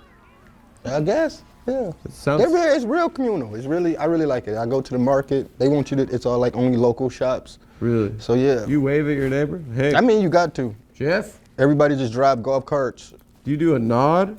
No, we kick it. They pull up. Them motherfuckers talk. Cause they, like I say, they wanna know who you are. You living over here, yeah. Hold up. They in your business. Yeah. You know, so it's fun. Who's your favorite one in the neighborhood? In my neighborhood? Oh, I got it's a lady up the street from Michigan. Oh, so she's dope. Family. Yeah, so, you know, she always invite me over to watch the Lions game and shit, but I like to smoke and shit, so. She doesn't like you smoking in there? I wouldn't say that, I just don't even want to bring it up. Really? Yeah. She's like a mom. I'm like, I can't just sit there and watch football without, you know, with a blunt, you know. Why don't you just ask her, why don't you ask her if she blazes? But I'm not the biggest football fan. I like watching football if I'm betting on it. I'm more of a basketball. Yeah. And they're not basketball people. Maybe you should get all these motherfuckers just. But they do though. Yeah. Like in the summer, they were watching like the Stanley Cup finals and shit on like a big ass projector. Just in the neighborhood? Yeah, just outside. Everybody just hanging out watching them. Do they know you're a famous rapper? Yeah. Yeah. Mm-hmm. And they think that's cool? I mean, that should make you the most popular guy.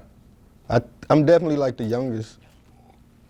It's like, so you're living with it's like 60% over 60 years old. You're living with 6-year-old hill people. Yeah. And you're like, Jeff? Mm-hmm. Yep. They real passive aggressive too. Really? Yeah, when you be fucking Are you the up. only black guy? Yeah. Yeah. Really? I think so. And you got green ass hair? Yeah, they like it. Really? Mm-hmm. They're like, look at this hippie over here. Yeah, they always be like, yeah. But you know, Austin is kind of like that. It's keep Austin weird type shit. So I fit in. Mother shit. Well, like I say, I'm literally like maybe an hour from downtown Austin. Oh, so you're in the sticks? Yeah, like I said, hill country. You got a gun? Hell yeah. What kind of gun do you have? I got a staccato. What does that sound? It sounds like music to me. I mean, staccato. It's like a $2,000 racing pistol. Is that the John Wick gun? It's very expensive. It's really used for like Olympic shooters. Yeah. And shit like well, that. I don't know about Olympic shooting, but. Like one of those type of professional shooting guns. That's why I don't hear rappers rap about it, because they cost too much. Really? You never heard nobody say, don't got the staccato. But they like talking about expensive things. They don't buy, they talk about the cheapest guns though. They do. The worst guns. That's a flex. Yeah. Who's the biggest dickhead in rap that you've ever met? What's the definition of dickhead? I don't know, just being a dickhead. Like being mean? Yeah, being mean. Probably me. Really? Mm-hmm. Are you mean to other rappers? It was a time. You're like Patrice O'Neal? Yeah, definitely. You're a fucking bitch. I definitely have. I really look up to Patrice O'Neal though. How did you do that? Thank you, Local Nay Smith, for the 5 gifted subs. How did you act mean to them? Like, How did you establish dominance like that? Just get drunk as fuck and say the first thing that comes to your head. You'd be like, you suck at rap. Yeah. Yeah. You're a bitch. Yeah. Who is there someone you've? I wouldn't want to. I wouldn't want to. Is there some? What have you made amends? I mean, I made amends. Whatever, you know. Once you get sober, you gotta do that thing. You gotta like hit up Drake and be like, I think you're a good guy. Actually. Yeah. I'm not Drake. I never met Drake or anything. You've never met him? We gotta chill with him. Yeah. It's so incredible he got to be famous. He's like, how is that? Because he gives all you Jewish guys hope. It's our dream. Hope. It's our number 1 dream. It was so meaningful to me. What about Jack Harlow? He's Jewish? Local Naismith, thank you for gifting another sub. Wait, I don't get the joke. Is Drake Jewish? Did I? Oh, I don't know. I didn't know that.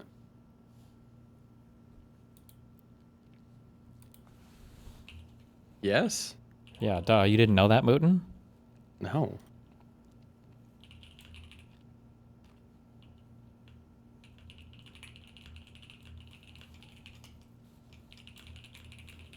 He has a bar mitzvah, LOL.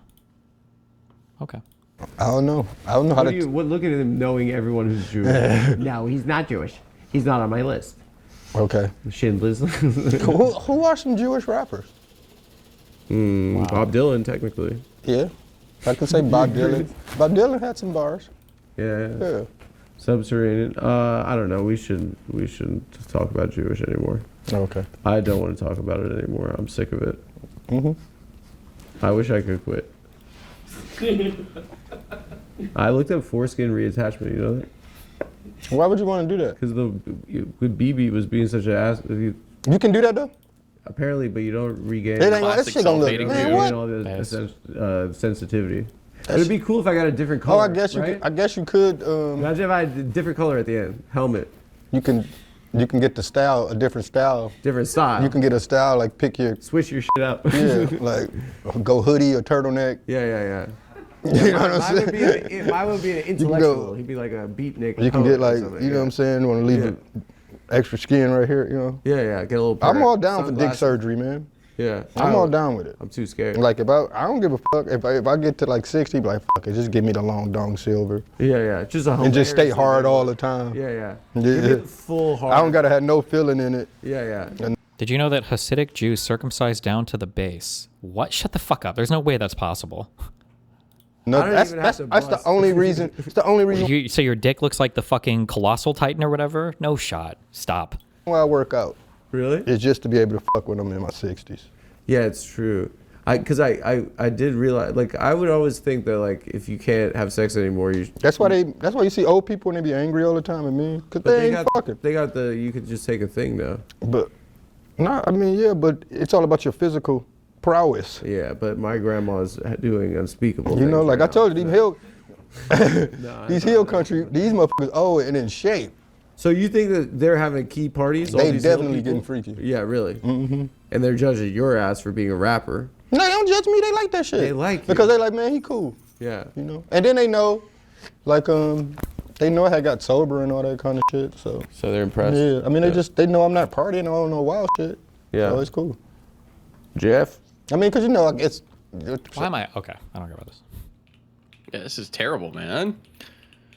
Well, maybe. I mean, I just don't know anything about Danny Brown, so that's why I don't care. I'm sure it's great though. If you like this guy.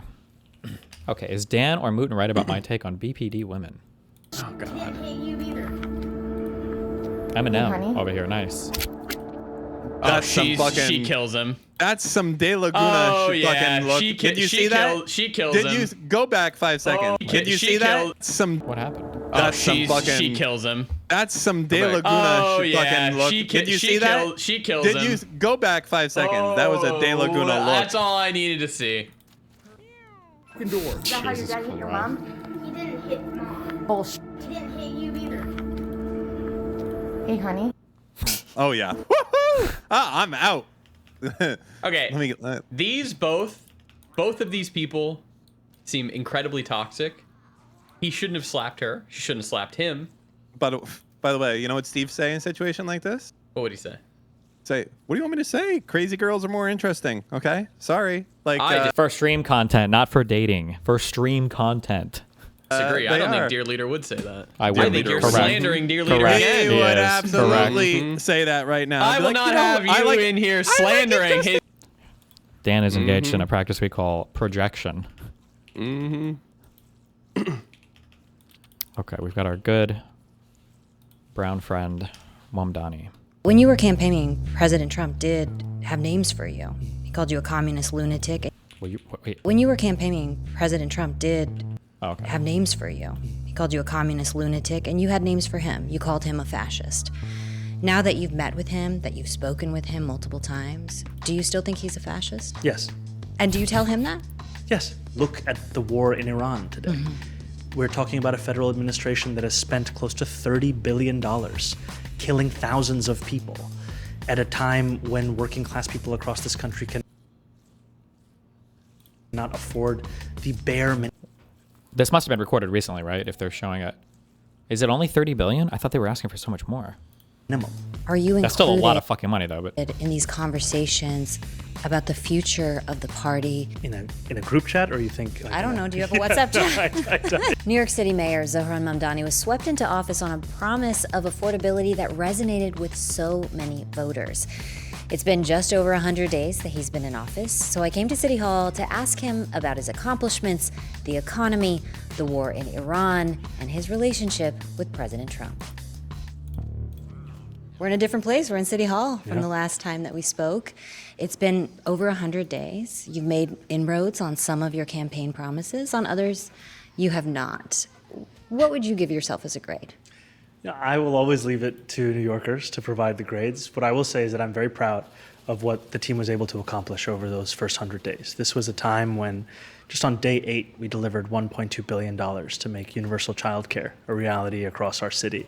This is a time where we secured more than $30 million in settlements with bad landlords, repaired more than 6,069 apartments, a time where we were able to secure nearly $100,000 a day for workers and small businesses that had been exploited by megacorporations and delivery apps. And we showed that government can do all of these big transformative things while also doing the little things, while also filling in 102,000 potholes in that same length of time. You know, there are things that have been maybe more difficult to get started.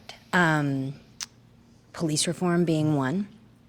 Another, critics will say that, you know, you promised to expand a rental voucher program, but now you're trying to limit it. Are you finding that it is harder to implement campaign promises now that you're actually in the office?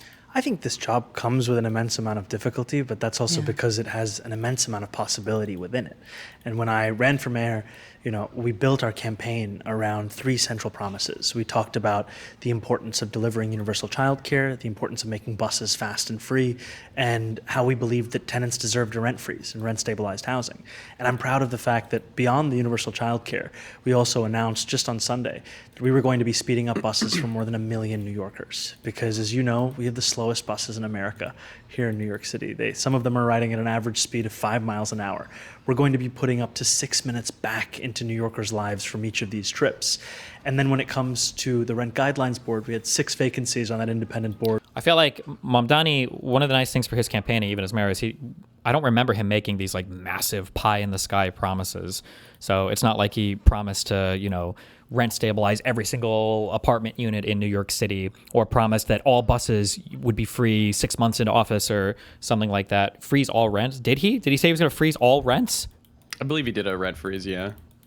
On everything, or on things that were occupied by certain... Oh, okay. Well, never mind. Well, in that case, not good. He overpromised. I thought most of the promises I heard were somewhat achievable. Like, it was relatively realistic, but...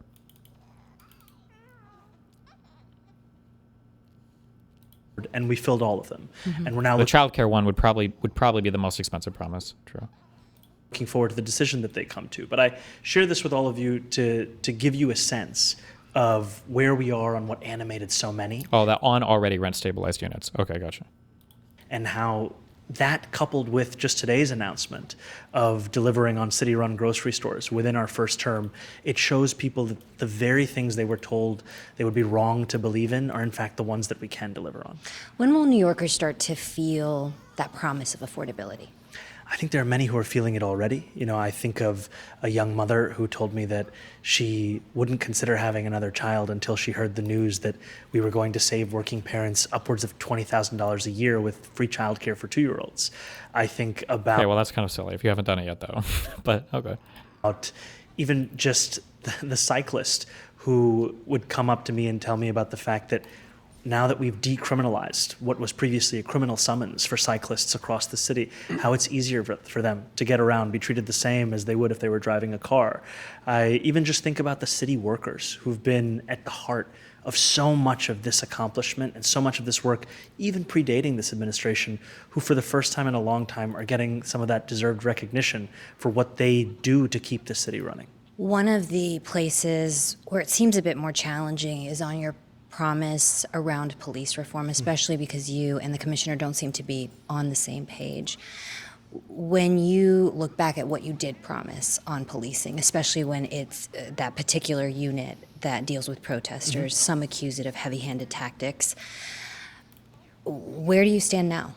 I stand in the same place as I always have. I'm committed to disbanding the strategic response group and decoupling our city's response to protests versus threats of terrorism. What we've seen is the bringing together of these two things when in fact they do not need to be conflated. And I think part of what you're seeing in our administration is that we want to deliver this in a manner that isn't just checking a box, but in a manner that both upholds the sanctity of the First Amendment, the freedom of expression, of protest, and also does so in a manner that keeps New Yorkers safe. And in the same period of time, we have codified the fact that the NYPD will now release body-worn camera footage within 30 days. We have stopped the prior administration's approach of giving criminal summonses to cyclists. We have started to bring back that same commitment that we spoke of not only keeping New Yorkers safe, but also of delivering justice. We have also established our city's first ever Office of Community Safety, which will be tasked with delivering the kind of innovative responses to the very crises that have long been pushed aside in New York City politics, whether they be gun violence or the mental health crisis. This is the very work that our city is taking on as an urgent task before it. But how will you disband that particular unit, which arrested protesters, if the police commissioner doesn't have the same goal, and if police see you as overly sympathetic to accusers who come forward and say, the police were not acting right? Well, I would say that at the end of the day, as the mayor of the city, if there is something that I believe we need to do, then we will do it. And I am proud of the work that my police commissioner has been doing, and we are very much on the same page in the need to deliver both safety and justice to New Yorkers. And to me, it's not a question of if we will do this work, it's a question of when, and wanting to ensure that we do this in a manner that we can look back on weeks, months, years after the fact and say, not only did we do the right thing, but we did it in the right way. You're a proud democratic socialist. It's clear Republicans plan to use you and that platform as an attack point come the midterms. Do you feel pressure to prove that your brand of democratic socialism works before the midterms? I feel pressure from New Yorkers to deliver for them on their day-to-day needs. If Republicans want to attack Why are New Yorkers pressuring him? What the fuck? Record Not of cool, making guys. it easier for families to raise their kids in the city, of workers to get paid what they're owed, of New Yorkers to get around the 5 boroughs, they can feel free to attack that. But what they will find is that the reason so many people across the city and across the country have lost faith in politics is because of that sense that politics has less and less of a relevance to their day-to-day needs. And in fact, one of the most relevant things that we can be doing in our politics today is addressing the material needs of working class people. That's exactly what we focused on. What I'm asking is, whether you like it or not, you have been made to seem like a boogeyman of some kind, right? From the Republicans, especially when you were running. So do you feel an added sense of pressure nationally because of the face you've become of the Democratic Party and specifically the progressive part of this party? I'll be honest with you, I don't let myself think too much about what Republicans seek to portray me as.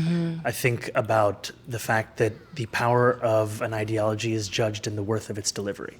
And delivery, at the end of the day, is every single thing that we want to do. It's why I spoke on Sunday about pothole politics as a way we describe the work that we do. Because for a long time, Republicans have sought to describe themselves as being driven by the needs of working people, when in reality we've seen a chasm in what they've actually delivered for those people. I mean, look at the war in Iran today. Mm-hmm. We're talking about a federal administration that has spent close to $30 billion killing thousands of people at a time when working class people across this country cannot afford the bare minimum. And to be told that a city-run grocery store is implausible, but spending more than $500 million a day to kill people in Iran and Lebanon is not only plausible but necessary. It speaks to a broken kind of politics. And what we're showing is that we can put forward not just our principles, but also the practical impacts of this work. We can deliver universal childcare and change 6,700 catch basins. We can take on bad landlords across the city and start to repave more than 1,000 miles of roadway. We can do all of these things where we've been told in the past you could only do one. Has the war in Iran had an outsized impact specifically on the economy of the city? Yes. Yes or the no? war in Iran has had an impact on the economy of this country. And even more than the economy, it's had an impact on the people of this city and across this country. At the core of any war is a dehumanization that takes place. And that dehumanization is not limited to any battlefield. It extends into the lives of people across this country. And I spoke to a young Muslim woman who I had called after seeing the news that she had been thrown to the ground at a subway stop. Mm. She told me that the first thing her attacker said to her before he attacked her was, "I wonder how many Iranians we killed today." Mm. That is what we are allowing to take hold in our politics. And it is critically important for all of us to speak up, not just from a position of politics, but frankly, even just from a position of morals. Have you shared, I know you've spoken publicly about your concerns about this war, but have you shared those directly with President Trump? I'll keep the nature of the conversations with the president between the two of us. What I will tell you is that it is no secret, not my concerns, I would describe it more as a deep opposition to this war, a deep opposition that comes out of a concern for what our politics are incentivizing in this moment, the killing of civilians as opposed to the uplifting of working class people across this country. So I know you said I'll keep the contents of those conversations between us, but when you were campaigning, President Trump did have names for you. He called you a communist lunatic, and you had names for him. You called him a fascist. Now that you've met with him, that you've spoken with him multiple times, do you still think he's a fascist? Yes. And do you tell him that? Yes. And how does he react? I think everyone saw in the conversation we had in the Oval Office after our first meeting. What about your impressions? I mean, given the questions that have been raised, including on the right, about his mental acuity in this moment, you know, posting online that he would end a civilization, recently posting an image AI generated of himself that seemed to depict him as Jesus and then deleting it. How do you assess that as somebody who has met with him, spoken with him? You know, I've been quite clear with the president, also with the public, of my deep disagreement and opposition to so many of these policies. And I think that one of the few things that we have in common is that we are both New Yorkers, and we will both, and I think one part of being a New Yorker is both to be honest and to be direct.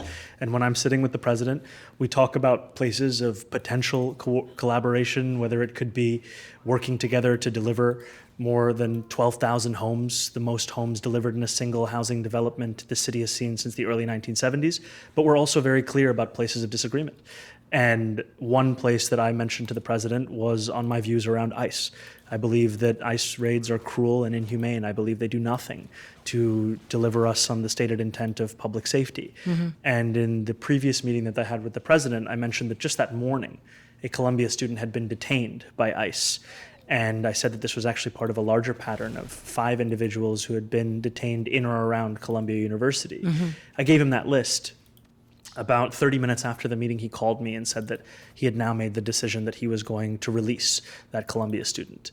And to me, it also showcases the importance of continuing to make the case for our city and its people, no matter if you agree or disagree with the person that you're speaking with. I think that was on Twitter for the person that got released from that, right? This is a while ago, but...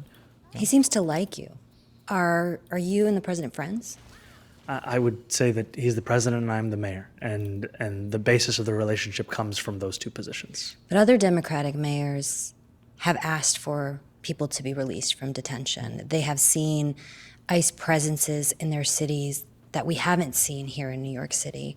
Why hasn't he had the same approach to New York City that we've seen in Chicago, in Minneapolis, and other Democratic-led cities? What do you think the answer is, Mooten? Go back. I wasn't listening.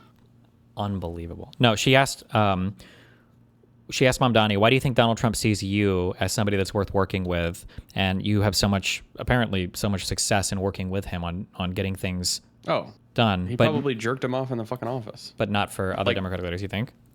Not in like an actual way, but like in a, you're doing a good job, Trump, or, we can do this. He's also from New York, so he probably has like a soft spot because he's like the mayor of New York. I don't know. He probably went in and talked happy about his Trump building and said it like inspired him as a child or some shit. Damn. I feel like a really big part of it, I bet, is just because he came in with like so much popularity and everything, and people like him so much or whatever. It's like a winner factor. Like Mamdani just kind of comes across as like a winner, and I think Trump really likes that. I think it's like one of the most appealing qualities to him. Yeah. Yeah, makes sense. I think in some ways that's a question for the president. In other ways, I think to be a New Yorker and to be speaking to another New Yorker, there is a commonality that comes with that, where the president himself said that the better the city. Imagine if our next question was, do you think that Donald Trump texts you more, or do you think that Hasan texts you more? He does, the happier he feels. That's something that I feel the same way. The better the city does, the happier I feel. And so in those meetings, I seek to always bring up things that are both honest about how we both feel and that would be transformative for the city that we both love. And to New Yorkers, public safety is a prerequisite for the affordability agenda. And then that affordability is something we want to deliver. And we know the number one crisis facing New Yorkers is the housing crisis. You've inherited a $12 billion shortfall. There have been job losses in the private sector that we haven't seen in other parts of New York. And one of the things we talked about the last time we spoke was the concern among businessmen that your socialist policies wouldn't be friendly to businesses. Has that shifted? I mean, people like Bill Ackman, Trump supporter, billionaire, who really bet against you, literally, with his money. Millions. Has that relationship changed? Do you talk to him now and get advice on how to deal with these businesses and attract them here? I can't say that I get advice from Bill Ackman. Good. If I had done that, I wouldn't be sitting opposite you as the mayor. But I do speak to a number of business leaders across the city. And while we see that both at a national level, there are troubling economic signs and that New York City is obviously part of that national economy, we also look at a local economy that sees the highest demand for Manhattan office space in over a decade, that sees the most amount of venture capital raised in a single quarter since 2021, that sees the highest number of Wall Street bonuses. And also an economy that we know still needs to strengthen so that every New Yorker can feel that strength in their day-to-day life. Because no matter the statistics that I rattle off, I can walk anywhere in this city and I can meet a New Yorker who feels as if their day-to-day needs are even harder to afford today than they were the day before. And so to that end, we're looking to also build more an economy that reaches the extent. We're looking to also build more an economy that reaches the extent of each parts of the 5 boroughs, and one that every New Yorker sees themselves as a part of. As part of our NPR Newsmaker series, Jamie Dimon, the CEO of JP Morgan Chase, which is headquartered here, told Steve Inskeep he thinks cities need to compete to attract businesses by giving tax breaks and incentives. He cited places like Texas as very business friendly. And you came into, as I mentioned, this office with a tough budget and significant job losses in the private sector. Are you willing to offer those kinds of incentives to bring back some of the thousands of businesses that have... I don't know what you could do about this, or if it would even be possible, or at the federal level, or if it would even be good. I don't know. Something that feels bad, that I don't like, is when cities compete for businesses to come. I feel like that's some of the most cucked behavior that you have to engage in when it comes to being a city. Seattle being like, if you come here, we'll give you XYZ.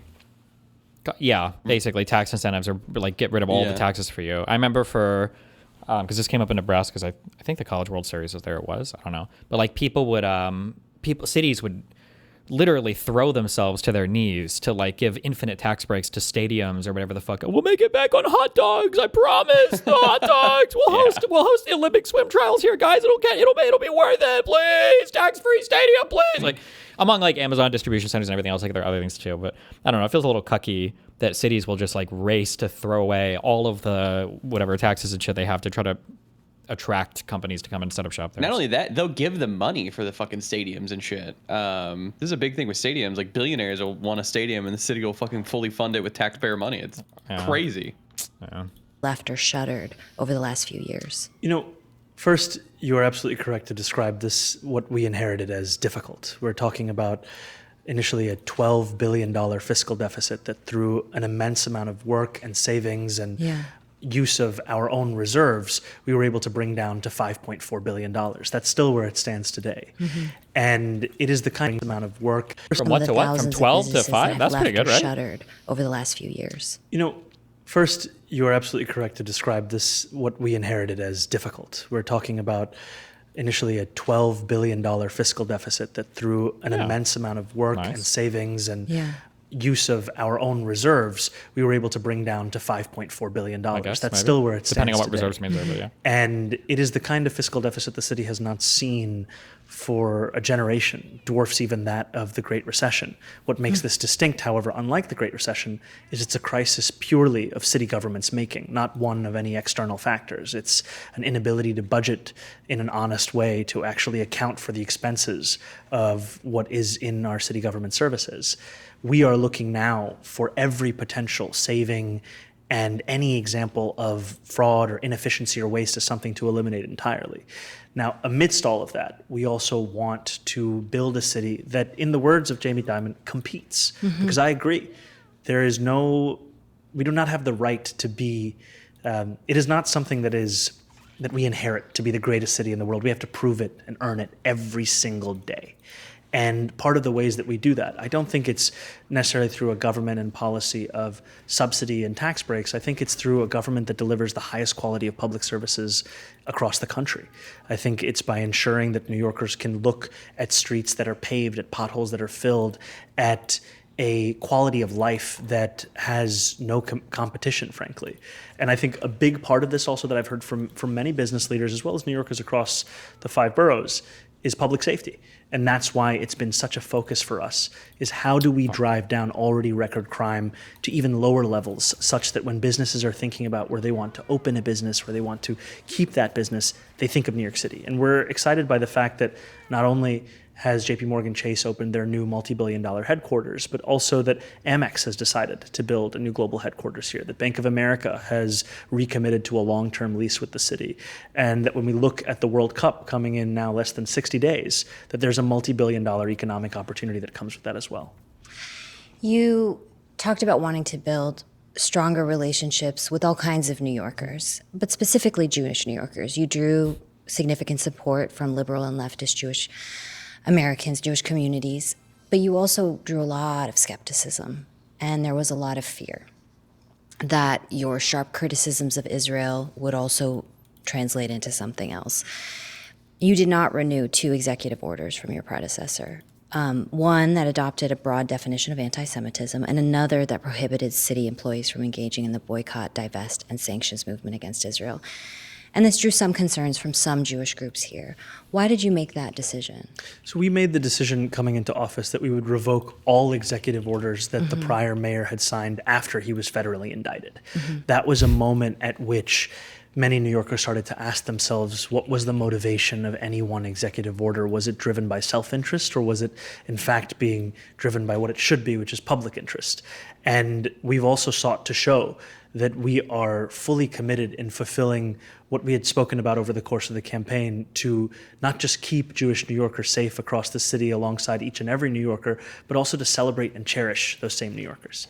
And so over the course, for example, of Passover, it's been an incredible opportunity for me to attend a number of Seders, to host Jewish City Hall officials at our home at Gracie Mansion for a Seder, to sit there as staffers look for the Afikomen, to get a better sense of what it means to lead a city with such incredible beauty and breadth of Jewish life across the 5 boroughs, and also to Thank you, Sleepy Joe Biden, for the non-schizo donation.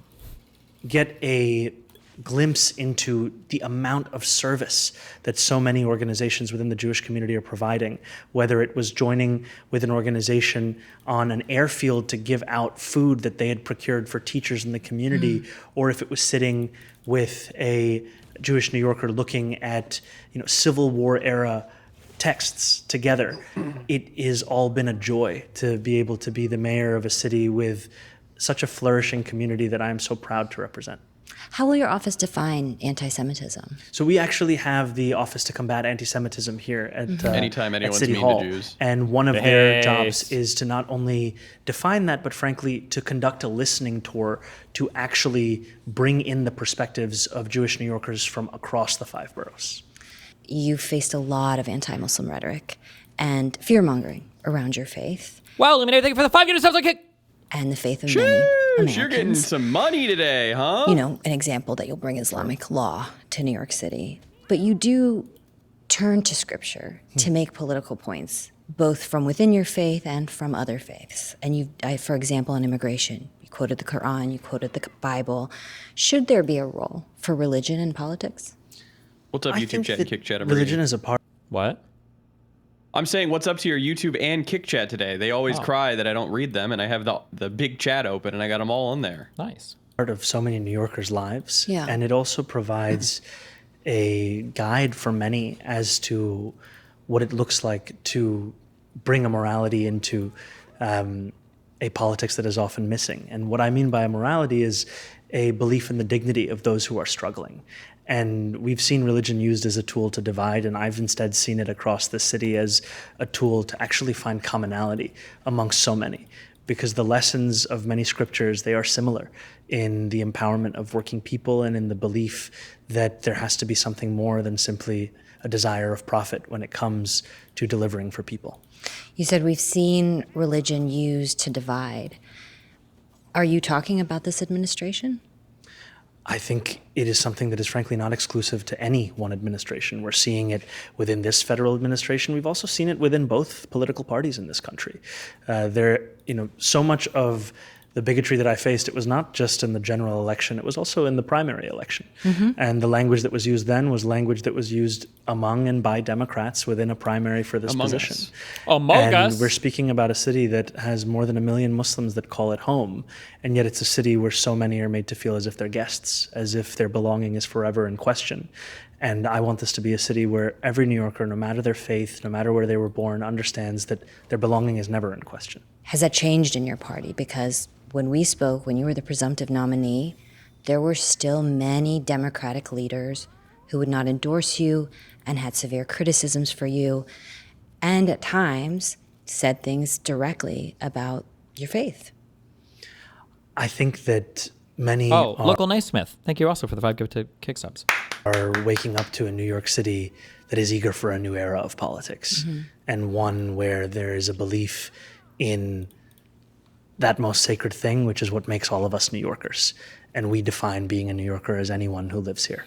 And we don't seek to bring back that politics that has been almost a part of so much of the discourse across the city, across the country, which is looking for different ways in which to define people such that we can always have those who are excluded. Are there ever any times where you smile a lot? And even when people are maybe insulting you, you still smile?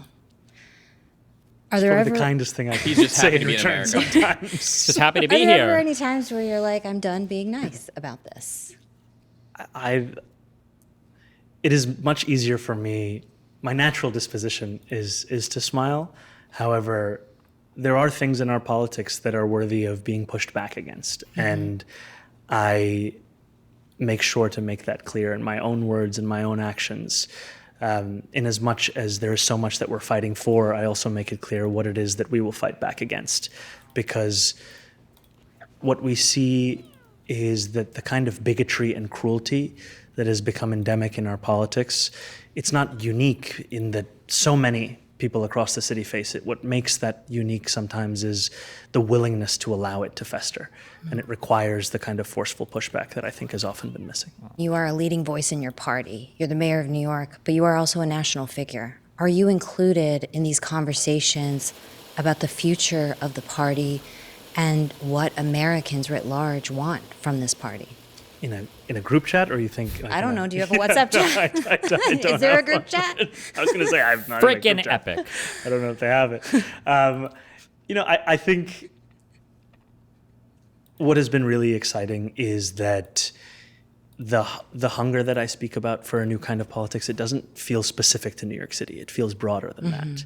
And I think in our politics, we've often spent a lot of time pontificating about the meaning of something. That is time that I believe we could spend doing more of that thing. And I think that in delivering what it is that we've been speaking about over the last more than 100 days, that in itself serves as the power of example for what can be done elsewhere. I think about the path to so much that we aspire for in other countries. It all begins with one example. And here in New York City, we're seeking to be an example for what it can look like to make life more affordable for working people. Is your party ready for the midterms in the sense that there was a message from American voters in the presidential election that they did not want what the Democrats were promising or saying? Is that going to be different, do you think? I do.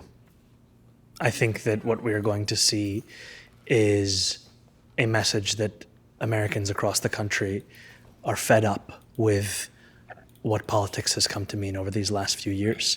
And I'm excited by a number of candidates right here in New York City. We have Brad Lander, who's running for Congress here in Manhattan and Brooklyn, Claire Valdez running for Congress in Queens and Brooklyn. And I think what they show is the very kind of politics that people have been eager to see on the national stage, a politics that understands not only will we push back against the bigotry and cruelty that we've seen in so much of these last few years, but also push for a dignity that too often it seems like we have to look for in the history books of the Democratic Party and not in the present day. Okay, I can't let you go without asking. You went from a one-bedroom in Queens Yes. to a literal mansion. It's just... What are you doing with all the space? What's it like? You never realize how small your one bedroom is until you try and move it into the larger even bedroom that we have there. I'll be honest with you, it's pretty nuts to move into a space like this. I don't spend all that much time there. Most of my time, frankly, is here at City Hall and around New York City. I've tried to live life like the same New Yorker that I was before this, because so much A man of the people. how you see the world is informed by who you're seeing it with and how you're living in that Jesus world. Christ, man. So if you spend every single day That's New York. driving around in a tinted window security detail, you will have a very specific view of the city. That's why I'm looking to take the train, to bike around the city, to walk around the city, because that's also how you actually meet other New Yorkers and you break out of the bubble that so many have come to expect of politics, where politicians only seem to be spending time with other politicians or the people who donated to make them politicians. Is there anything you really miss about your old life? I used to only be about 3 blocks from Steinway, and I definitely miss Steinway. But I can still see What is Steinway? it I'll look it up for you. very far, but it's Fuck still yeah, there from the lawn. World-class Mamdani, thank you pianos. for Well, yeah, I know the piano brand, but it must be like a restaurant or coffee shop or something, I would guess, no? taking the time. Very welcome. We Thank appreciate you. it. Thank you. I don't know. What do you want me to say? I don't have New any answers. episodes of Newsmakers. You don't know. Really? No. Really? Yeah. You want to have a rap battle right now or later? Yeah. Mr. Mooten doesn't know what Steinway is because he's... I don't know. Okay, that's all I got. Ooh. Yikes. Boo. Steve's gay. Jesus. He's having a bad day. Stop! Homophobia in my chat. Is it really I mean, just it's a rap. Is it a piano place? It's a street. I'm from there. It's an open mall. Okay.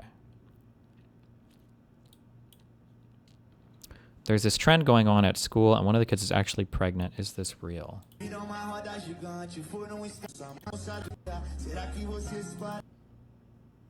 Stop. I'm not getting better by this.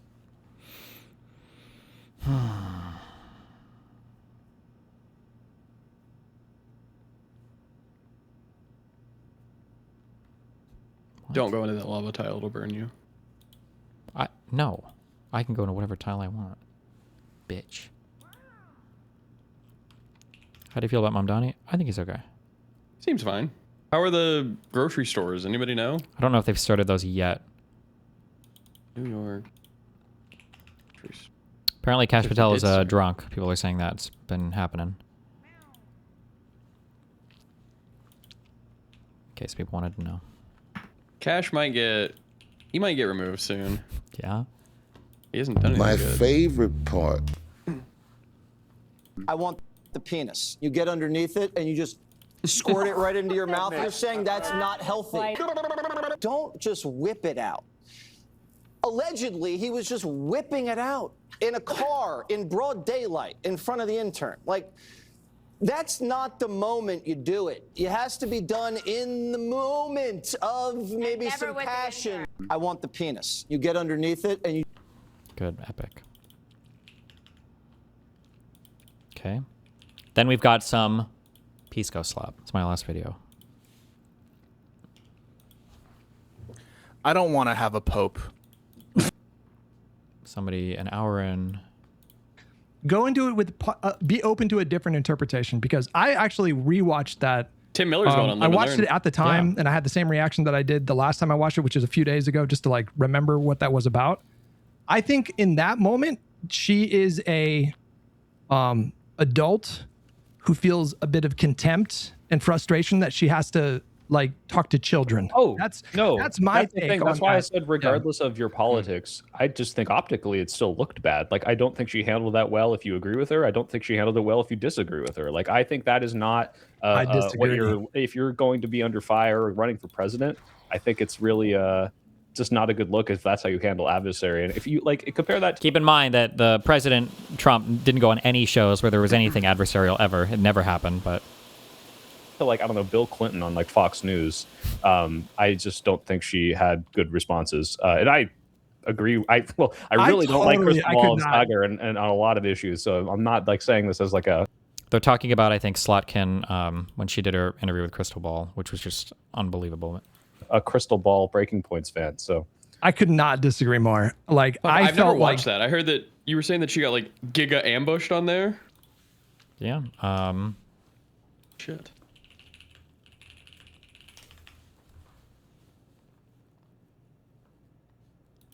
Joining us. This was like the first time, or maybe one of the first times. This is like really early on where we saw like a Democratic big like politician start to go on like alternative media stuff, and it was SLOKKUNO, who is a senator in Michigan, decides to go onto Breaking Points.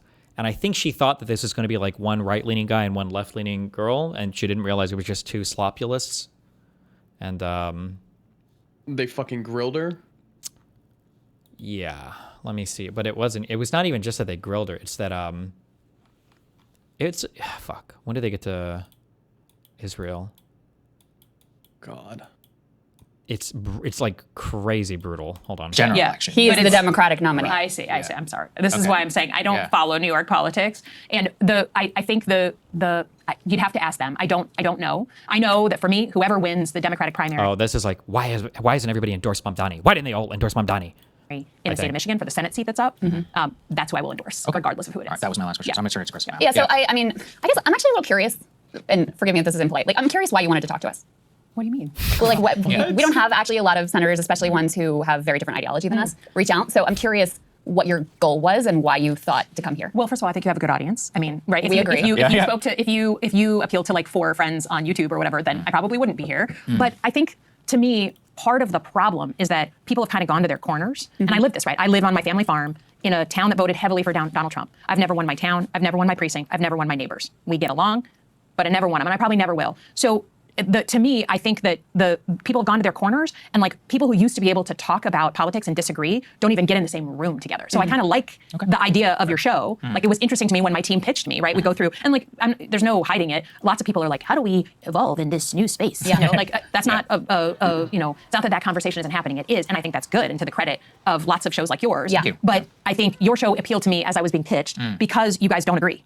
And like, I am very focused. My dad was a lifelong Republican, my mom a lifelong Democrat. Like, Michiganders want to get back to a place where we can disagree on politics and not have it be so like bitter. So I hear you on the idea of like you want to talk about the economics and the unifying and cost of living, and I think that ignores a big elephant in the room, especially when you're talking about even Zohran Mamdani. The reason Hakeem Jeffries and Chuck Schumer don't want to endorse him is because of his position on Israel. The single most viral clip that he had in that election actually wasn't about cost of living, even though that's what he wanted to make his campaign about. His opponents, Andrew Cuomo in particular, wanted to make it all about accusing him of anti-Semitism and attacking him for his views on Israel and Palestine. So the most viral moment from that entire campaign, I believe, was this moment on the debate stage. Guys, this is E1. Let me go ahead and play this for you, and then I want to get your reaction. Mr. Mamdani.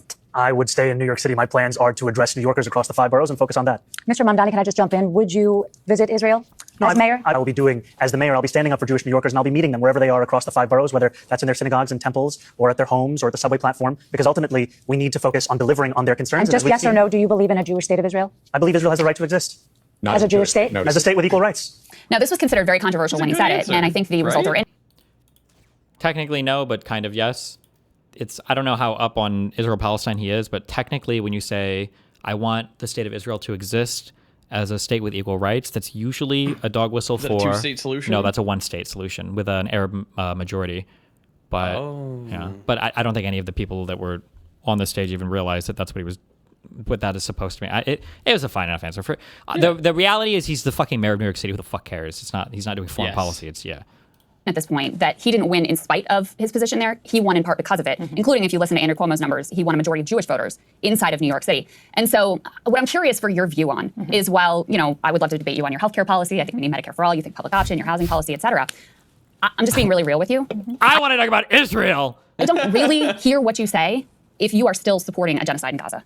And that's for me, I'm speaking for myself, but I know there are millions of other people who feel the same. Is she a that you have to at least or populist, slopulist? She's a populist. Just a slopper. Yeah. Okay. Cross this sort of moral threshold. And what it indicates to people, and I think part of why, Zohran won so many people in New York City, young people in particular, but Jewish New Yorkers, people across the board, is because it was a sign of, number one, okay, you're focused on New York City first and foremost. Sure. Number two, you're willing to take the heat on an issue that is really difficult for you, where you're being overtly smeared as an anti-Semite. And number three, there's no, entrenched interest that's going to control. You have a spine, you have principles, you're willing to stand up for something. And so, I'm curious for your reflections on that because of your voting record and where you've stood on this conflict. Yeah, well, one of the proudest moments that I had in my last election, where I just won on the same ballot as Donald Trump, was that I won a majority of Jewish voters in Michigan. We have a large Jewish population. And I won Dearborn Heights, and Hamtramck, the 3 Muslim-dominated cities. Trump won 2 out of the 3.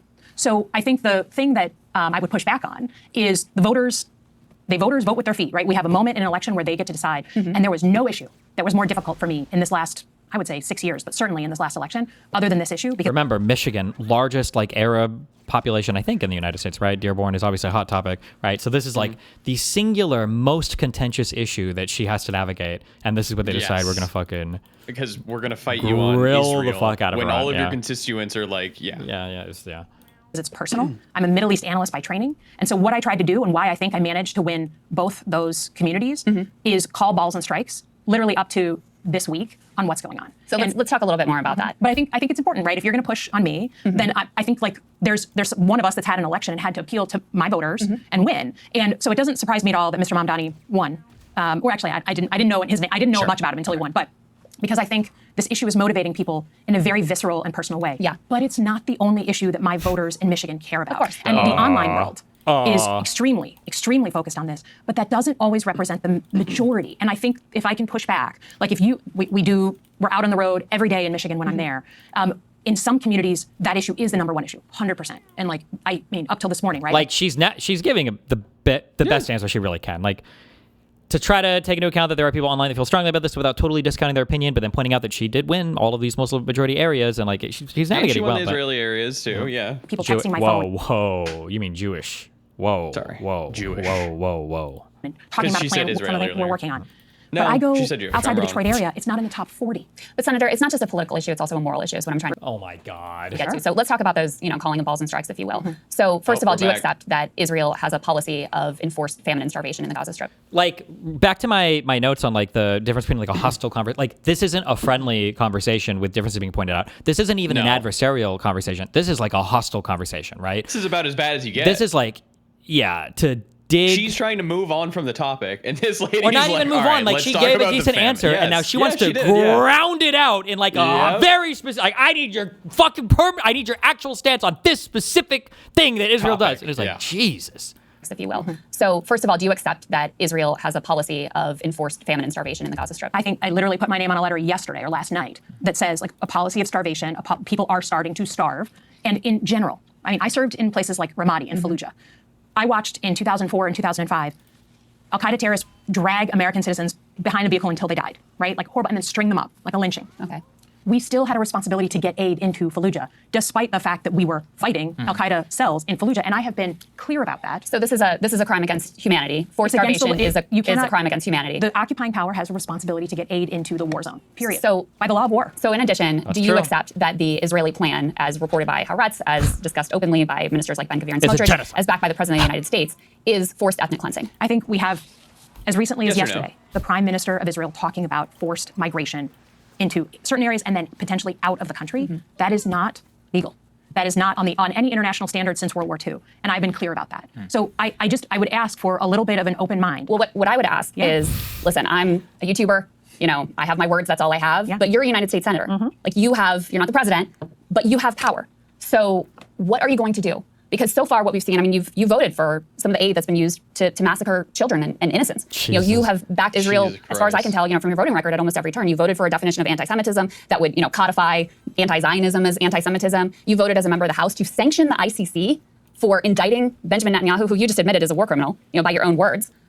So are you going to join Senator Angus King, Senator Bernie Sanders in saying no more aid to this country that is committing war crimes against innocent civilians? I think the first thing, if you're asking about what to do with power, and I would offer that right now Democrats own nothing in Washington. So don't play powerless with me. You're a United States Senator. There are things you can do. In terms of who... No, not really. There's What can she do? Nothing. Morally grandstand until you lose your election, which is what all these people want everybody to do. Yeah. runs our foreign policy. I just think it's interesting, right? That there was also when they talk about like voting for weapons to murder children, the way that because there's never a position that you could actually have. There's never a position that you can actually have that's good enough for these people. All the people that voted for any type of defensive weapons for Israel, all of the pro-Pally sloppers, they all say that that counts as offensive weapons because if you vote for defensive weapons, now they can save money on defensive weapons, and now they can invest more in offensive weapons. So any aid whatsoever, they consider basically supporting a genocide. Yeah. ton of protests when Democrats were in charge. There was a protest in Manhattan yesterday. Okay. I think it's fair to say, just to be honest, that back and forth, like the number of protests that go on now versus before. Well, they were part of your political coalition. Well, that's right? not True, what she just said. Notice how none of you fucking sloppers are protesting the Republican government. Even last week, the protests were against fucking Schumer and Jeffries. It's crazy. And she's super correct to point that out. I mean, Senator Slotkin, that's fair. Obviously, I'm here. Yeah. I was very upset over the Biden administration policy. And as you can tell, I'm very upset over the Trump administration policy. So let's deal not in strawman, but media but in in terms the of the tools that I have, the tools that we have in general, to me, the most important thing is a pressurized campaign to get aid into people who are starving. That to me is the number one, because that's the one is urgent and today. And that. But will you cut off aid to Israel so long as they're committing crimes against humanity? There is a difference between a weapon to protect a country from incoming missiles versus other offensive and defensive weapons are different. So would you support offensive weapons ban? Like, would you stop any offensive aid to Israel? That certainly, to me, would be a place to look, but I'm not going to cut off a blanket next sale on a defensive weapon that comes through. No. I also reject that because, for example, if, Senator Slotkin, if you were asked to support defensive weapons for Iran, defensive weapons for Russia, you wouldn't back that.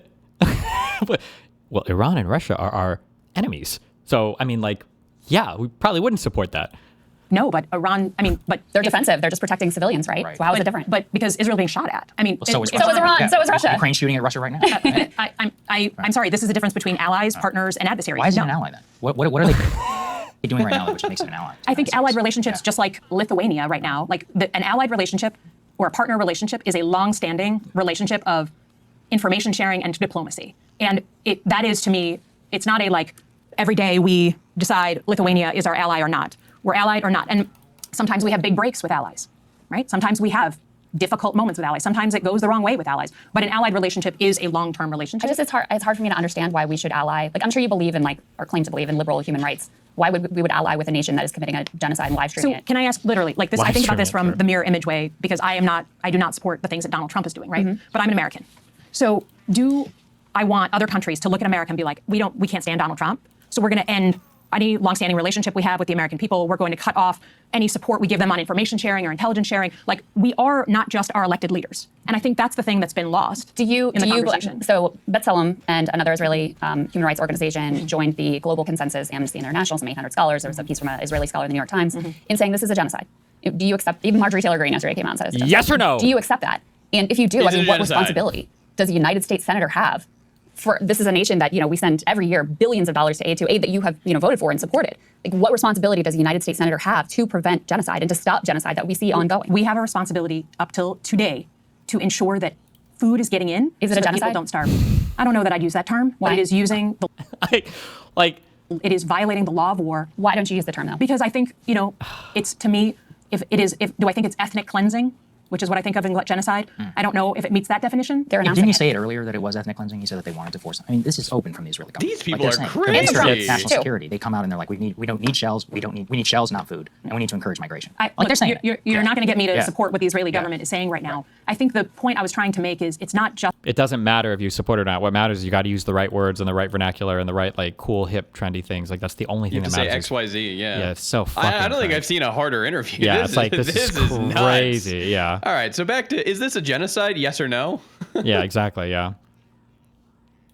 About we have relationships with nations over time, regardless of who their leaders are. We have really tough moments. We have easier moments, but that doesn't. So I'm not willing to say that I hate everything ever. Sure, into but so the future. even if you accept that they're committing a genocide, you still wouldn't cut off their aid. I think that defensive aid and offensive aid are different things, and I think at this point, So what if they're Nazi doing every Germany, single day, if Nazi Germany said we want defensive aid, my I mean, it's just you have to see We weren't where allies they're all with weapons that are Nazi being Germany. shipped. In another context, the weapons that they're using right now. I mean, to be honest, if you look at what's happening on the ground, the military part of this conflict is, for the most part, over. What they are doing, Senator, every single day is around aid, and they are hurting They people have around slaughtered over delivery of 1,000 aid. people who were starving people just trying to get aid. That is I not know you high, know this. That's not high intensity bombs. That's not the weapons that that we were talking about 2 years ago. It's just not. I'm sorry. Every single day, the military reports that I read, they are traditional.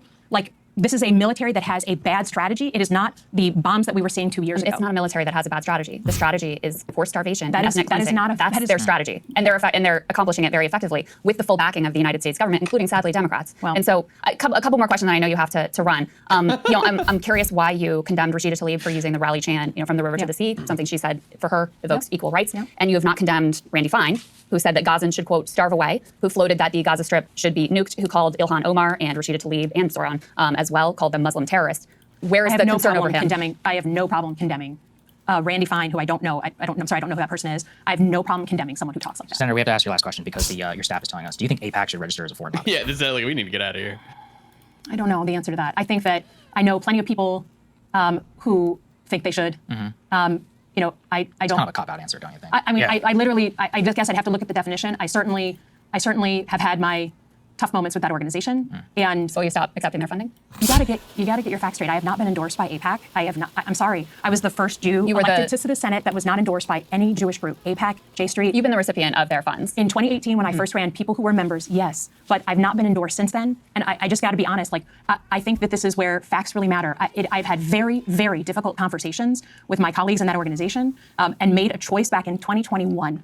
So that was the first time I was up for re-election. So I understand that there's a sort of again, cornered position, but to me, I call balls and strikes as someone who served in the Middle East. I have one more question I have to ask you. We do the show. I really do my best to try to uphold basic human rights, Palestinian humanity, oppose the killing of innocent civilians wherever that happens. Good for you. And I have to tell you, I feel really guilty that I'm not doing enough. I think all the time about, I'm a mom, I think all the time about those moms who can't feed their babies. Those babies are starving to death. And I just want to know, you're a United States Senator, you did vote for some of the bombs that were dropped on refugee camps. When kids have been sniped in the head. Tents firebombed, people set on fire. The entire Gaza Strip turned into rubble. And now we're seeing these emaciated bodies of babies starving to death every day. And I know what you can do. Does it eat you up? Does it eat you up? Do you think, what more can I do? Do you regret any of your votes? Do you regret any what I was sort of working on this morning? A group of Jewish rabbis and Muslim community leaders came together with a proposal that we are working on just getting, if we can't get other aid in, at least get baby formula and nutritional supplements for children in. Let that be kind of a... She doesn't give a fuck. The tears are performative. She doesn't give a fuck about the people. You just have to have the right position. She doesn't care about the fucking aid or starvation. You just have to have the right... It's got to be the most purity tested position. That's the only thing that fucking matters. Green light, never has a problem. No one's trying to eat baby formula other than a baby, right? That is the proposal that I've been working on all night and this morning. So in terms of what we're trying to do, there's not a moment that goes by that this isn't something that I'm working on and something that my own community, not online, but my own community has practical things that they want to do. They're willing to raise the money. They're willing to buy the formula. They're willing to do whatever we need to do to get it shipped in. That's how I spend my time. But you're not willing to cut off aid to Israel. To me, that to me is the most effective thing that I can do today. This is not a question. Your staff is telling us you absolutely have to go. So we appreciate your time. Thank you very much for coming. Thank you very much. Okay. Thank you guys so much for watching. Anyway, okay, so that's the interview. Anyway, this is Okay, these people are never getting another interview. Yeah, again, it was a right? crazy Yeah. hostile interview. But also, I like the fact that it perfectly demonstrated my complaint the entire time about like what it's like to be a liberal and then what it's like to be on the right and go to do interviews. People are like, oh, why didn't we go on Joe Rogan? Why didn't we do this? And in the past, you can even find a year plus ago clips of me saying, well, the problem is like, you're a liberal, you go on these shows. Not only are you going to have an adversarial interview with a conservative, you're going to be getting shit on by all the other conservatives, and then the left is going to be attacking you too, right? And then that's exactly basically what happened here. Like, what was the point of even going on? This is supposed to be either a both sides show or whatever. Most of the questions came from Crystal. This was a hostile, adversarial hostile interview. This is about as hostile as it could possibly be. One more question. What does populist like actually mean? I assume it's just like people who go over like popular interviews. No. Like, So populism, popular like topics. No. So populism is the idea that it's a very broad term, but like basically it's the idea that there is some kind of broad, unseeable enemy, and some person is going to deliver you from that broad, unseeable enemy. So people are usually blaming like people that talk a lot about like the elites, the elite class, the Jews, the billionaires, and that I am like, and it's got to be like it's also usually anti-establishment. Like the establishment has allowed these people to run amok and they failed you. And so we're going to fight against the establishment. We're going to fight against the billionaires, the donor class, the political elites, the Epstein class. It's all of these things. Okay, so this is what Trump kind of ran on. Yes, 100%. We would say populism. Yeah. Okay. But the issue with it's populism, like we're going to fight XYZ. Yeah, and I'm the person who's going to do it. Yeah. The issue with populism is oftentimes, one, it doesn't properly analyze the problems almost ever. But the issue from that stems naturally from that is that, two, they don't usually offer good solutions to anything either. So because populists don't identify the correct problems, they come in offering super broad solutions that aren't even possible to implement. And even if they were, they wouldn't solve anything. So it always fails. It always falls apart. Populist regimes never work out because they're always overpromising, under-delivering, and then making people just ass pain as fuck about like, literally everything. It's like the lowest form of like political theater, ideology, internet politics, whatever. It's just, I mean, it existed before the internet, but it's so... Okay, so it's pretty much like we have an enemy and we have to go after them. They're the reason for all of our issues, and we need to win, and Basically. we're going to win. Okay. Yeah. And Bernie, you would say Bernie was a populist as well because he reversed not the Jews or whatever, but like the business class. Sure. Or, Although like, Bernie the was billionaires. definitely a populist. He did a bit better though than the average populist because he usually had actionable. I would say that Bernie, if I was going to super Like thread the Medicare needle, for all? I would say that Bernie used populist rhetoric. But I think in policy practice, I don't know if I would say that Bernie is the same type of populist because he had a lot of experience, obviously, in the Senate. He had specific policy goals and recommendations that weren't just demonizing the fuck out of everybody that was in the elite class and everything else. Although that was a lot of the rhetoric he used, but at least he had actionable policies to talk about. But Okay, yeah, that makes sense. I felt like she was remarkably composed. There was really only one moment where she So they're let talking the about that guard down interview now. literally for like a half second where she gave Crystal kind of like a sideways glance, literally like a sideways glance.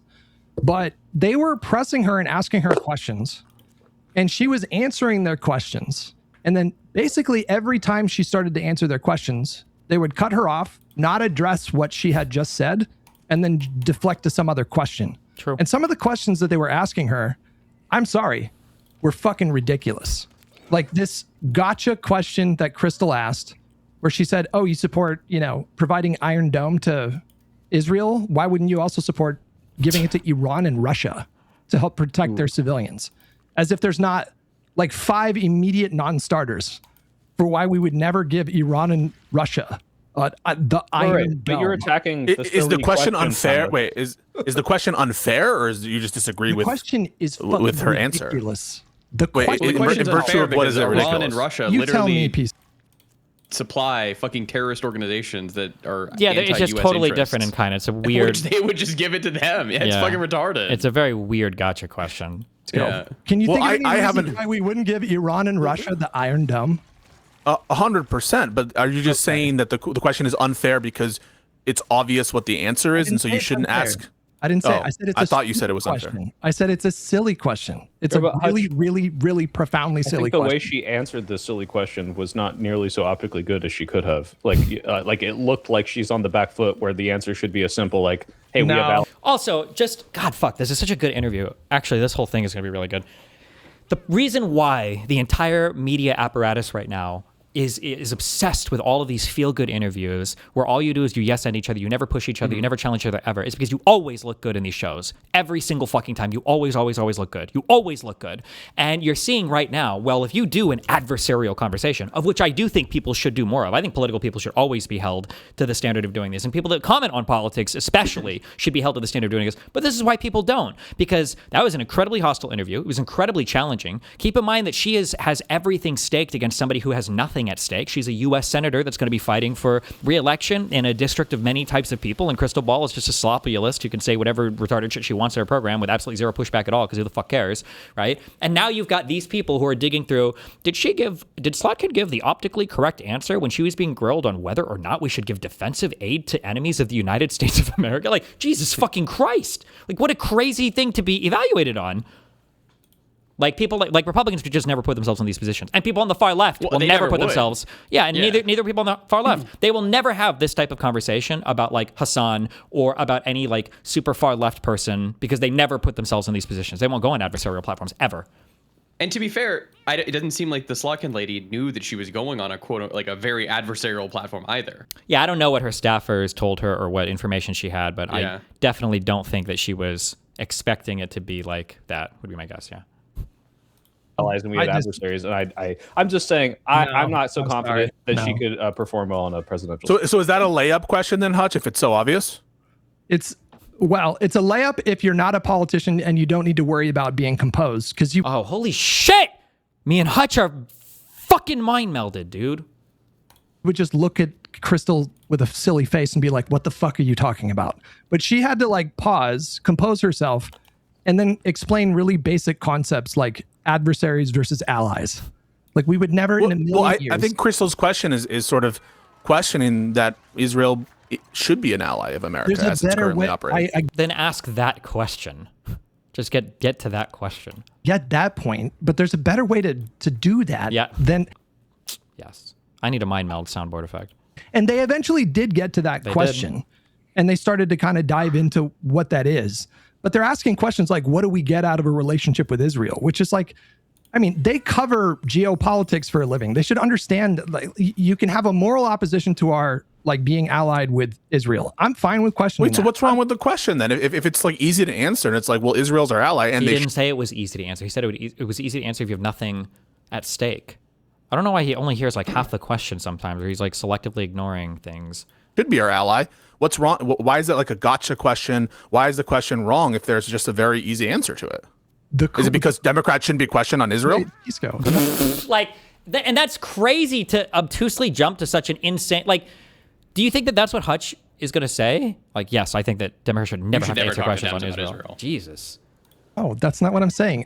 You can question her on Israel, but when you ask, why would you, like if it's about protecting civilians, why not give it to Iran? Well, like if this is a highly top secret classified weapon system and we give it to Iran, they could theoretically repurpose it and make it redundant. It's like, that is just like immediately that's where your mind should go. But and like, then the why Iron shouldn't Dome doesn't work for anyone. So like, why would we ever consider, like, if you want to make the point that we should, I think there's better answers to this, but it's okay, I guess. We should question our relationship with Israel. That's fine. But I'm just saying, like, why is it a gotcha question if it's like a very, very simple, easy answer and obvious? Like, what's wrong with the question? Like, imagine if she were to ask the question, okay, so just curious, you've said a lot of things about laws in the United States, and, I've noticed that you claim to care about children.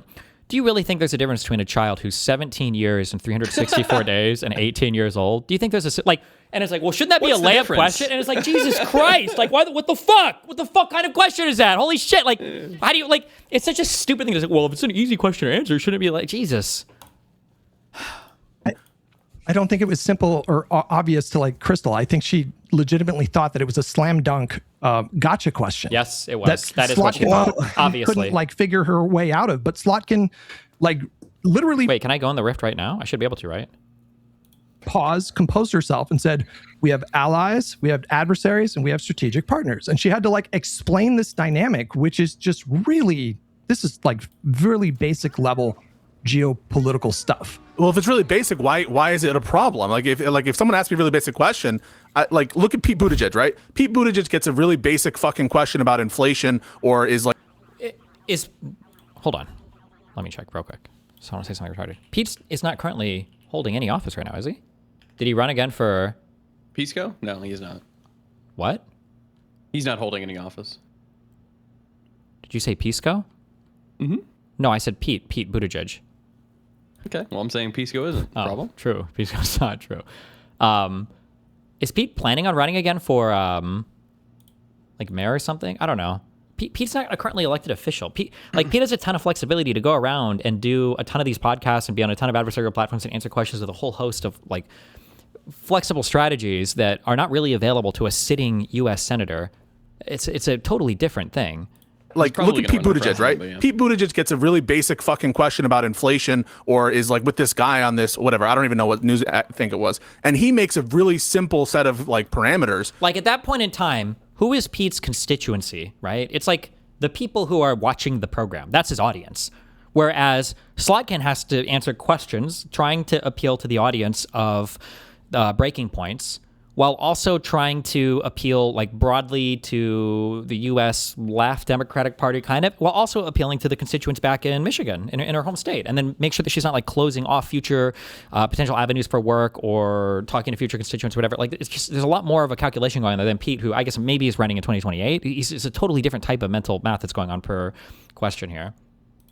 Make the other guy look like a fucking idiot. I'm just like asking, like, why is that a problem? If it's such a loaded question or a question that's like requires just a basic distillation of shit, why can't she use it to stun on Crystal?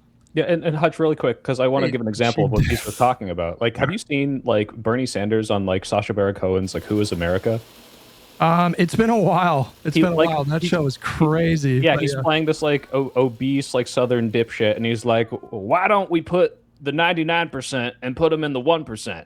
And Bernie is like, but that's not how math works. Like, you know, he doesn't pause. Like, optically, this looks not bad for Bernie. Like, he tries to make Bernie look stupid, and Bernie's like, you're like, essentially, you're fucking stupid without saying it. And SLOKKUNO, I think, tried to do that. But like, what I'm saying is, rhetorically and optically, I don't think her answer looked good, even if she had the right idea. And that's I think you're falling. What was she supposed to say? What did they not like about the answer? I don't know. Victim to this. Sorry, you what are you supposed to say when somebody's like, well, why don't we give weapons to Iran and Russia?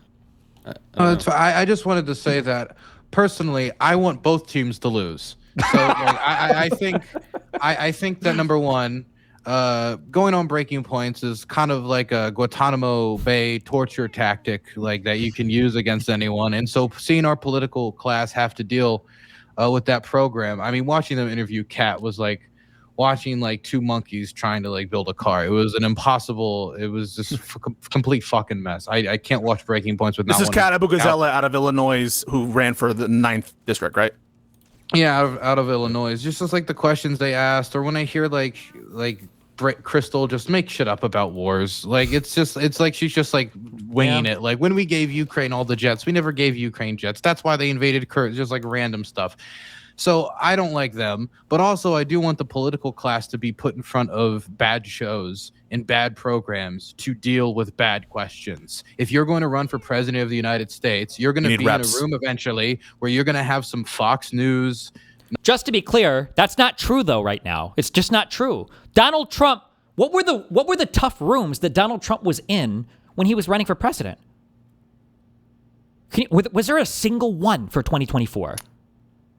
A single tough room, a single tough interview. Was there one? You could argue the debate, but that's like it. Like, there's no interview. I don't think so. Oh, true. I guess he did. No. He did do a debate with Kamala.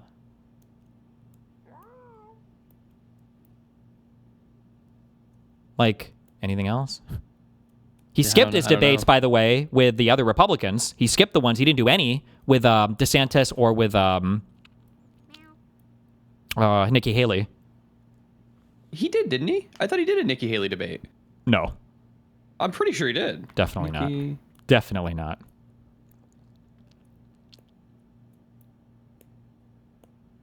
Oh, they never did. No, which is funny because these are the guys who always say, like, Democrats didn't even have a real primary. You guys didn't have a real primary. And it's like, Donald Trump literally skipped all of your debates. You guys didn't even really have a primary, but... Maybe I'm just thinking of the primary that they had and he just wasn't there. Yeah, it's just cringe. And he skipped a second debate with Kamala. Yeah. You just cringe. knuckle dragger come in and say like, if you support women, why don't you want to deport the migrant rapists? Like you're gonna get that type of stuff. And so I do think my 100%. My argument is that that's just she not did. true. She answered the question just fine. Like She she did. didn't lose her shit. She didn't get triggered.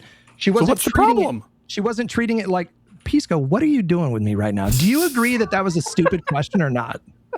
I'm not sure. Wait. It's a stupid question. If she's trying to get at, ask why. Why we don't give Iran What do you mean by the question? fuck. Holy shit! Whoa! I just got fucking blown the fuck away. True. Oh my god. We just got the. Hold on. Kick Chat just had the truest fucking message that of all of 2026. What'd they say? Oh my god. Compare the way that Pisco reacted to people saying that AOC kind of flubbed her answer when she was at that world whatever thing answering questions about global security, and she flubbed an answer on, I don't remember what it was. It was when she shouldn't have flubbed, but I don't think it was that big of a deal. But when Hutch even suggested that her answer was not perfect here, Pisco lost his fucking mind. It was like he saw blood. He went crazy. He's like, why the fuck does she have to know every fucking thing about Taiwan? He fucking lost it. It was crazy. I was like, well, there's no way this is as bad as the subreddits make it sound like. That's just it. Yeah. Jesus. Okay. Fucking the Iron Dome. The reason why I don't think it's a stupid question, I'm going to explain why, is because it's clear that what she's really getting at is questioning the notion that Iran is an ally and that they should be treated as an enemy. And so I don't really feel like there could be like a very easy, what did I say? Iran? But Israel. My bad. Israel. Hello. Hey, can you hear me? We're only like 10 minutes through this, so what's up? I'll be quick. Okay, first, those little smiley faces you put after every message are the most passive aggressive thing I've ever seen. It's not passive aggressive. It's to show you that I'm not mad. If you So I do put them. one more, I'm literally watching you on stream. I know you're not smiling, so I know Well, I'm passive-aggressive. digitally smiling. Look, Do you think when I type I'm- Limeo, do you think I'm actually laughing my ass off every time?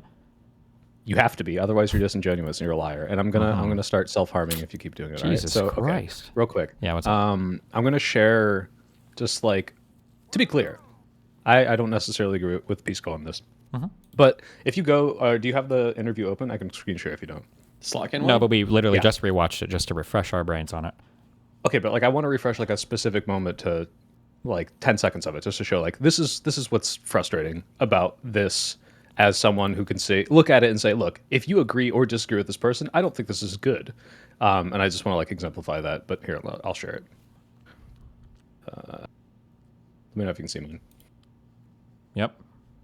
All right, so Anti-Semitism. You voted as a member of the House. to be clear, they're asking got you annoying fucking questions. I'm fully in acknowledgement of this, and I think Crystal and Sagar can be fucking, especially Sagar, are hacks. But To sanction the ICC for indicting Benjamin Netanyahu, who you just admitted is a war criminal, by your own words. So are you going to join Senator Angus King, Senator Bernie Sanders in saying no more aid to this country that is committing war crimes against innocent civilians? okay, so what's the question? You think there are senators that have done this? Are you going to do it too? Right? Who cares if it's a gotcha? Like, I think, how would you answer this question if you think The reason why it's impossible to the reason why it's impossible to answer this question is because Crystal is a fucking idiot, unfortunately.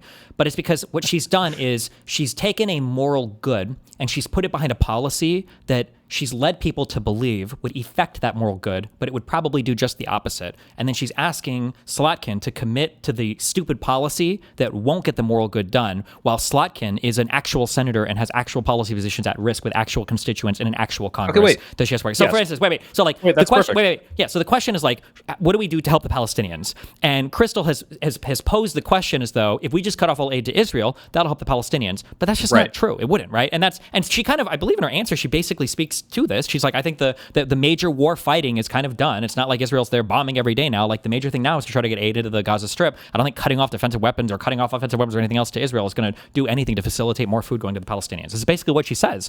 She might say that at a different point. I don't think she says that right here, but I agree with you. And it's like, okay, if you gave that answer, I think that would look great. And what I think her answer is like a little dodgy and makes her look bad. Because if you just said, hey, like, I understand what you're doing. You're saying, why can't we hold this over their heads? Won't this stop the killing? My understanding is that not only will it not, but we can do different things right now that will directly help the Palestinian people. And I think you have a misunderstanding of the framing. I think that would be an amazing answer. I think that would make her look good.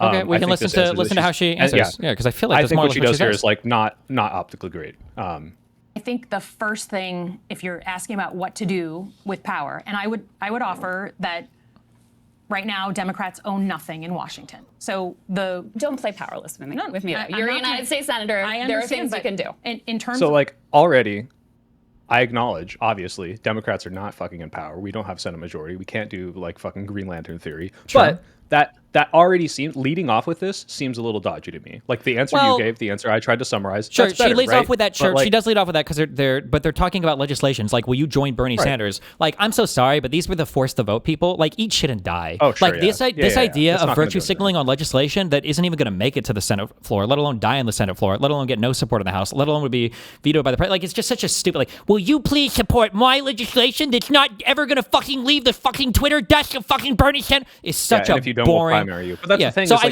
think it's okay to answer to start off. off. Say that too. Well, she can say, she does first of all, by I saying, don't think that will help. Right. Well, no, because that's a weak answer. You would say, doesn't think it'll help. Doesn't think it'll help. How would the answer right here is Democrats don't have any power right now. They don't. They literally can't. Whatever Bernie Sanders. I guess you could have explained the legislative process more. That's what I'm saying. Is like again, I'm not even disagreeing with any of what she is trying to say here. I think this looks bad. That was my whole thing of bringing this up on the show. Is like this looks like someone doing dodgy politician platitude stuff, and not like. And I'm gonna right after this, I'm gonna show you like 60 seconds of Bill Clinton on. Have you seen Bill Clinton talk to Chris Wallace on Fox like in the 90s? No. Okay, I'll show you this like right after, but like I'll keep it going a little bit. who runs our foreign policy? I just think it's interesting, right? That there was like it's interesting, and it's like okay, like already this is like kind of the Gavin Newsom thing where it's like please address the question. Ton of protests when Democrats were in charge. There was a protest in Manhattan yesterday. And now she's talking about, again, very legitimate criticism. Where the fuck are all the Palestinian protesters protesting against Trump, protesting against the people in power? I'm sorry, hold on. Caitlin was just crying that Slotkin or like Hakeem Jeffries and Chuck Schumer weren't quick enough to endorse in the primaries like a mayor for New York City. And she's going to take issue with the fact that Slotkin is rightfully pointing out that one, the Democrats were not given any power in Congress. And then two, there are still anti-Palestinian or anti-Israel protests going on, but they're still targeting Democrats, which was true 7 months ago. It was true last week in New York City.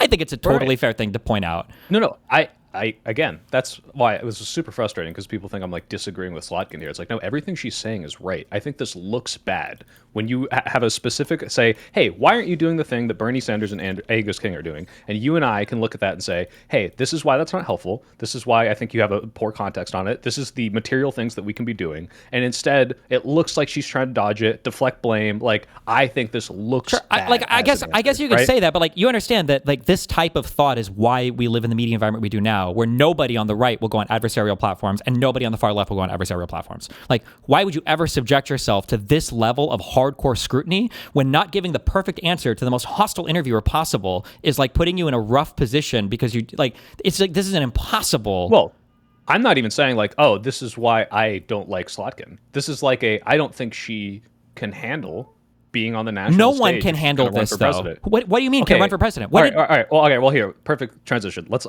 Can you see the Fox News tab right now? Sure. But wait. When you say no one can handle this on the national stage, Trump wasn't in any of these spaces.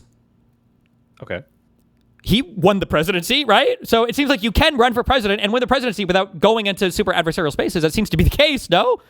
Well, if she's going to go into these spaces, which she did, I don't know if she knew about this going ahead of time, she has to acknowledge that if you can't come out of this looking like you came out on top, I think that's going to be bad for your electoral chances versus well, it Trump won't. No, what was bad for the what was bad for the electoral chances was going in that space. She shouldn't be talking to people like that ever. That because it's a loser sure, yeah. And if that's the conversation strategy ever. is like just don't go on these fuckheads like shows, sure. But if you are like Trump's thing is either I'm never going to do it, and if I do, I'm just going to deflect, and posture, and my base will eat it up. Like that's going to work. But I think you can go on these spaces. But if you have to be like what I think Bill Clinton does in like these sort of situations, I'm going to play this real quick. Okay, before he says this, just so that it was telling I'm coping or whatever, right? So I don't know the year of this, okay? But one, Bill Clinton had a much better. 20 years ago. Sure, but the year is important because one, Bill Clinton staked a lot of his reputation on Israel-Palestine. It was a huge part of his administration. Remember, he like threw the whole last year into the Camp David stuff, trying to get a final peace agreement. There was the whole Clinton parameters that led to the top of stuff. He threw so much into this. He,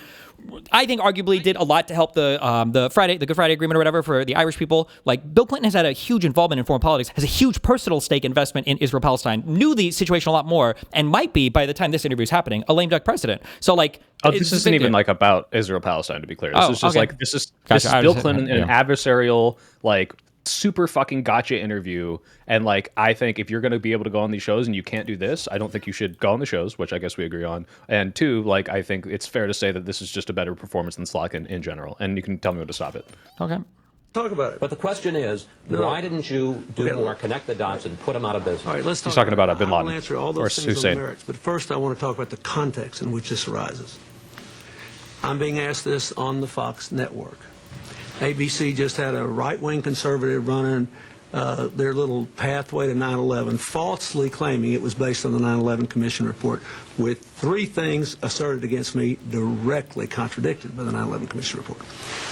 And I think it's very interesting that all the conservative Republicans who now say I didn't do enough claim that I was too obsessed with bin Laden. All of President Bush's neocons thought I was too obsessed with bin Laden. There's no way that I can prove this, but okay, wait. So this sounds like this was after he was already out of office, right? Yes, this is post. Sure. So there's a couple things going here. So one, we're on Fox News, so he knows this is an adversarial interview. So the tone can already be quite a bit different. Number one.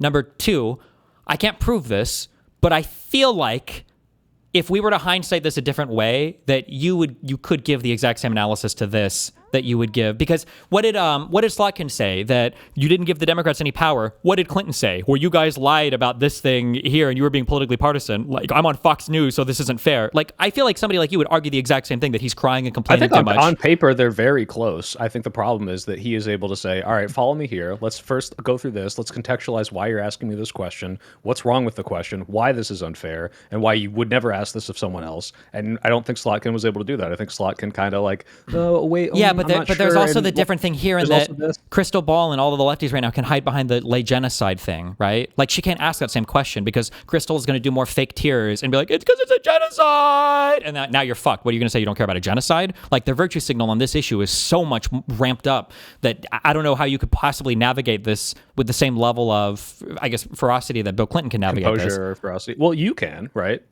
I'm not running for office, and I don't hold office in a super contested area. So I can remember Dearborn, Michigan. There's a Senate race this year. She's fighting for her life on a swing state, right? She's in a way different position than I am. And also, if you want to compare to me, everybody calls me a fucking Nazi on Israel-Palestine, that I'm super IDF pro genocide. No, it's not about the position. It's about the fact that you're able to navigate these conversations without taking the virtue signal or the moral grandstanding and being put on the back foot and look shaky. And I think Slotkin wasn't able to. And this was all in the context of, hey, Slotkin might run for president. And I'm like, I don't know. In this interview where she had some adversarial, questions, which she will have. She's going to have those on the path to presidency. I understand. I understand what you're saying, and I can do that, and I can do it better than any Democratic politician in the United States because I'm not running for anything and I'm not holding office. I have the flexibility to say whatever the fuck I want. Yes. I can say exactly. Well, but then it's different. You can't evaluate the optics there in the same way.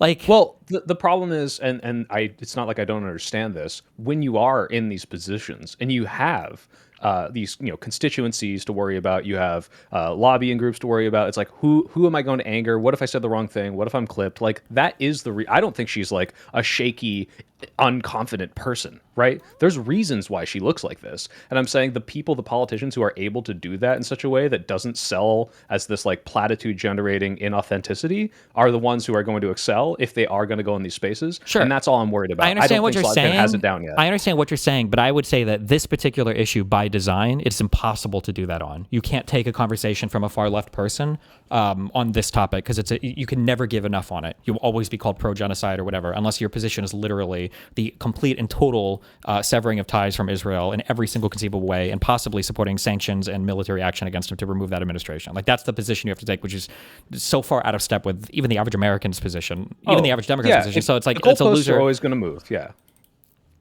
Okay. But don't get me wrong. Last thing I'll say, and then I'll head out. But like, would you agree that if you went on there, and if Slotkin goes on there, they ask this question, and she says, I think what you're suggesting is not going to materially help because XYZ. What I'm trying to do right now is this. This is the best way, in my view, to get aid to the Palestinian people right now. Otherwise, everything else is immaterial because we don't have power. And if you disagree on that, then you're missing the forest for the trees. And then they go, genocide, genocide, boo-hoo-hoo, like, oh, you're just killing kids, you don't care. Does she not come out on top by clearly laying out why they're logically wrong and they just grandstand? I guess I would have to think about it because I feel like that was basically her answer, and I feel like that's basically what Crystal Ball did.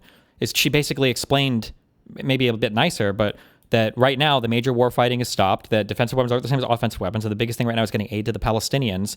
And then Crystal started crying about dead children. Was like, "Don't you feel bad about voting for defensive weapons?" And it's like, okay. So yeah, the points are there. I think the connective tissue and the optics just don't look good for her.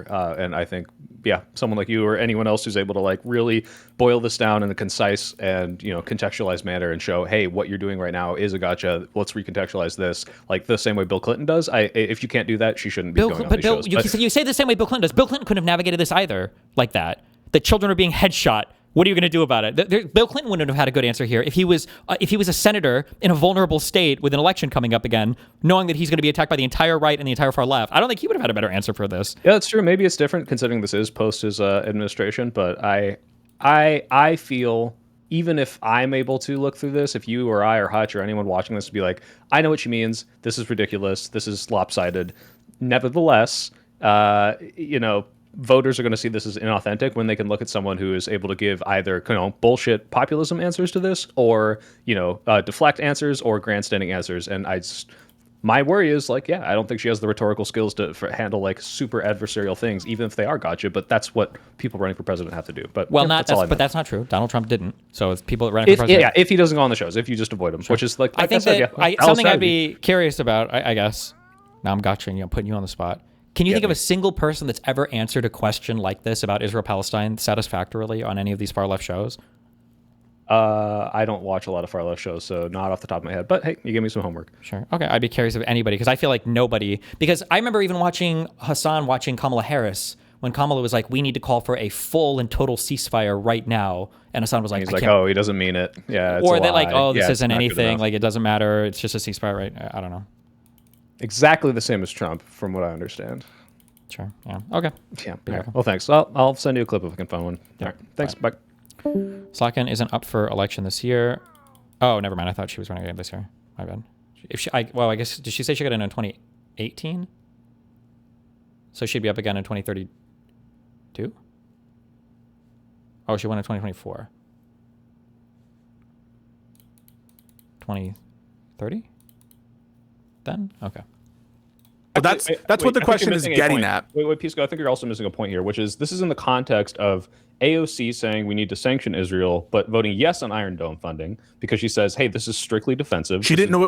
No, she didn't. She didn't vote yes. Well, she or abstained or whatever. The point is she's making a distinction here between the Iron Dome and every other weapons funding, and so it's like, hey, if you're making a distinction, or if some people on the left make this distinction because they say this is going to prevent civilian deaths and this isn't going to be used to kill anyone, then why not send this as humanitarian aid to other countries that are getting bombed? That's where they're getting at. And I understand. Now, there could be responses to that. No. I absolutely understand that. And you can have a bunch of reasons why the answer to it should be clear. But that doesn't mean that the question itself is stupid if you're just trying to elicit, well, it's not enough to say something's defensive, right? There are other factors to consider, such as whether it's in America's strategic interest to be allied with such a country. And that will certainly I am, for example, in favor of cutting off all funding for Israel at this point, given how they're conducting themselves in this Iran war, to say nothing of Gaza. And so I don't think it's like a... Wait, what? Or does he mean like because they dragged us into the Iran war? Or does he just mean because of what they've done in the Iran war? What? I don't know. Okay, I don't know. I don't care. Why even try to comprehend far left foreign policy? Whatever. It's so bad faith of a question. I think if it's a stupid question, she should be able to answer it. You said that she answered it fine. What's the problem? The problem, I think, is that I think what's happening right now is the Democratic Party, like the politicians, the actual elected politicians, they all saw the same kind of like postmortems of 2024. They all saw a resounding assessment that they ignored the alternative media space, and obviously like we're seeing a ton more Democrats going to these spaces. But what's happening is I think that their staffers are scheduling them for interviews with people, and they're just now finding out just how rabidly like anti-democratic party a lot of these spaces are. True. And so now it's creating these awkward situations like what you had with Breaking Points and SLOKKUNO. The problem is that she was going for like this gotcha question. I mean, there was another part, there was like a couple other parts in the interview where she basically asked her like, how do you sleep at night? After the crying. Like, how do you sleep at night with like a clear conscience?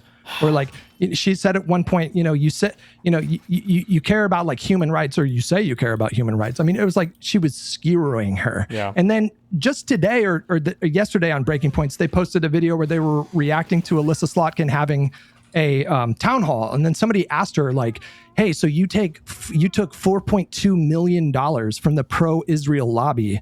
Like, what do you have to say about that? That number came from AIPAC Tracker. And I don't know if you guys heard about all that controversy. Did you guys hear about that? Yeah, like their methodology seems like totally fucked. Their methodology is crazy. Like if it's an individual donor who at any point has donated to a pro-Israel lobby, they were counting that in AIPAC Tracker. And they were not applying that same standard to consistently their across. candidate. Yeah. So it is insane. And Crystal Ball was like promoting this kind of attack on Slotkin on her program. Like, to me, that kind of attack, or AIPAC Tracker specifically, because I did see Ryan Grimm question the methodology of But she was legitimizing the question, and she was saying, well, she needs to just have better answers for these like legit questions. It wasn't a legit question. Wait, in what sense was it not a legit question? I'm asking you, why is it not legit? God. I don't know if you. All right, sorry, I'm gonna take a breath because I'm losing composure a little bit. Hutch, tell me if I'm wrong, but what you're saying is like this is clearly like Crystal and Sagar coming in with this like very anti-democratic party messaging Israel-Palestine question that was like in what would otherwise be probably not like a super adversarial environment. Like, Pete's going on with a Republican and he's expecting some sort of attacks, but like they're like all of a sudden like, hey, bam, here's like a weird framing of this specific issue, and why don't you have a perfect answer for this right away? It's like, I don't know if you want to call it clip. Well, then they got the wrong read on Breaking Points then, right? Like if they want to get a hand job, they come on Live and Learn. But if they want to have the fucking reporter ask them question, they go on Breaking Points. Martin Bailey. It wasn't just a reporter asking questions, though. It was like the most aggressively adversarial type of interview. Anything where you're asking, like, where you're grilling people on follow-ups is like crazy aggressive. On Bailey. No. Nobody's asking. I didn't know I was getting that later. I was asking if that was Hutch's position. Hutch, is that kind of what you're getting at? Or Nobody's asking anybody to give politicians hand jobs, but maybe don't like legitimize questions where the underlying premise is entirely false and malicious. Maybe don't do that. I'm not getting that hand job later. Maybe don't do that. That's what she did. That's what Crystal Ball did. When you give us the $25, we're meeting you on the front. I'll take a hand job. We're gonna lube up that trench, all right? I'm a big like hand jobs are underrated guy. Wait, we haven't talked about Viktor Orban. That's huge. And Dylan is here. Yeah. Sure, I talk about Orban. I also have. Is that it? I did have a few things I didn't want to talk to you guys specifically about that's in the news, but I wanted to say just quickly before we move off this topic, people don't like Democrats. People hate Democrats right now. People hate Democrats more than Republicans. That's what the polling shows, right? It might not, even Republicans in power, that's currently what the polling shows, that more people are dissatisfied with Democrats, but they still might vote for them in the next election, right? If that's the public perception, whether or not Crystal Ball and Ryan Grimm or any of these people were particularly fair in one or two interviews, you're going to meet hostility in the majority of the country because that's how the majority of the country feels towards the Democratic Party. It might be different. It might be different. What you did though. You're saying your hand. Let him finish. Let him finish. No, I'm just. I'm not. Wait. Let me be clear. Let me make my position on Crystal Ball perfectly clear. When Crystal Ball talks, the country is worse off. That is my official position on Crystal Ball. I really don't. Now, of course, it's because I care about a certain issue and I see her speak so ignorantly on it. I assume that's how she speaks on other topics. I can't truly know because I'm not an expert on all these other topics. But when I see her speak about Ukraine, she is as less knowledgeable as I can imagine. But at the end of the day, a lot of people are not knowledgeable in Ukraine. A lot of people are not knowledgeable on all sorts of topics. And the Democrats have this negative perception. If you want to be president of the United States, you have to learn to go into rooms where everybody hates you and you somehow make progress, where people will ask unfair questions of you and you will actually get something beneficial out of it. And so whether or not this question was good, I think that this is a good... Candidates should have to have their nose broken before they run for president of the United States, politically, of course. 100%. And in some cases physically, but mostly politically. And we see that we see the consequence. That's a great image. You should pull it up, Soy Pill, by Hutch. Asking me to share this. Yeah, this is great. Literally, that's what I'm Wait, click into. Keep in mind another issue too. Again, I don't necessarily disagree with any of these things. It just sucks that only center-left people have to do it right now, or are expected to do it right now, and they have no safe platforms.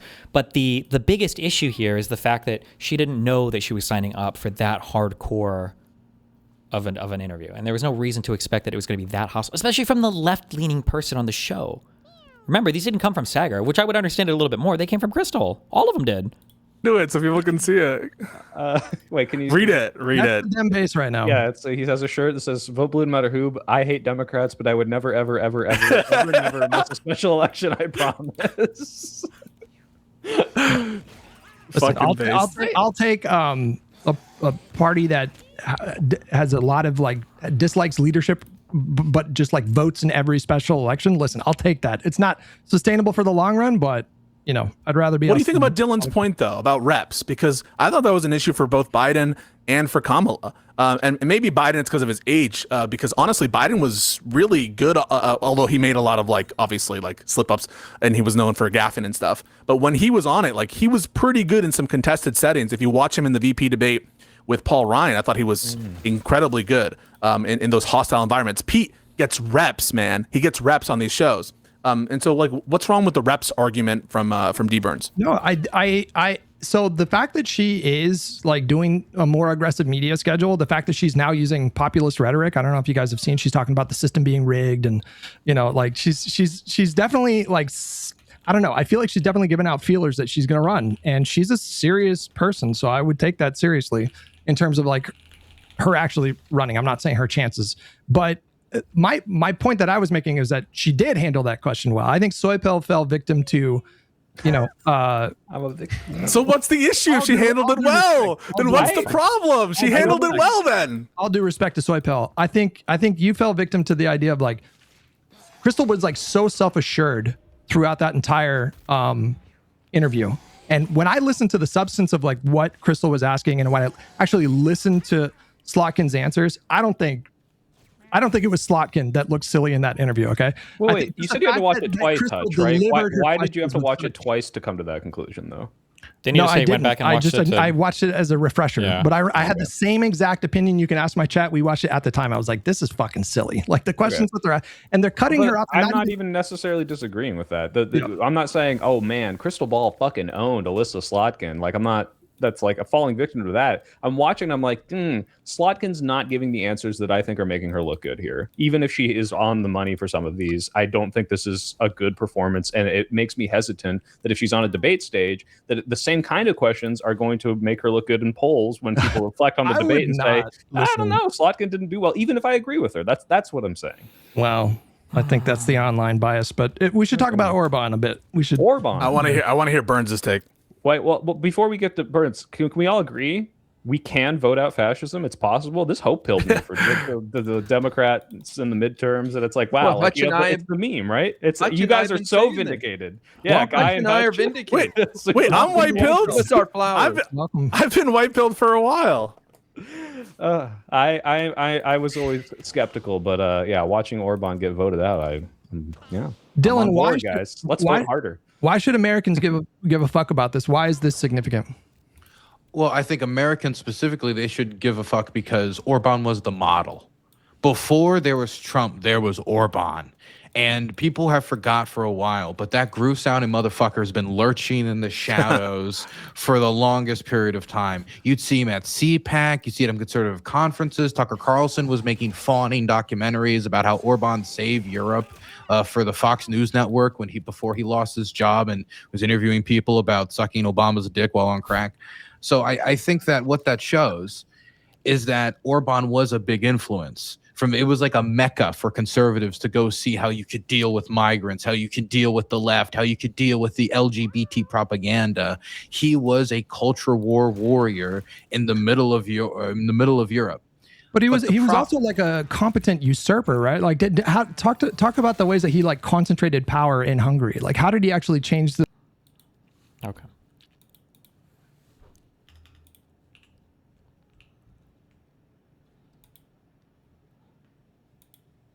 Justice Samuel Alito is not retiring. Sources close to Justice Alito confirmed the Fox News report.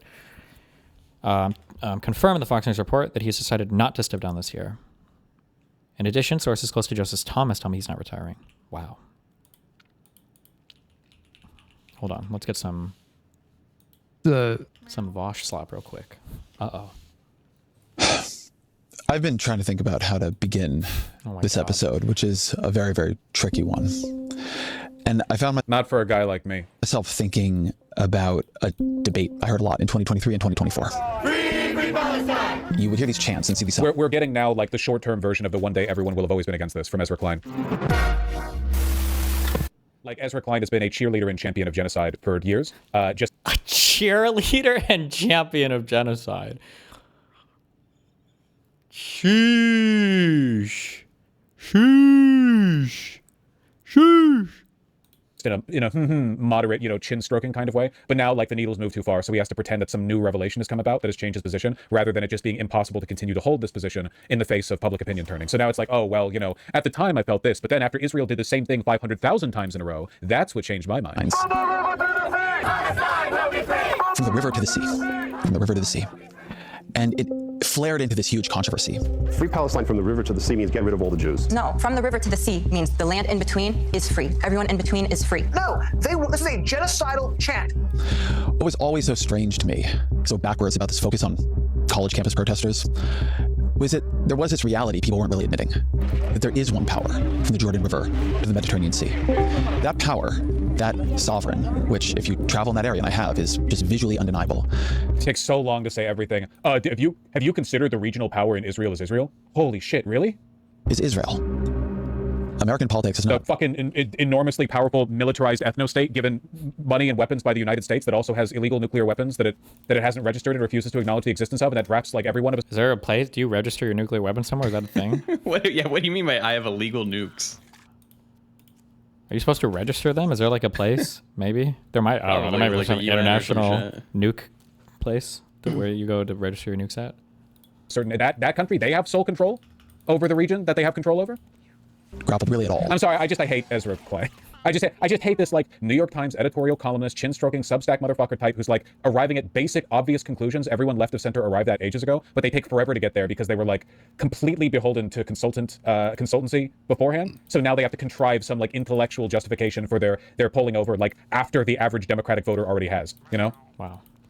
With a level of day-to-day domination that Israel exerts over Palestinian lives, and the complete absence of any horizon at all. Yeah, been like that since the Nakba. Like it's been like that unrelentingly for 80 years with no change in the conditions. What's they have the continued Nakba to have or whatever.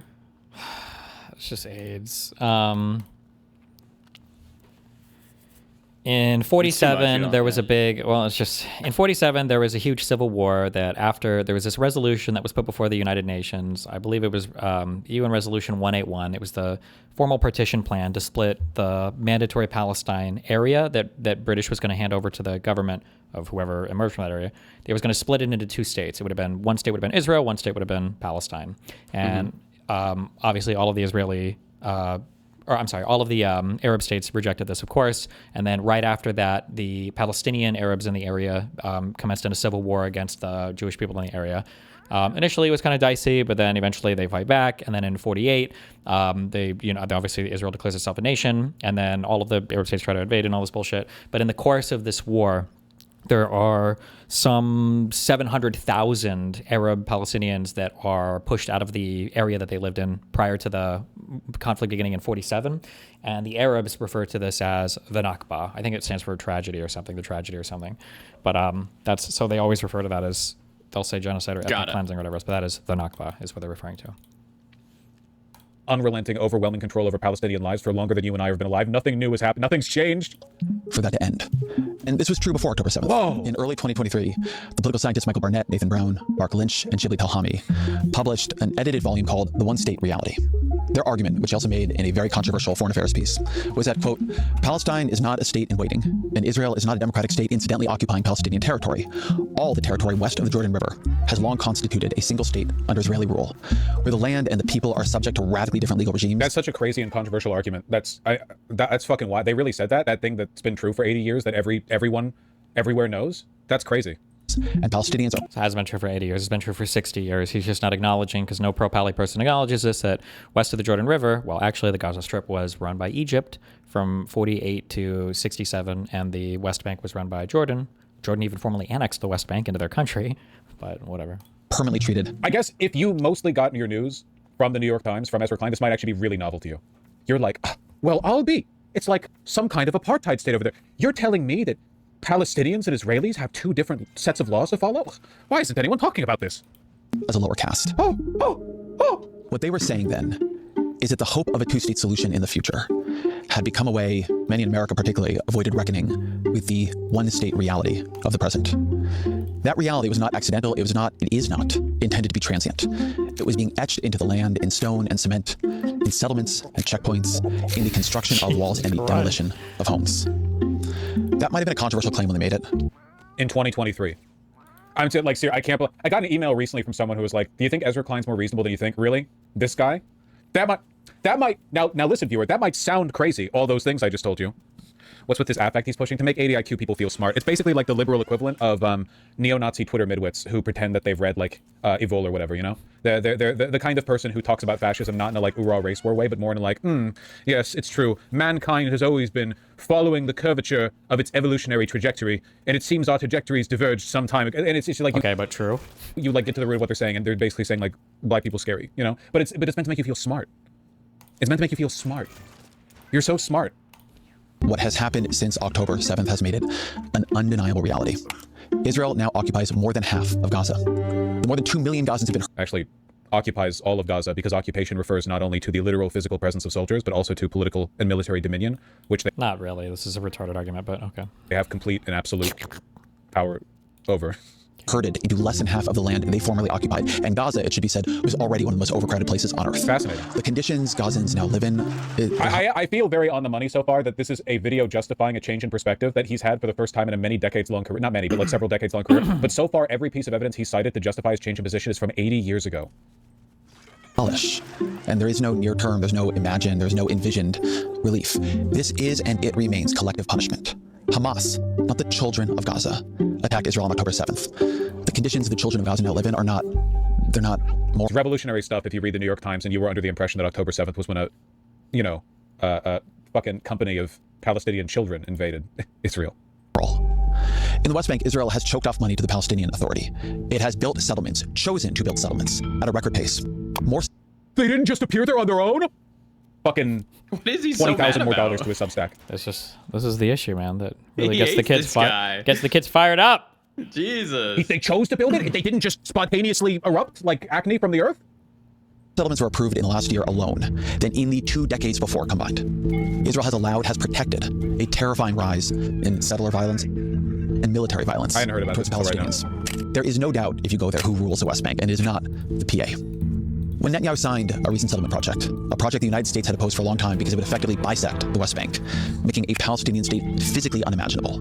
Netanyahu made clear that that was exactly why he was signing it. It's sanitizing the liberal Zionist perspective. I personally just think it's important to remember that none of these people believe in fucking anything. That authentic, sincere belief has been scoured from the surface of the American political and consultancy classes as effectively as a solar flare would scour the magnetosphere of the Earth. It's all gone. It literally doesn't exist. It might have some time ago. 100 years ago, things might have been different, but not now. I don't think it would actually scour the magnetosphere. It'd scour the ozone, right? I don't know. I don't really know how the sun works. It's like a god, right? The sun's a god, and there's a solar flare when he's mad at you. I don't know. Don't worry about it. Yes? Okay, gotcha. He said, "We are going to fulfill our promise. There will be no Palestinian state. This place belongs to us." In the north, Israel has used war in Iran as cover to invade Lebanon, displacing more than 1 million people. 1 million. And he said like 1 million, like it's shocking, and not just like a number you could... Hezbollah terrorists? in Nobody Lebanon? ever, Isn't that ever, the ever, issue? ever, ever, ever, ever, ever, ever deals with any of the other concerns of that. We don't talk about that. We don't Aren't they talk about trying those to people get here. the Hezbollah terrorists, not the Lebanese people. We don't talk about that here. Okay, all right, yeah, you're right. I mean, there is like, regardless of them going after, like Israel always has a valid security concern, but they also, Yeah, there will be citizens displaced, etc. Right? well, yeah, but they also push it really far. Like, sure, like Hezbollah is a real thing, but like if you're a Lebanese person and you're being kicked out of your home, you probably don't. The Israelis are probably having a worse effect on you at that point in time than than Hezbollah is. Hezbollah. I hate inauthenticity. I really do. I understand that to an extent, if you work in politics, a degree of inauthenticity is necessary, if for no other reason than because the average voter has the, I don't know, mental faculties of a cow. So question, sometimes you why kinda wouldn't have the to, like, Lebanese government go in then and deal with Hezbollah? Hezbollah is way too powerful. There is no, I don't even know if Lebanon has like Are we doing real, this as like a Mexico equivalent? It's like the cartels are too powerful for Mexico to deal with? yeah, but more. Hezbollah is at one point in time, Hezbollah, I believe, had more missiles. I think like their stockpiles like 5 years ago, it was supposed to be the largest missile stockpile I think on the planet, right? Somebody can tell me if I'm wrong on that, but Hezbollah is just an insanely powerful military organization, or they were, but somehow Israel got under their shit with the pager shit a while ago. But I think it was in the I always mix these. In the 80s, there were a couple like Lebanese civil wars where Israel went up and they kind of fucked shit up for a while, and they fucked Hezbollah shit up for a while. But the something happened. They got a leader. They grew. They became more sophisticated in their techniques. In 2006, when Israel tried to go in and fuck up Hezbollah again, the Israeli military got absolutely fucking like ball smacked. Dumped on? Yeah, it was not even close, which was not like conceivable to the IDF at the time because they'd been so used to beating up on like all the Second throwing stones at Intifada, them, pretty Palestinian. much, Yeah, basically, yeah, it was not like huge threats to them. So, but now Hezbollah got completely wrecked. Yeah. Why? I just like I don't understand why some of these, I guess, Arab governments, and we'll even go with Mexico to an extent. Why do you let like these terrorist organizations exist within your state? Well, you don't want them to. Why don't but you ask someone for help? Well, who's going to help you? So I'm sure Israel would probably want to work with Lebanon. I'm sure the United States could work with them. No. Even if Mexico tomorrow asked, like, can you come help us with our cartel problem? I think Donald Trump would be like, yeah, let's figure it out. Maybe. I don't know how involved that would look. But the issue that you run into in the Middle East is the leaders that are there are largely there from the partitioning of the Middle East after World War I. And these are all royal families that have close allegiance with and work with and cooperate with the United States of America. The leadership are all very Western aligned, obviously, because they work with us. And as a consequence of that, they're very Israel aligned. The populations, maybe not as much. It's hard to know sometimes. People will talk about like the Arab Street as like the opinion for kind of like a lot of the people in these Gulf states, in Egypt, and in the Middle East, and in Lebanon or whatever.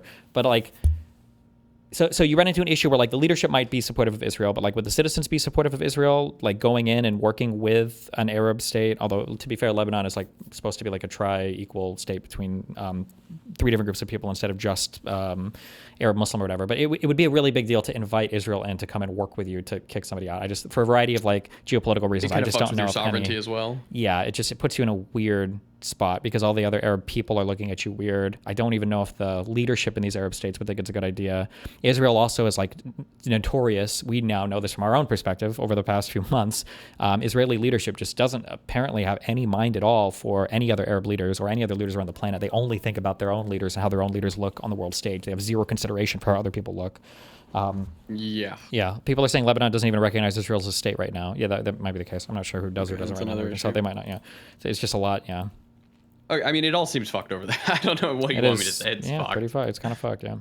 Pitch them ideas because they genuinely wouldn't understand the actual plan. I understand. I get that. Okay. But this degree of inauthenticity genuinely sickens me. You can be like you can engage in every bad faith defense of Israel, every time wasting, pearl clutching, hand waving defense, we need to move past this conversation, pretending it doesn't matter, pretending that if it does matter, we're doing all we can over and over and over and over and over again. And then finally you change your mind and your justification for doing so is this poorly thought out. Not even any like real reckoning with your conscience. He's not even like, after believing these things for so long, like, is he suggesting that he didn't know all this? Like none of this information was available to him, Ezra Klein, this whole time? Why is he telling us this? You're the one who changed your mind. I haven't changed my mind. I've been morally consistent since day one.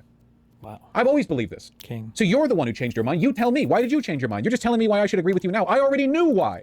I can't, it's infuriating to me. It's so fucking infuriating to me. It's so angering that like you can just, I don't even care that he makes money from it or that he's powerful or whatever, because he doesn't, he is. You know, what I care about, I guess, is the idea that like this is the only way you can do things now, you know? Like it's in the environment that has been created, there's not only room for this to flourish, but like it's the only thing that can. What is this consultancy thing Vosh keeps saying? So remember, all the lefties are of the belief that basically 80% of the Democratic Party is ready to be full-on socialist. It's just like weird things being put in the way.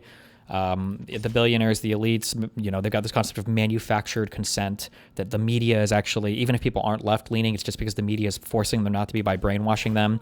And one of the talking points they like to use is that the people that are telling Democratic politicians how to run their campaigns and how to operate are like these elite consultants. And these consultants, the consultancy class is being paid a lot of money by big business billionaires to tell the Democratic Party how to function and operate. And that's why they don't bring out our socialist candidates or whatever. So it's like the consultancy class, basically.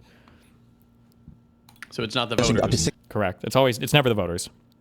600,000 will not be allowed to return to their homes until Israel has established its security zone, whatever that proves to be, and that it is decided that Israelis in the north are safe. To put it bluntly, it is an open question whether any of those 600,000 Lebanese will ever be able to return to their homes or if they will even have homes. I know, because I read news sources that aren't the New York Times. What's your point? To return to. I do not want to underplay what Israel's actually dealing with here. I have immense sympathy for Israel's war against Hezbollah. They are defending themselves in a way any state would. By invading the state, occupying it, demolishing all of the residences, displacing over 1 million people, and then creating settlements illegally to establish a buffer zone so you can continue, just like any state would, really. But this, again, is collective punishment. Those 1 million Lebanese, they are not all Hezbollah. Israel's security challenges are very real. Its horror, its fear, its trauma after October 7th was very real. Its I haven't heard about it. Determination to make sure that never happened again is what any state and any people would do. Its right to reprisal against Hamas and Hezbollah were undeniable. I am not. See, this is always the issue. That's why this conversation goes nowhere. It's because nobody on either side, on either extreme side, will recognize the trauma or whatever the fuck from the other side. So it's just a brain dead. It's a waste of fucking time. All these people are a waste of fucking time. Someone who wants to see the state of Israel cease to exist. But what Israel is choosing here. Ezra Klein speaking directly to his AIPAC handlers. You know, please listen. I'm still on your side. I'm still laundering Israeli propaganda, but the shift in Democratic public opinion is forcing me to take a slightly different stance on this. A one-state reality that already is and will continue to be understood the world over as apartheid. It endangers that state too. The cost of Israel cannot morally be the permanent subjugation of millions of Palestinians. In February, Gallup found for the first time more Americans sympathize with the Palestinians than the Israelis. So he hasn't actually changed his mind? Nope. Hence the position, one day everyone will have always been against this. He's this inauthentic piece of shit isn't even explaining how he changed his mind, even though that is what he's saying he's doing. He's pretending that he's always had this position. He's just catching you up on what he believes and what he's always believed. Among Democrats, among young Americans, it is not even close. And here's why. Israel maintains support among older Americans, and it has benefited from the advanced age of the last two presidents. Their views of Israel were forged in another time, around another Israel. It was the same Israel. American politics. This is why I'm also saying that like there's no point in ever trying to appeal to these people. You will never, ever, ever, ever, ever come far enough. It doesn't matter what you say. It doesn't matter what you do. Nothing will ever be enough for these people. So I don't know why the fuck people try to waste their time on it. Has not yet fully grappled with what Israel has chosen to become. It always was this. For decades, for my entire... As infuriating as it is, it's still a good sign people like him are turning, but he's not turning. He still believes what he believes, and he's actively lying to you because he's trying to remain relevant. Why would he want to remain relevant without actually shifting his opinion? Because he remains their agent, an agent of Israel, an agent of the deep state. Why else would he, or let me put it another way, why an inauthentic turn if he actually was changing his mind? Because this is absolutely inauthentic. Why not an authentic turn? If he was only trying to remain popular, then he would be anti-Israel. Why stay pro-Israel, and why frame it in such a disingenuous way? Because his perspective is unchanged. He is still an ally to the project of genocide. He now, rather than directly opposing it or pretending that it's, not happening at all, now he will do what every liberal fucking shitlib pundit will do, which is waste time by, half-assing solutions or acting as though the left is poisoning the well by being anti-Semitic, even though the left was right in everything they said, and he's now moving to that position, even as he pretends that he's not. Seems authentic to me. I don't know. Thanks, guy who only reads NYT. Phenomenal. The music really does it, I guess. The fake, For life. Discourse in America around Israel has always been couched in the future tense. It has always sat in the language of solutions. Do you support a two-state solution? Do you support a one-state solution? I don't think this is a time to talk about solutions. I think that is a way of sheltering ourselves. The reason he doesn't want to talk about it is because it's become increasingly obvious that no version of that problem can be solved while Israel exists in the form that it does. Like, you want a one-state solution? You can't because Israelis are evil. You want a two-state solution? You can't because Israelis are evil. If you talk about solutions, you have to talk about the obstacle to implementing them, and the obstacle in both cases is that Israel is evil, so he can't talk about it. He doesn't want to talk about anything that would betray just how bad the problem is. What is actually happening? Okay. I think what is needed now is simply a confrontation with realities. Phenomenal. Didn't even acknowledge. Oh, just to Just, we need to engage with reality. After 3 years of this, man, 3 fucking years of this. God, I hate him. I hate him so much. In a way, it's kind of like the pundit version of the revolving door villain theory, no? Left it at that, yeah. No apologies to all the people that he smeared or all the bad faith. And just go look at everything that he's contributed to the New York Times, everything he said about Israel. No offense. Oh, I don't even know why I'm saying no offense. Who the fuck is Ezra Klein smearing? I feel like Ezra Klein is like the most fucking milquetoast liberal dude. Like, who the fuck is he smearing? And boy, does he write a lot. Man, he writes a lot. Deep State loves him. Remember his Ta-Nehisi Coast debate? Don't forget the monstrous people he's platformed. I won't. So that's a His call to populist action was position exactly- of like, oh, Ezra Klein, he's like bought and paid for by like the deep state, like da-da-da, yeah? Yeah, of course, yeah. This is like, it's all like Israel, AIPAC, deep state, handlers, the consultancy class. There's It's like always having a boogeyman. Yes, always a boogeyman because you can't ever point to him either, right? There's always some big amorphous blob behind the scenes that's controlling everything, and that's why you always have an excuse for why you've lost everything, why you weren't able to win your elections or weren't able to accomplish what you wanted to. It's because of the big boogeyman, always. Yep, makes sense. Just informing his Zionist handlers that he's going to be shifting his rhetoric slightly, and he's trying to appease the leftward shifting Democratic base on this issue. Somebody smells midterm change approaching. As this becomes more of a 90-10 issue among Democrats, the Zionists are going to have to find ways to cloak themselves amidst you. They're going to have to find ways to make their poison more palatable when, like, basically every single Democrat in America is uniformly anti-Israel. They'll always have Fetterman? Well, no, Fetterman will be out soon. The Dems are going to force out the non-pro-Israel candidate in 2028, aren't they? I mean, the 3 people most likely to run that we know of right now are SLOKKUNO, Gavin Newsom, and Kamala Harris, and all 3 of them are... Bro, it's so far into the future for presidential election. Oh my God. ...slaves to Israel. So you take your pick. And Gavin are going to force out the non-pro-Israel candidate in 2028, aren't they? I mean, the 3 people most likely to run that we know of right now are SLOKKUNO, Gavin Newsom, and Kamala Harris, and all 3 of them are slaves to Israel. So you take your pick. Problem, Trollface? You got a problem with that? Whoever is the biggest slave is going to be the most aggressive anti-Israel? On accountability. Oh. Against Israel? No. Against the Trump administration. Fuck you. Darius Clip, what?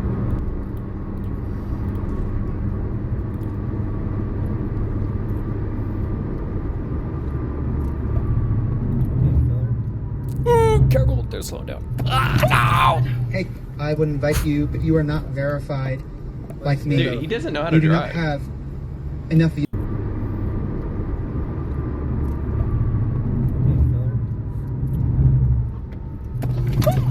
He wasn't watching the cars in front of this guy is the issue. Because those guys were going way slower than... These guys are all slowing down up here. This guy was not. And so when he they're sent slowing down because they're about to merge in. Yeah. I would invite you, but you are not verified like me. You do not have enough of yours. God, Austin is such a shithole, man. Damn. I fucking can't believe that cities like that exist in the United States. It's like everything is fucking far out. Everything's a 15-minute drive. Good. It's fucking stupid. Problem? Yeah, I got a huge Trollface? problem. Sounds like your problem is that you're a fucking... Cuck? Yeah. Or a troll.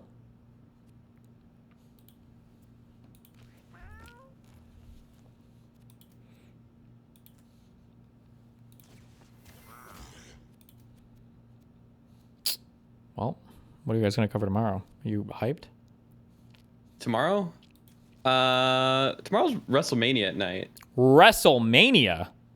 Yeah, I don't know what time it's going on. So I'm thinking about doing a drinking stream and drinking and watching some WrestleMania. Jesus. Tomorrow's usually my day off, but I don't know. I'm in the mood to drink today, but I'm going to wait till tomorrow, I think. I'm just in a mood. Okay, I'm TTS's #1 hater, but a lot of people are complaining about it. Why? It was in the goals. I mean, Yeah, it'll. it's something- The Jader is working on it. There's a thing that we need to get for the events thing to show it or whatever. What do you want? What do you want me to say? Okay, and then last question, then I'm out. What's the theme for tomorrow's call-ins? I didn't have a theme yet, but we could have a theme. Why do we? I was thinking just whatever people want to talk about. Okay. Well, then that wouldn't be a. I kind of like to do. Well, yeah, I know. I kind of like to do.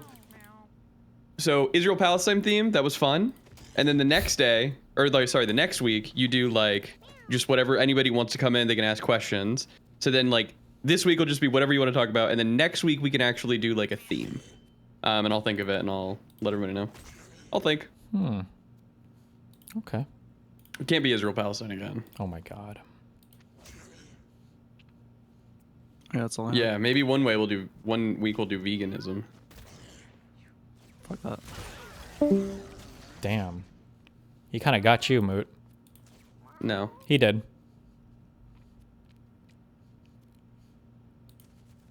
No. I Okay. think not. Maybe not then. All right, let's get to it. Come on. What's next? My dailies. Ooh. How's the court stuff? You excited for the 21st? Jesus. Yeah, 4 days. You going in person? Yeah, of course I am. Because I actually give a fuck about my court case.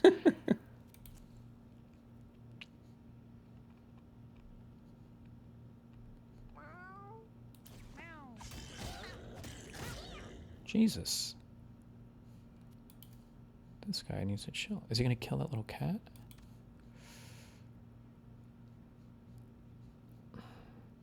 It's F4. Oh no, he only shoots in front of him. Okay.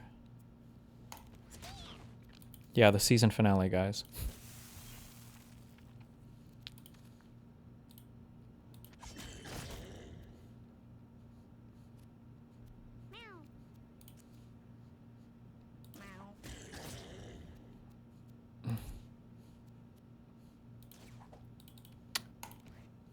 You see any movies recently?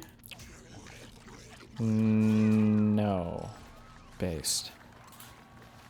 Yeah, I want to go watch one, but I don't see any good ones out right now. Didn't you just watch that Hail Mary movie? Yeah, very good. Cool. Good for you. Awesome. Ooh. Is that the last one you've watched? Well, I started going through the top 100 Letterboxd movies, and I watched what was it called? The 12 Angry Men. And then I watched High and Low, I think it's called. That movie was really fun. High and Low? I think that's what the name was. Okay. But I like going to the movies, you know? Me too, true. Absolutely true. Okay. Let's go ahead and get a perfect 50-50 on this one. Fuck! Not bad, but that's okay.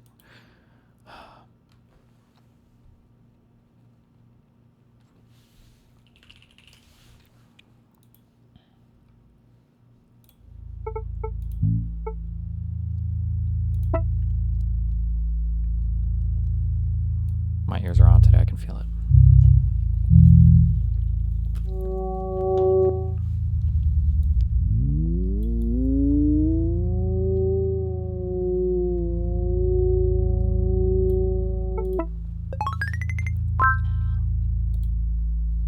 Okay, okay. That's the lowest score I'm gonna get today.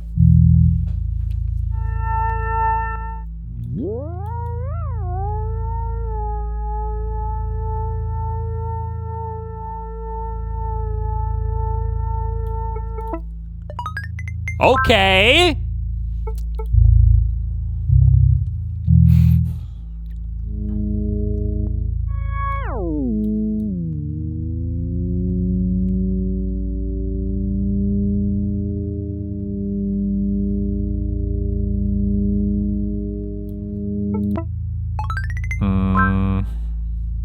Okay. Come on. Two good ones.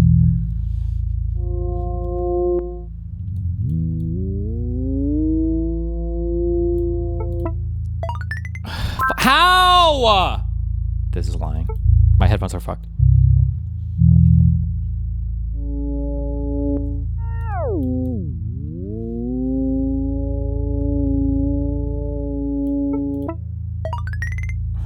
Whatever.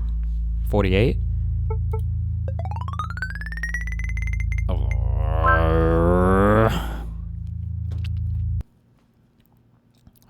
New Sykkuno files.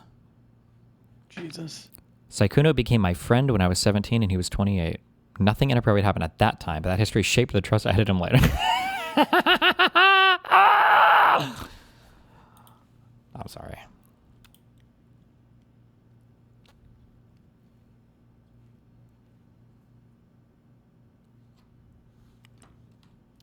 Okay. Dominant, key, root, tan, tonic, stem, hammer, general, bulb, soda, common, string, stormy, leaf, petal, and popular. Are these, am I getting baited with music terms? Oh my God. Who even knows these words to get baited by? Whatever. Good one.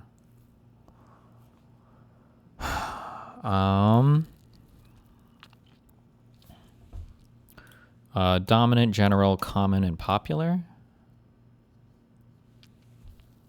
These are like parts of a fucking plant or something stupid, I think, right?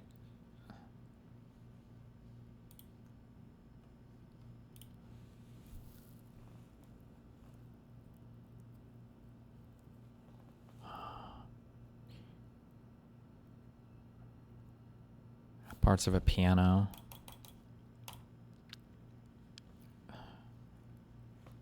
Baking soda. Something. Gin and tonic. Gin and soda. Gin and tan. And gin stormy. Boom.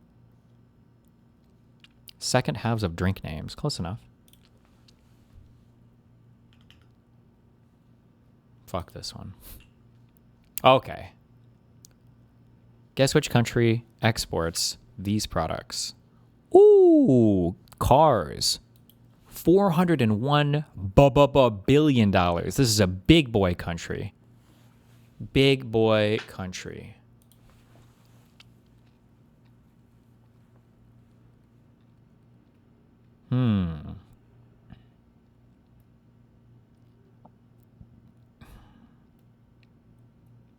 Package. Man, fuck. Could it be? Oh fuck. I'm gonna hit up the big G guy. Let's see. I don't know. Yeah, fuck it. Where are we at? Southwest. It's got to be one of the big guys, like. Oh no, wait. That's northeast. Oh no, wait. Southwest. Sorry. Wait, it has to be France then, right? Southwest more. Who? Wait, what? Spain?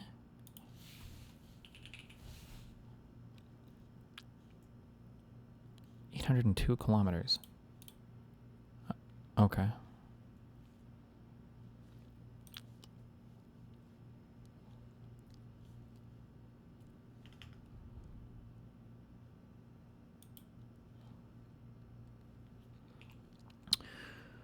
This person is going to take the money without talking to a lawyer about whether they can get way more from an overcharge complaint. I can't believe what I just received. Hi, Adam. There will be a letter mailed out on Monday, but wanted to provide it to you via email as well because I'll be out of town for the next week. Your rent has been decreased. Instead of 1,317 moving forward, it will now be 876. With the rent adjustments made since you're moving, you've been credited $10,939. Uh-oh. Wait, is this even possible? Something doesn't make sense here. I don't know what I'm looking at. Have they been overcharging rent for like 2 years or something?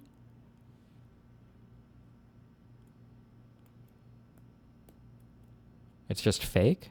Okay, yeah, maybe.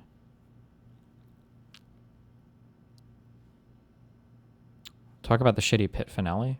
It was okay. I feel like we need like another episode.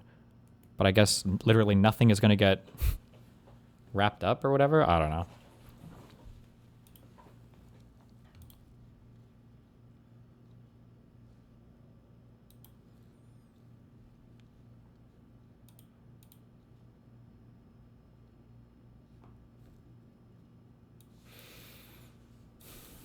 Wait, this girl is... Hold on, what is this?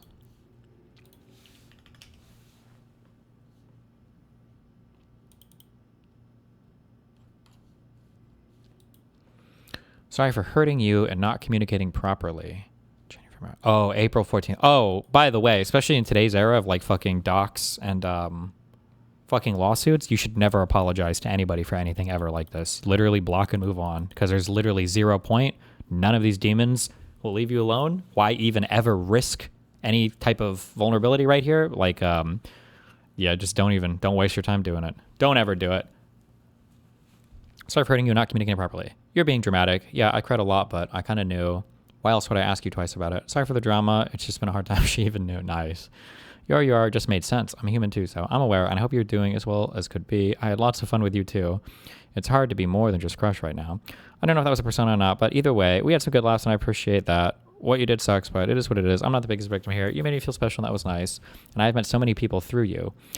It was fun spending time together. It'd be sad all those members disappeared, even though you liked me so many times in games, you maniac. Oh, even though you killed me so many times in games, you maniac. Yeah, well, you deserved it, you conniving rock. You would do the exact to me for the content. We both know it. Damn. Whew. God damn. She's a demon. She's on demon time. Wait, they released his logs too? Jesus Christ. Yeah, this is the last person that fucking docked him.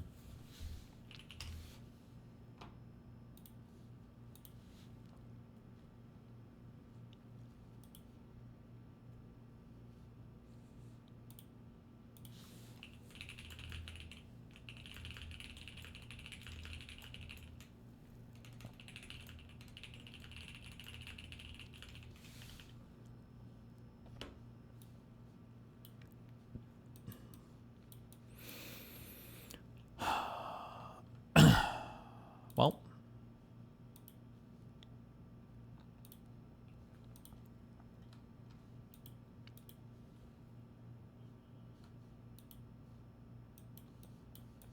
wait, fuck.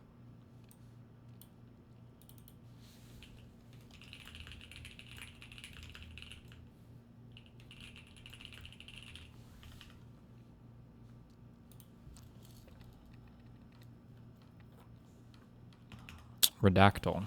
What the fuck even is this? Have I played this one? Oh, that one sucked. Oh, this one is... I spent like 12 hours doing this shit. Yeah. Hold on, I gotta do my RNG for the day. Shut up.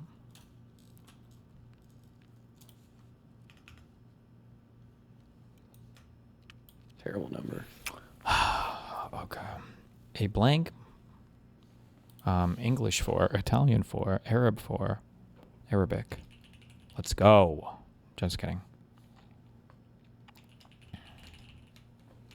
Middle Eastern. Middle. A word.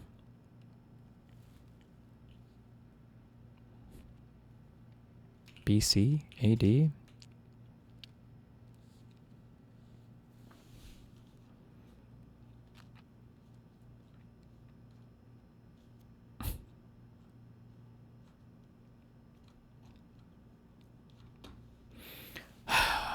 Okay. Movie, king, queen, president, country, ocean, plane, science. Where was plane at? Within the plane of the blank, blank, blank, beyond the sea, wall, river, tree, forest, ocean, sky. Oh, we got a hit on sky. The blank, blank in the sky. The god, religion, cult, drug, weapon, saying, word. How is this even possible? Hold on.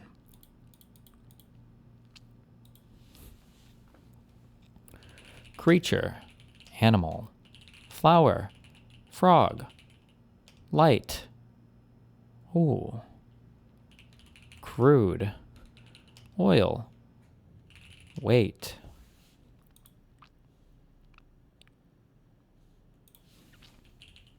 All? Not all blank like blank are blank. Not all wave, photon, science. I already guessed that one. Physics, boat, ship. Decree, degree, school, oh, philosophy. There are a people, group. Did I guess family already? Haplo. You suck at this, man. Bro, how there's got to be some words that are in this. Holy shit. Of the There's no words, man. Did you type man? No, okay, a blank Latin for something something.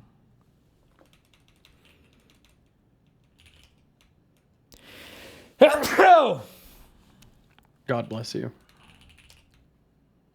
Discovered. Oh, hold on. Discovered that the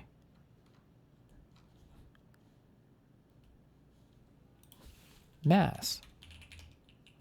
Oh, hold on. The mass of The IRG still controls the strait and is making people pay a toll. based. That's awesome, man. Did anybody guess particle?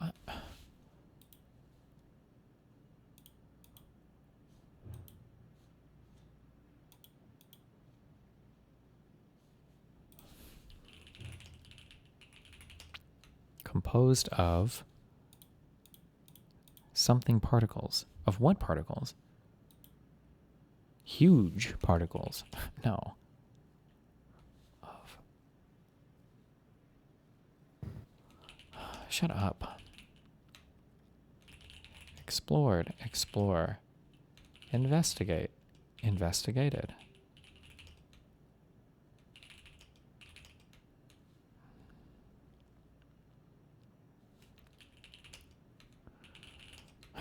Dude, I have no idea. Get me the fuck out of here. Holy shit. There are a number of different, hold on. There are a fuck. Well, we got 4 hits on number. Different. Okay. Types. Kind. Oh, okay, hold on. We hit some, okay, we got some big hits. On the type of light, blank, they emit and radiate. Hold on.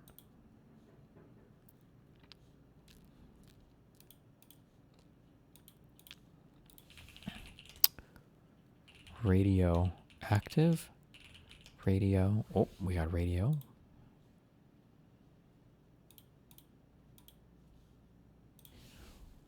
Wavelength. Okay. At. Varying? Different?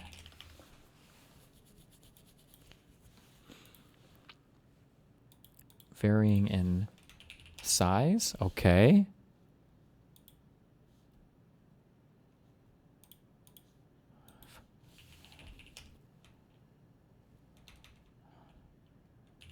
All right, I'm ditching. Have a good one. Well, bye. See you tomorrow. I love you. I love you too. Most electrons? Most chemicals? Most molecules? Okay. Or molecular biology? Molecular weight? Did I guess weight? Molecular compound? Molecular, how many other molecular things are there? A blank, Latin for, is a blank of, which blank. Oh my God. Stable, unstable.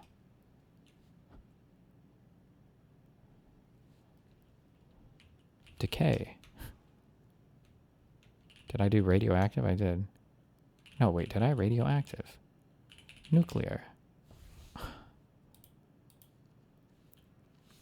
Reaction? Power? Plant? Nuclear? Orbit? Bro. From something, velocity, electrons. Wait, this blank from high? Did I really not guess high? Oh, okay, hold on.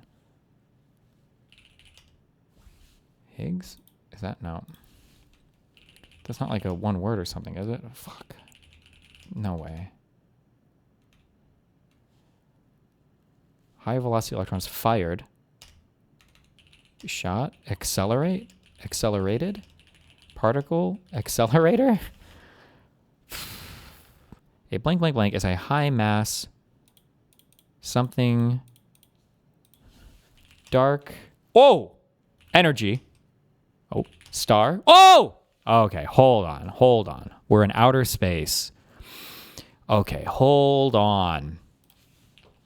Quasar. No, okay, hold on. We know we're in space. Okay, something about stars. Are blank.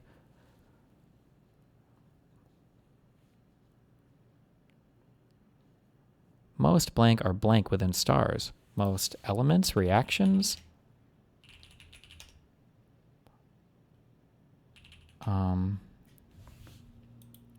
Would it look for like, and some heavy elements? Heavy? Heavier? Would heavy and heavier show up like together? Or would you need to guess both ones? Okay, to the light I did radiate. We did emit, right? Wait, did we? It just goes back down to the word, right? Yeah, okay. Which emit? Measurable, positive, negative, dark, bright, light, sun, star, solar, AU, for blank mass stars. What can it possibly be? Low or what else? Mid? There's no way mid is a... Okay, whatever. Blank blank are the blank. Life cycle? Stellar, supernova. Ooh, okay. A supernova occurs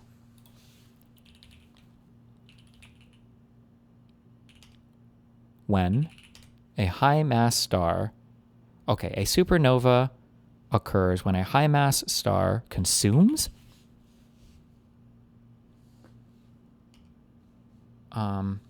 exhausts the blank supply of I don't remember. Isn't it like hydrogen when it runs out of... A supernova occurs when a high mass star blank the weight own gravity.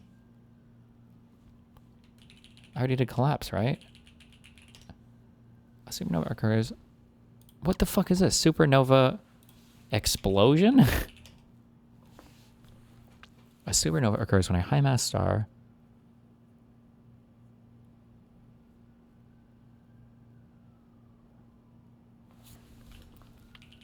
when nuclear fusion in the core of the star stops? Okay. The star collapses.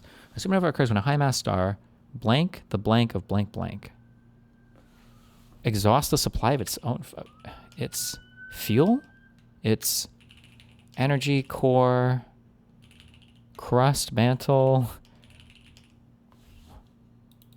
It's 4 letters. The sum...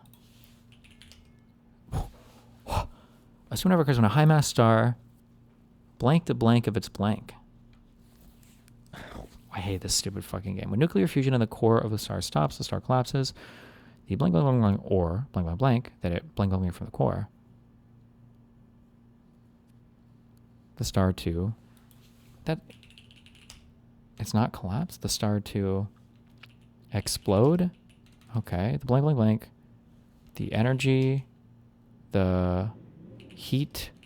Thermal. We already did nuclear. We've already guessed hydrogen. Fusion. Fission's not in here.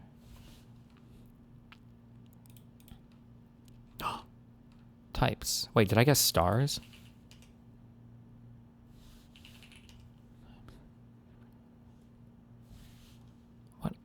What would be... What is the supernova a type of? Stellar... Astrological? No, astrology. Is not... No.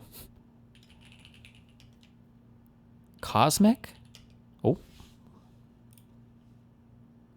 Or molecular hydrogen and alpha, beta, gamma, cosmic rays,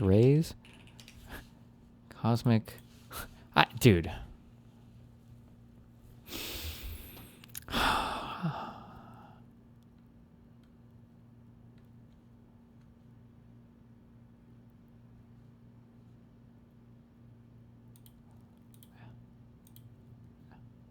Supernova explosions. We already did this, right?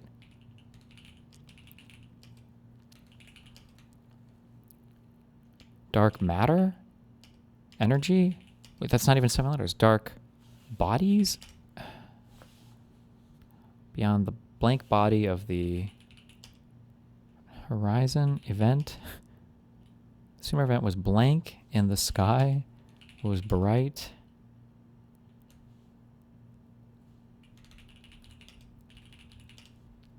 Of a low mass stars, iron, like Earth's sun. Stars with a mass up to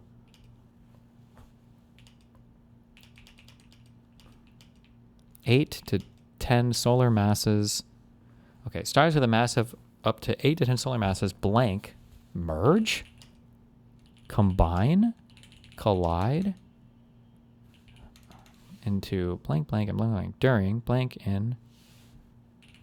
Did I already guess early? In the early life cycle, phase. I give up. Or blank, blank, for different times. Some blank, blank, blank from the blank, blank, blank, which can blank, blank, blank by the calendar, moon.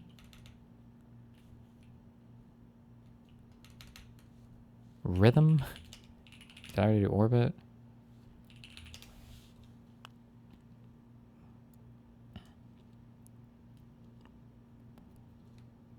Alright, I can't.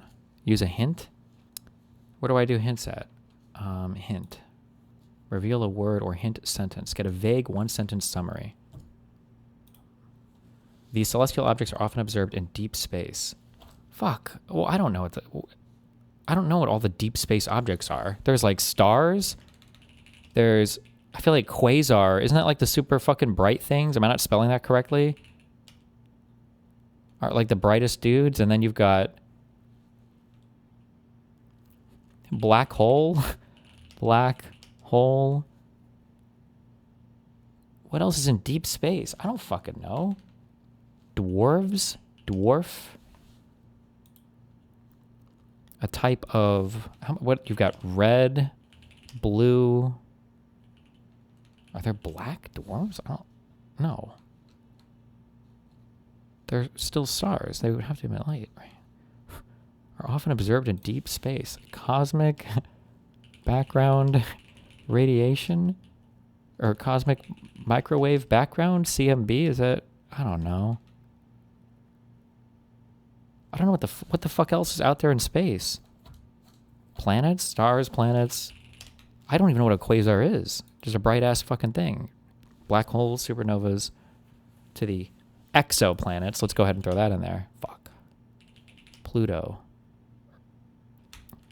Venus. Atmosphere.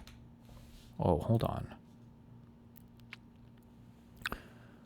Stars with a mass of up to 18 will enter it. Shift? No.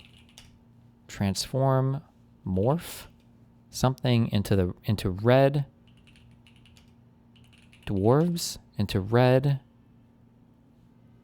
What is it called when it gets really big? Red giant. Oh, red giants. And expand. Okay, hold on. We got some giants. Our giant molecular structures. Not all result of supernova explosion.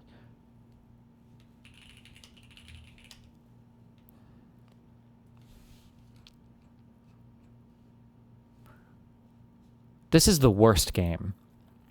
Earth's blank has a density of Earth's what? Earth's sun? Earth's star? Earth's moon? Earth's core? I already guessed core. Earth's, how many letters is this? 3 letters. Earth's blank has a density of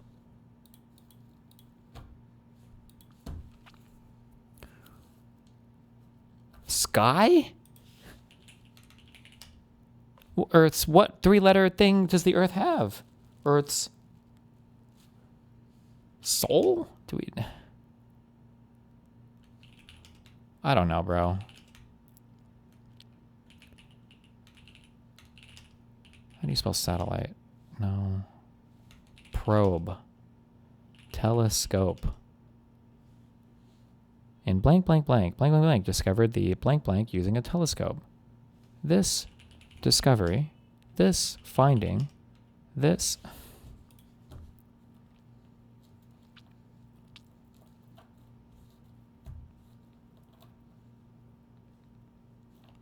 Wait a second. Shift? Do we have shift anywhere? No.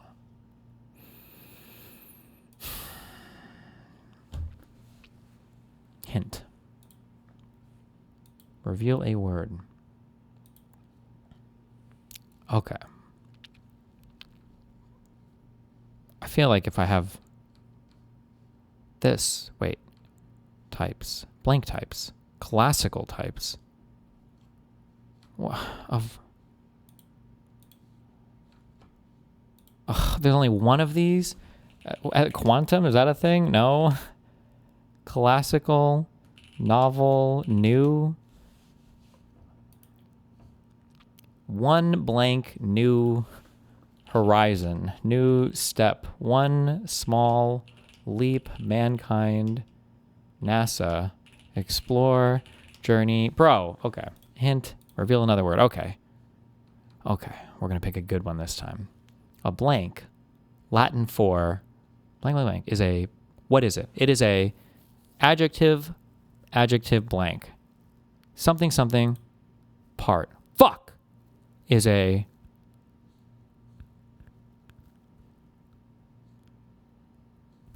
Did I guess... Oh, wait, Milky?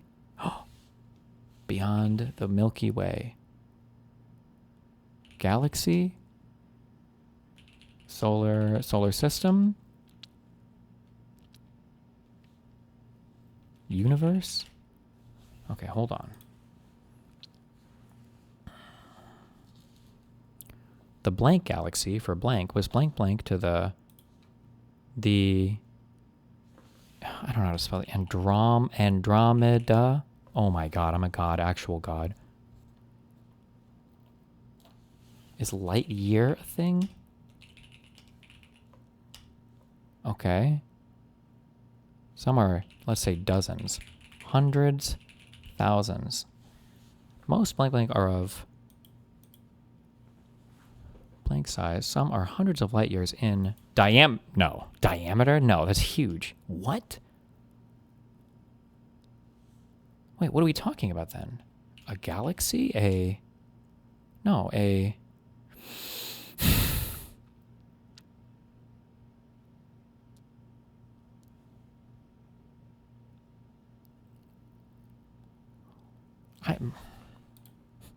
Okay. It's Latin for, give me the Latin word, and then we'll get it all from here. Fuck. Latin for cloud. I don't know. Get me the fuck out of here, bro. A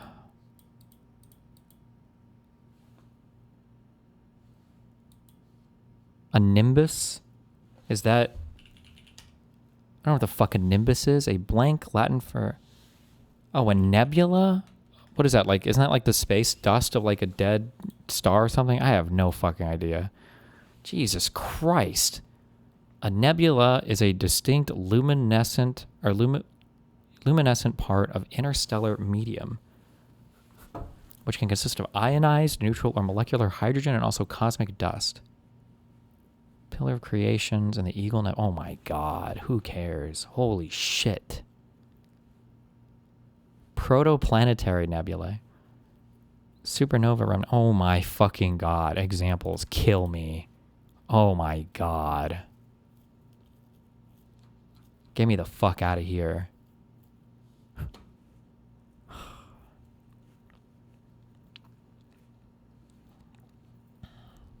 React to this one last HASLOP clip. Shorter, I think long can look nice. I prefer shorter. I think long can look nice too. Shorter hair is nicer for hugs and stuff. This is grooming. This is fucking insane. Oh my god.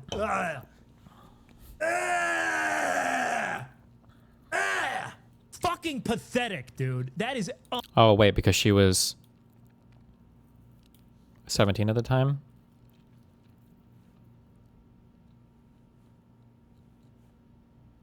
that is just fucking unconscionably pathetic. It's kind of a weird conversation we having. Yeah, I probably Hugs shouldn't. and stuff. Oh, the stuff is definitely not good. That's kind of not. That's probably not good. Not a good one there. Not a good one there, Sykkuno. Not a good. That's a pretty hard one to defend there. Maybe by stuff he meant that she would save a lot of money on conditioner. I meant for you. Oh, for me, I prefer. He meant she'd save so much money on hair care and products. Uh-oh. Well.